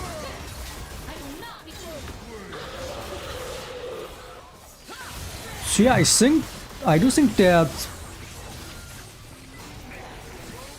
believing in a God is definitely freeing and empowering. Without the typical fear-mongering and all that weird shit that would come from fundamentalist religions that want to weaponize your belief. If anything, the main reason I've chosen to be agnostic is because I don't like how most people portray God. When they talk about, oh, God will punish you if you don't do this, God will punish you if you don't do that. I don't think that's what a God would be about, if there is one, alright? So if anything, the main reason why I've chosen to be agnostic over the years is because I believe in God. I just don't like how most people portray God.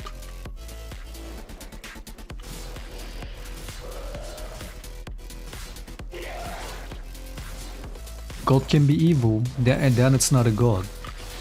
Dude, don't start this shit again, don't do Champ 2.0.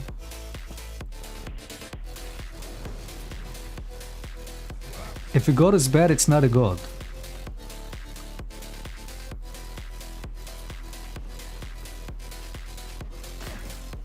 Because God can never be bad. God is by definition always good. What you're saying is, it would be the devil, not God.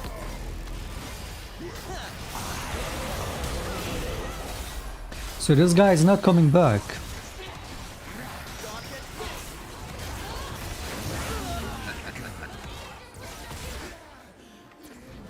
Okay, we go next.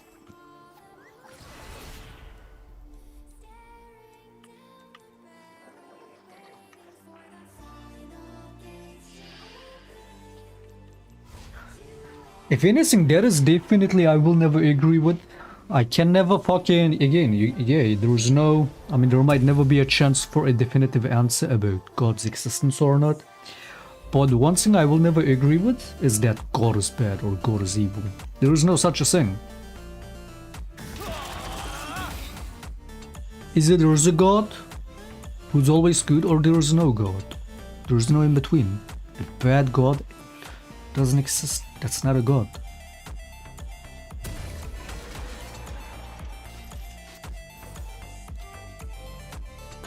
God is good because he created our world. No, God is good because one of the virtues of God is to be good-willing, like Jesus was.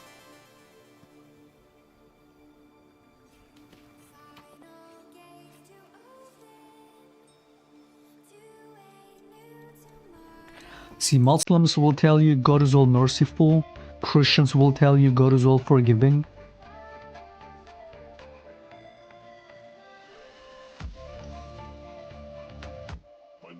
And that's all true. That's what a god is. That's the godlike virtue to have. That's what a god would be about. An evil god is not a god.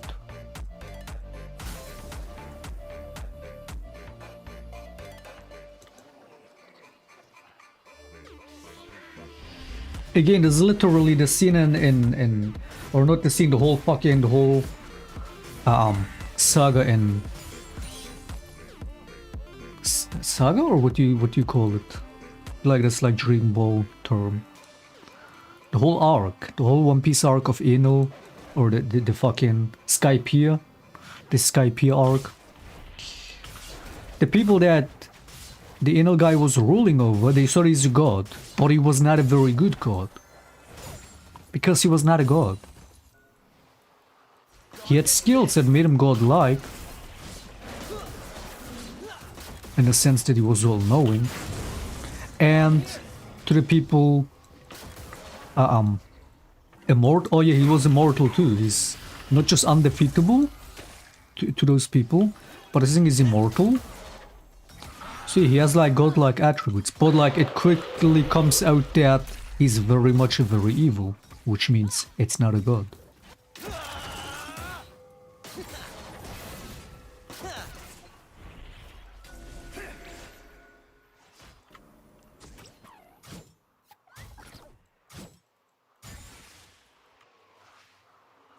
Again, something can be godlike, but truly to be a god? If it's evil, it's anything but a god. Even if in other aspects, you know, that's godlike. Again, like these leaders around the world having nukes, having the potential of wiping out entire nations, they have godlike powers. But they're far from being a god.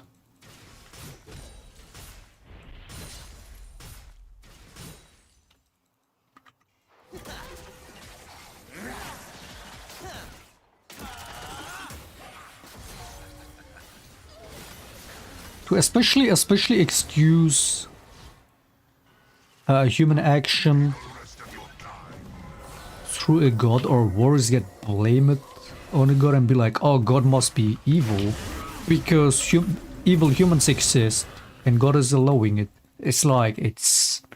Again, I'm shaking my head because I used to think like that. A couple years ago, I was having this mentality too. I was also thinking that, well, yeah, if God allows all this harm in the world, probably not a good God in it. Most scientific people will argue like that, but like I realized that it's not fair. It doesn't make sense to blame human actions on a god. And ultimately, by definition, no matter what, God is always good. If there is a god, it's a good willing god, or it's not a god. That's an undeniable fucking... Like, you cannot even argue against that. That's just... That's the foundation. Alright.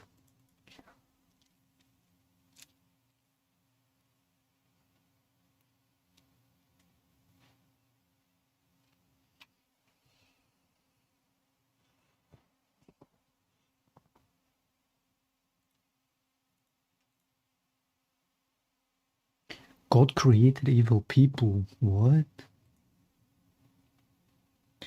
Are you seeing children? Are you seeing babies are born evil? What do you mean God created evil people?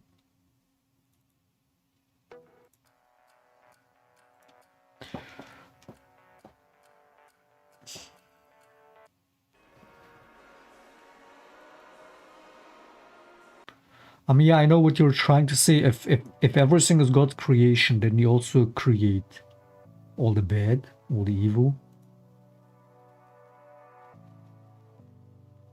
I guess.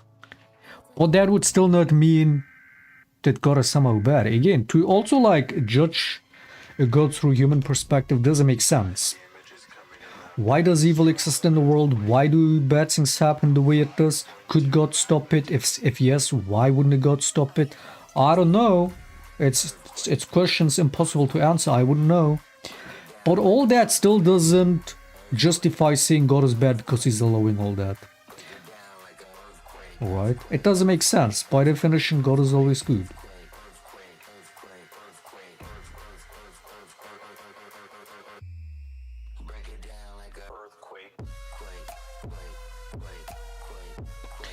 It's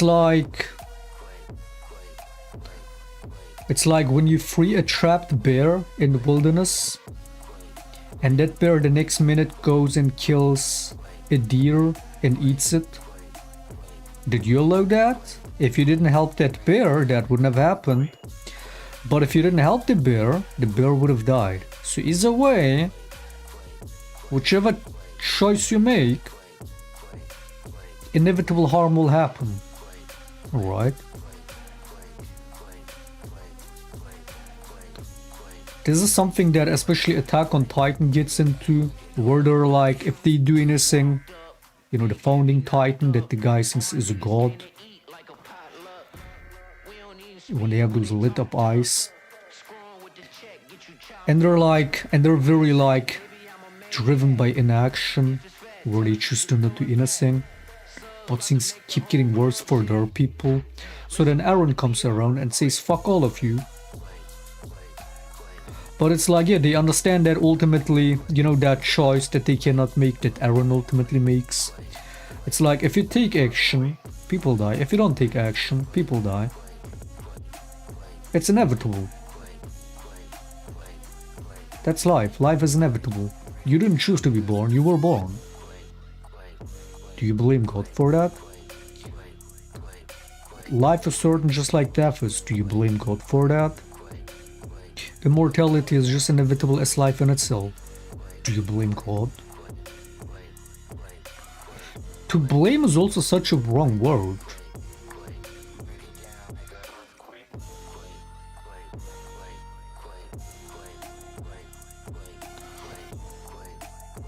A lot of things are inevitable with or without God's action, ultimately.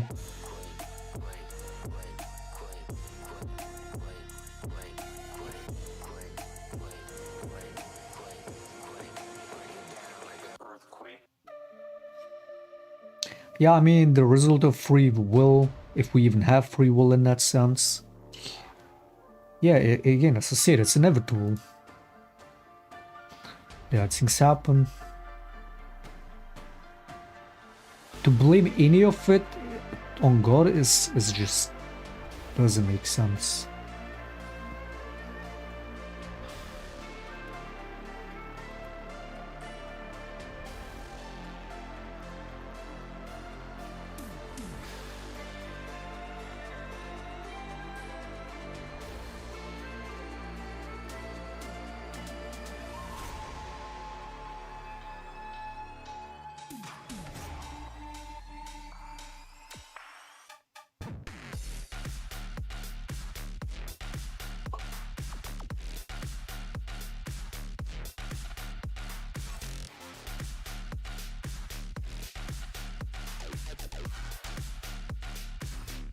If everyone is forgiven, crime is never punished.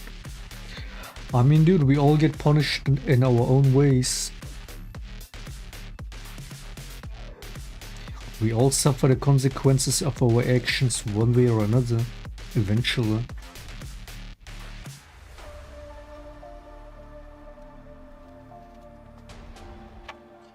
And I mean, you don't know if people ultimately get punished by God or not in that sense. Which, I mean, I don't think that's what a God would be about, to just be punishing people for not obeying. But yeah, I mean, the idea of the Day of Judgment,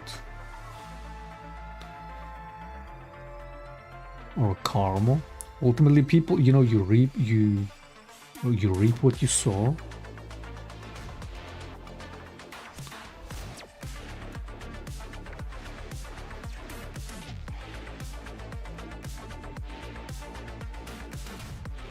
But I mean, you can still forgive.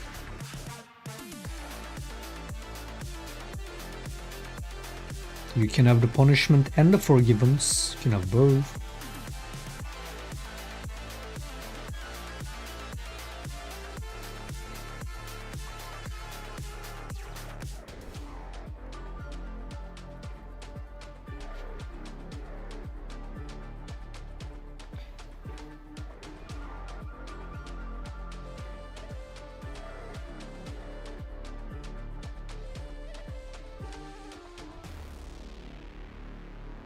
Yeah, I mean, dude, the story of Jesus, it's like, even just for a moment, to think that what if Jesus was God?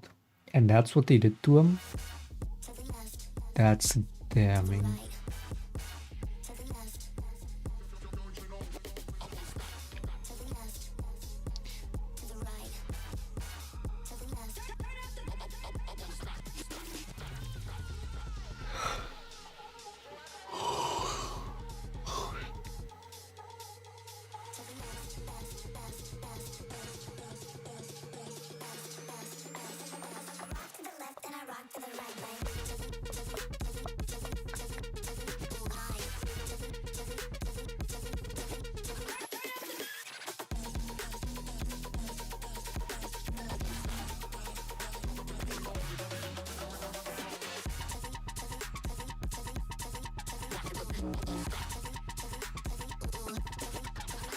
Look how much they mocked Michael Jackson. He said he had a condition, he had vitiligo, that's why his skin is turning from black to white, and he didn't bleach his skin. Nobody believed him. They mocked him. They made fun of him for years, for decades. They thought he's a fucking freak. They thought he's ashamed of being black. It took for him to die and do an autopsy to reveal that, oh yeah, he did have vitiligo.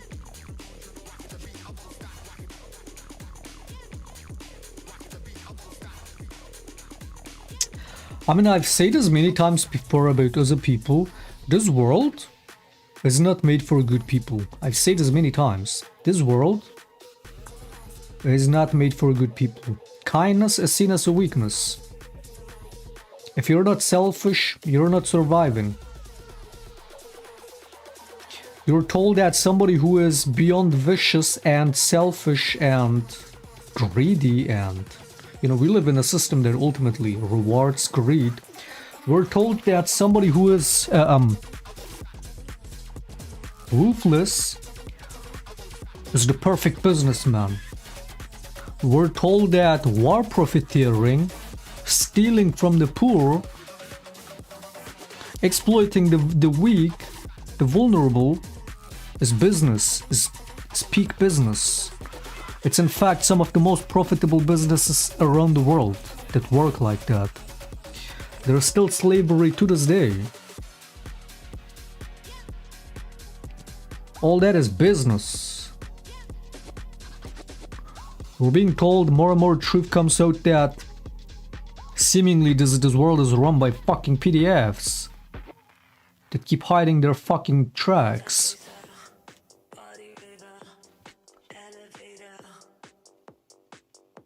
This world is not very good to people, to good people, man. It's just a fact. Which is why you should, again, for your own sake, only be good to those who deserve your kindness. Only be good to those who you know.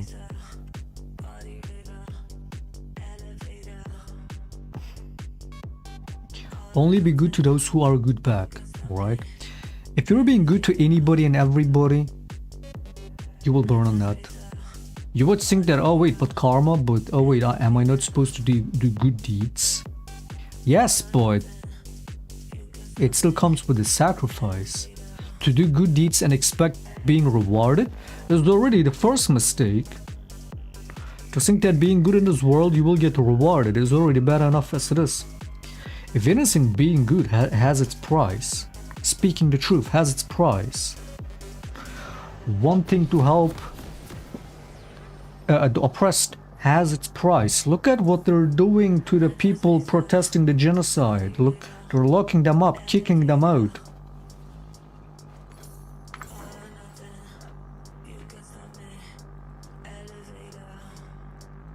Being good, speaking the truth, having a spine has its price. It's crazy, man.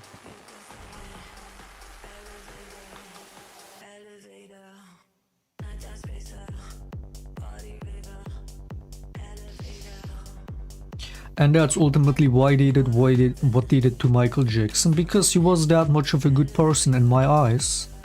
All in all, not only do I think that he wasn't just innocent,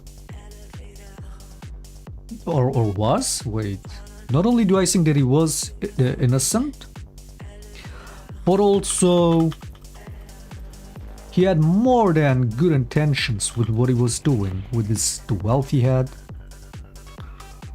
He was doing good things, alright? And people had a problem with that. And they said, oh, I'm gonna bring him down. Who does he think that he has this good virtue? He's doing all that. Who does he think he is? A saint? Who is he? So they conspired against him and they killed him slowly. A modern day crucifixion.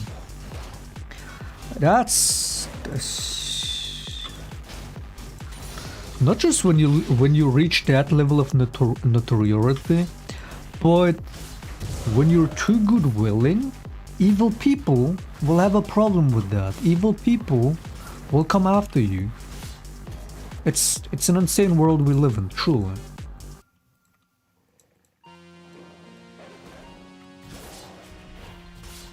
People will just use you, or worse than that.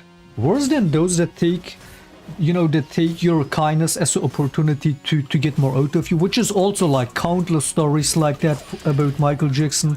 Most of the families he helped and gave so much to, which he didn't need to give them anything, but that was his good virtue, alright? A lot of those families demanded more. They're like, give us more. What? You don't... What? Have you not seen... Wait, let me show you this.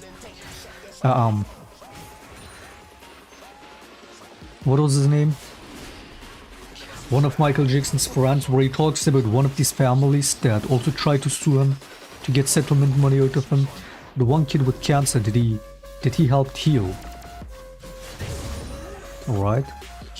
So a lot, like, yeah, these families, they demanded more. They were like, oh yeah, it's fucking, wait. They take it for granted. Like, what? But you've been giving us all this time, now you don't want to give us more? What do you mean? It's us, it's ours. That's ours, give us more. And then they try to get more through the settlement money, or the two kids that, became adults now. The two kids that Michael Jackson also prepped up their entire career. Right? Two of those that did that mockumentary in 2019 to get just milk money from it and say all kinds of disgusting, untruth things. It's an insane world we live in. So yeah, people won't just use you when you're being good to them. They won't just use you, they will try to destroy you.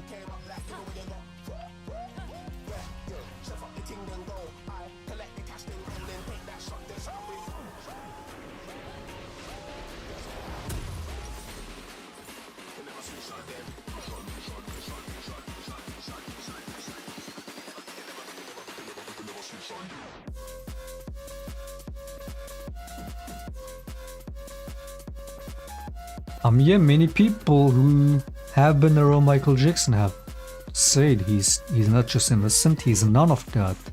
And some of these people have tried to paint him as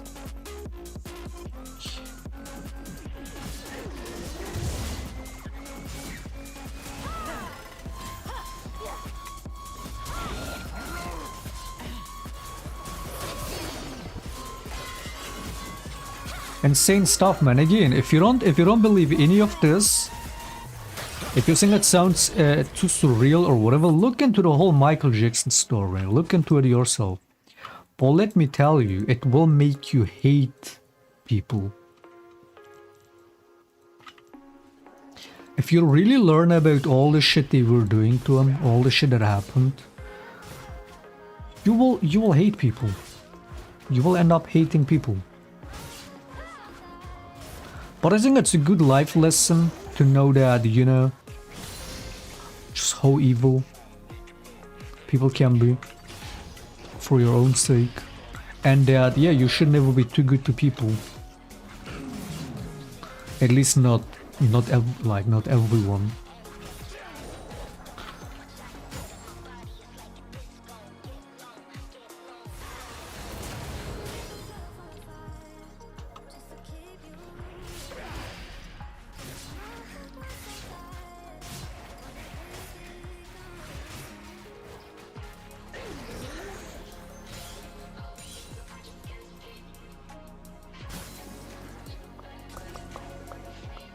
So yeah, like I mean, there's many good willing people, there's many people that really are so selfless, that want to work for others and help others, countless people, especially throughout history. But Michael Jackson definitely comes to that level of godlike virtue like Jesus did. And he literally did this, basically the same miracle of healing sick people. It's insane, man. Wait, there's no way I forgot the screen this whole time. You didn't miss much. My retard bot ran it and then pink spammed me because he's a fucking... Oh, we did a good fight top lane. Took you 6 minutes, 7 minutes to mention, by the way. Nice.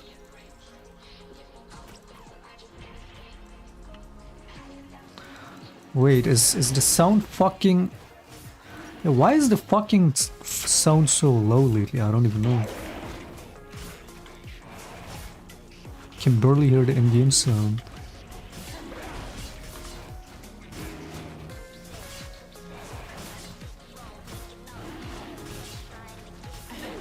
Not only was Michael Jackson just too good willing to people, but he had so many wrong people around him that he trusted, that betrayed him. It's so fucked up.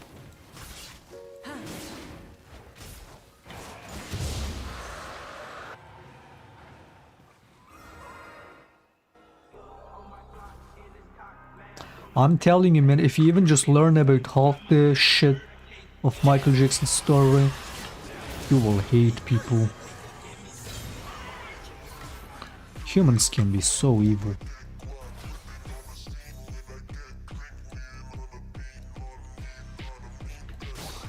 Is the music being too loud or the in-game sound being too low?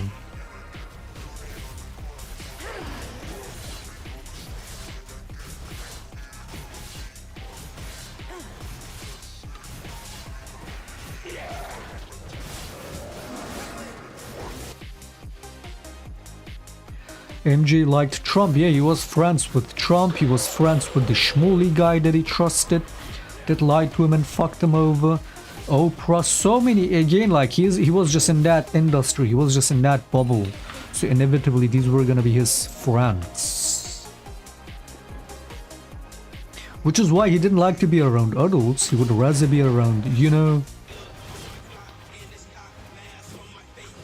play with other kids, because he saw they were just more none of that fake shit. He probably knew, like, he probably sensed it, he understood that, and none of those people were ultimately trustworthy, yet he trusted them. And got fucked over. I don't know about Trump, I don't think Trump necessarily betrayed Michael Jackson, but Oprah did, the schmooly guy did. And he considered them as friends. All the families that he helped,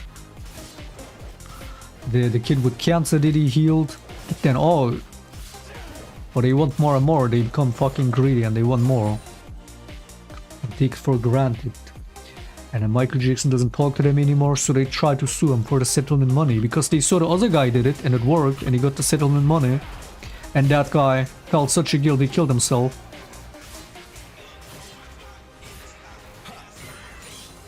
And then the next family and the next family. And all those fucking court cases led to nothing. He was found not guilty every time.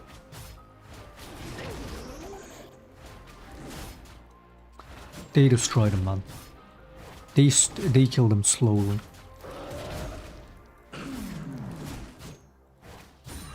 And when I say they, I mean the whole industry. I mean all the fucking people in the shadows, all the business people that saw that. Oh, he's getting too fucking powerful. He's getting too ahead of himself, buying Sony and shit.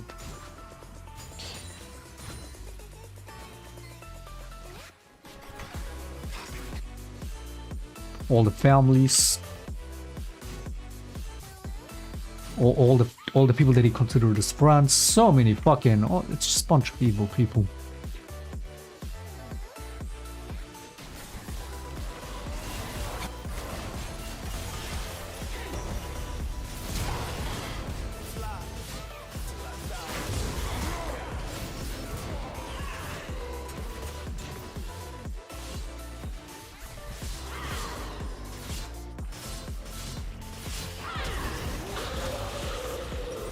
I should have bought maybe, and it would have been so easy if I had Eclipse.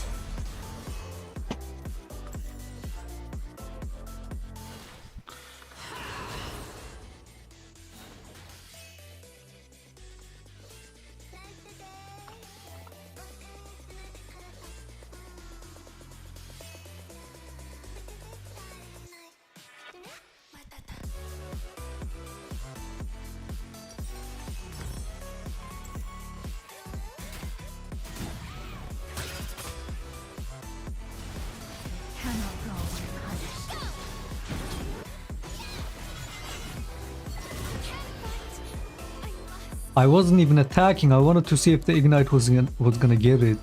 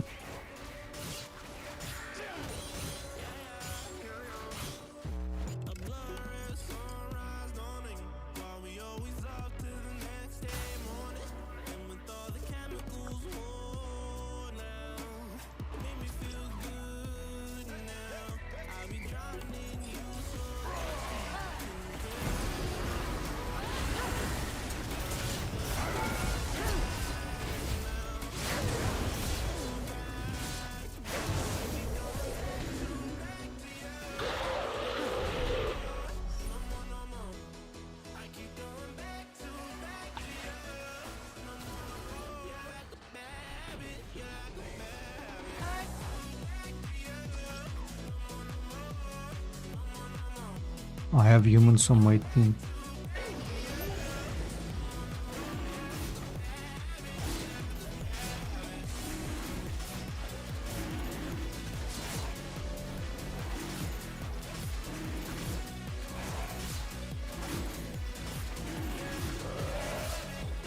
I guess I should be playing top side. My bot lane is subhuman.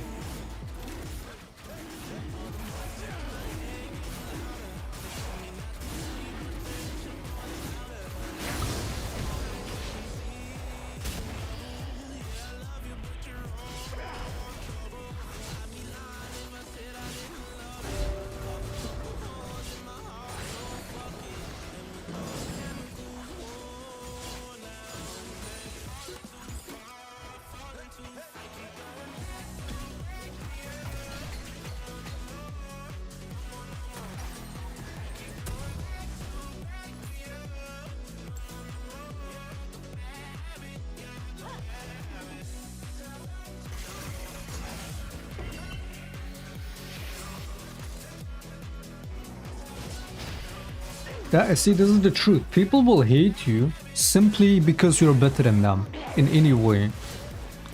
Whether you're better than them in a game, in a sport, or you have more money, or you're doing more good deeds than them. People like that is especially, I feel like, what evil people get mad over, right? That is a weird kind of jealousy that I can't even explain. It's like if somebody has more money than you and you hate them for that, okay, like, okay, sure, that's like basic jealousy. Or someone is, you know, more skilled than you at something and you hate them for that. I get it, it's envy, I get it. But to hate someone because they're more selfless than you because they like to help people? What? Why the fuck is this not turning, man? That is... That I don't understand. Because like when somebody has more money than you and you're like, oh, this guy is much richer than me, I wish I had all that money. Okay. But if someone is being more virtuous than you and, you know, doing good things, helping people, and you hate that, why? Why, you wanna be like, you wanna be virtuous like that, you wanna be selfless like that? Okay. I mean, you can do that. Can you not? Oh, what are you? It's like, isn't a narcissist, a sociopath? Can you not, or do you not feel anything when you help people? Is that what makes you jealous? Because you cannot operate as a fucking human? That I don't understand. And a lot of the people hated Michael Jackson for that too. Because somehow he was too much of a good person for a world like this.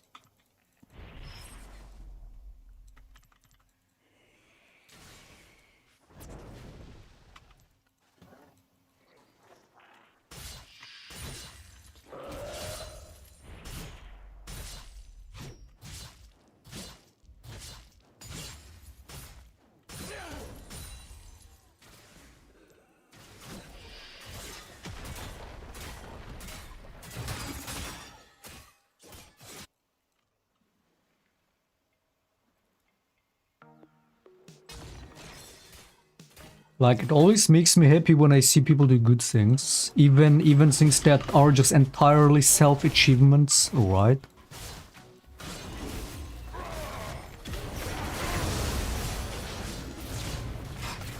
Even that I don't get jealous over, for the most part. That, even if it's something that I would like to be, right? Like some player hits a rank 1 and of course, oh, imagine if I was a rank 1, oh shit. To be able to get, to be happy for someone else's achievement, even if it's something you would want.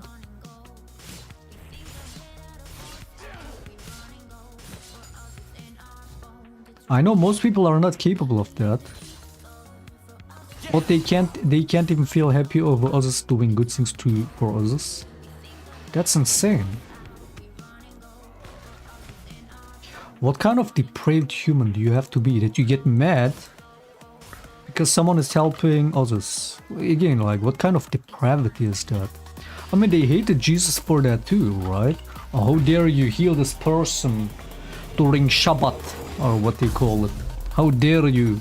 It's forbidden. We're gonna kill you. He cured someone's blindness. It's prohibited. We're gonna crucify you.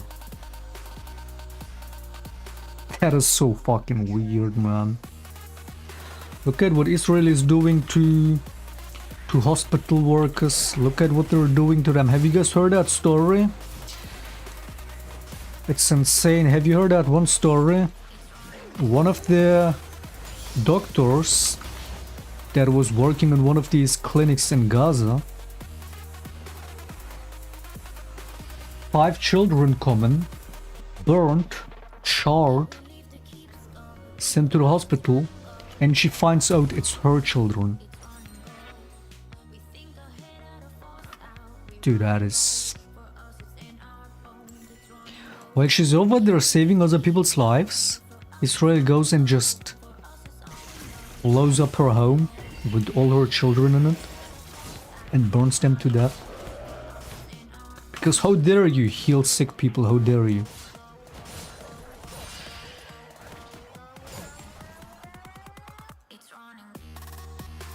Insane, man.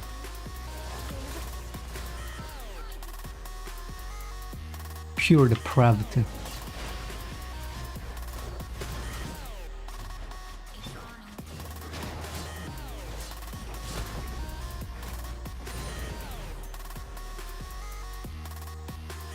Too many people aren't just bad people, they're pure just rotten, depraved.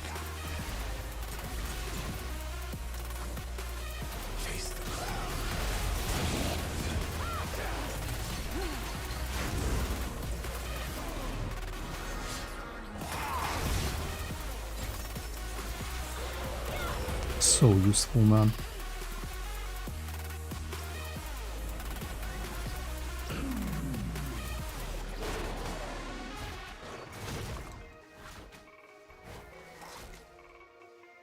Look at them. They will see this and just ignore it.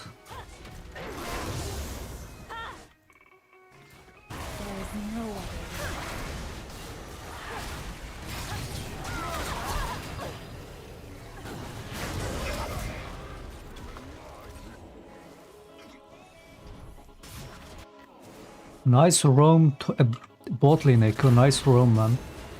Mid lane is playing, they're all playing.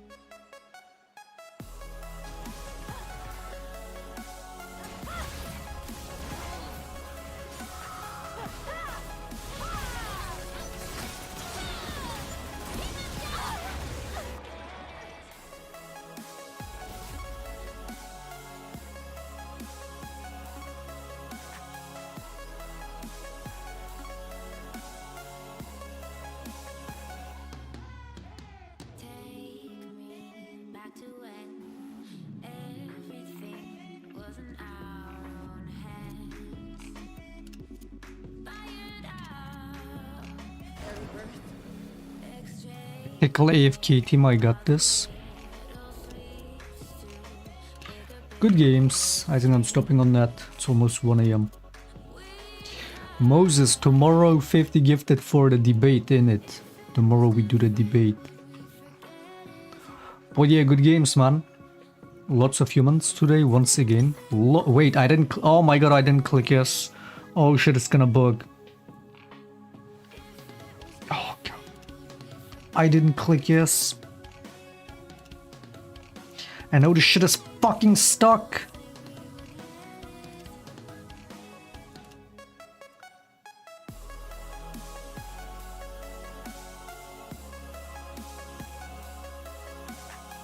The surrender is gonna bug now.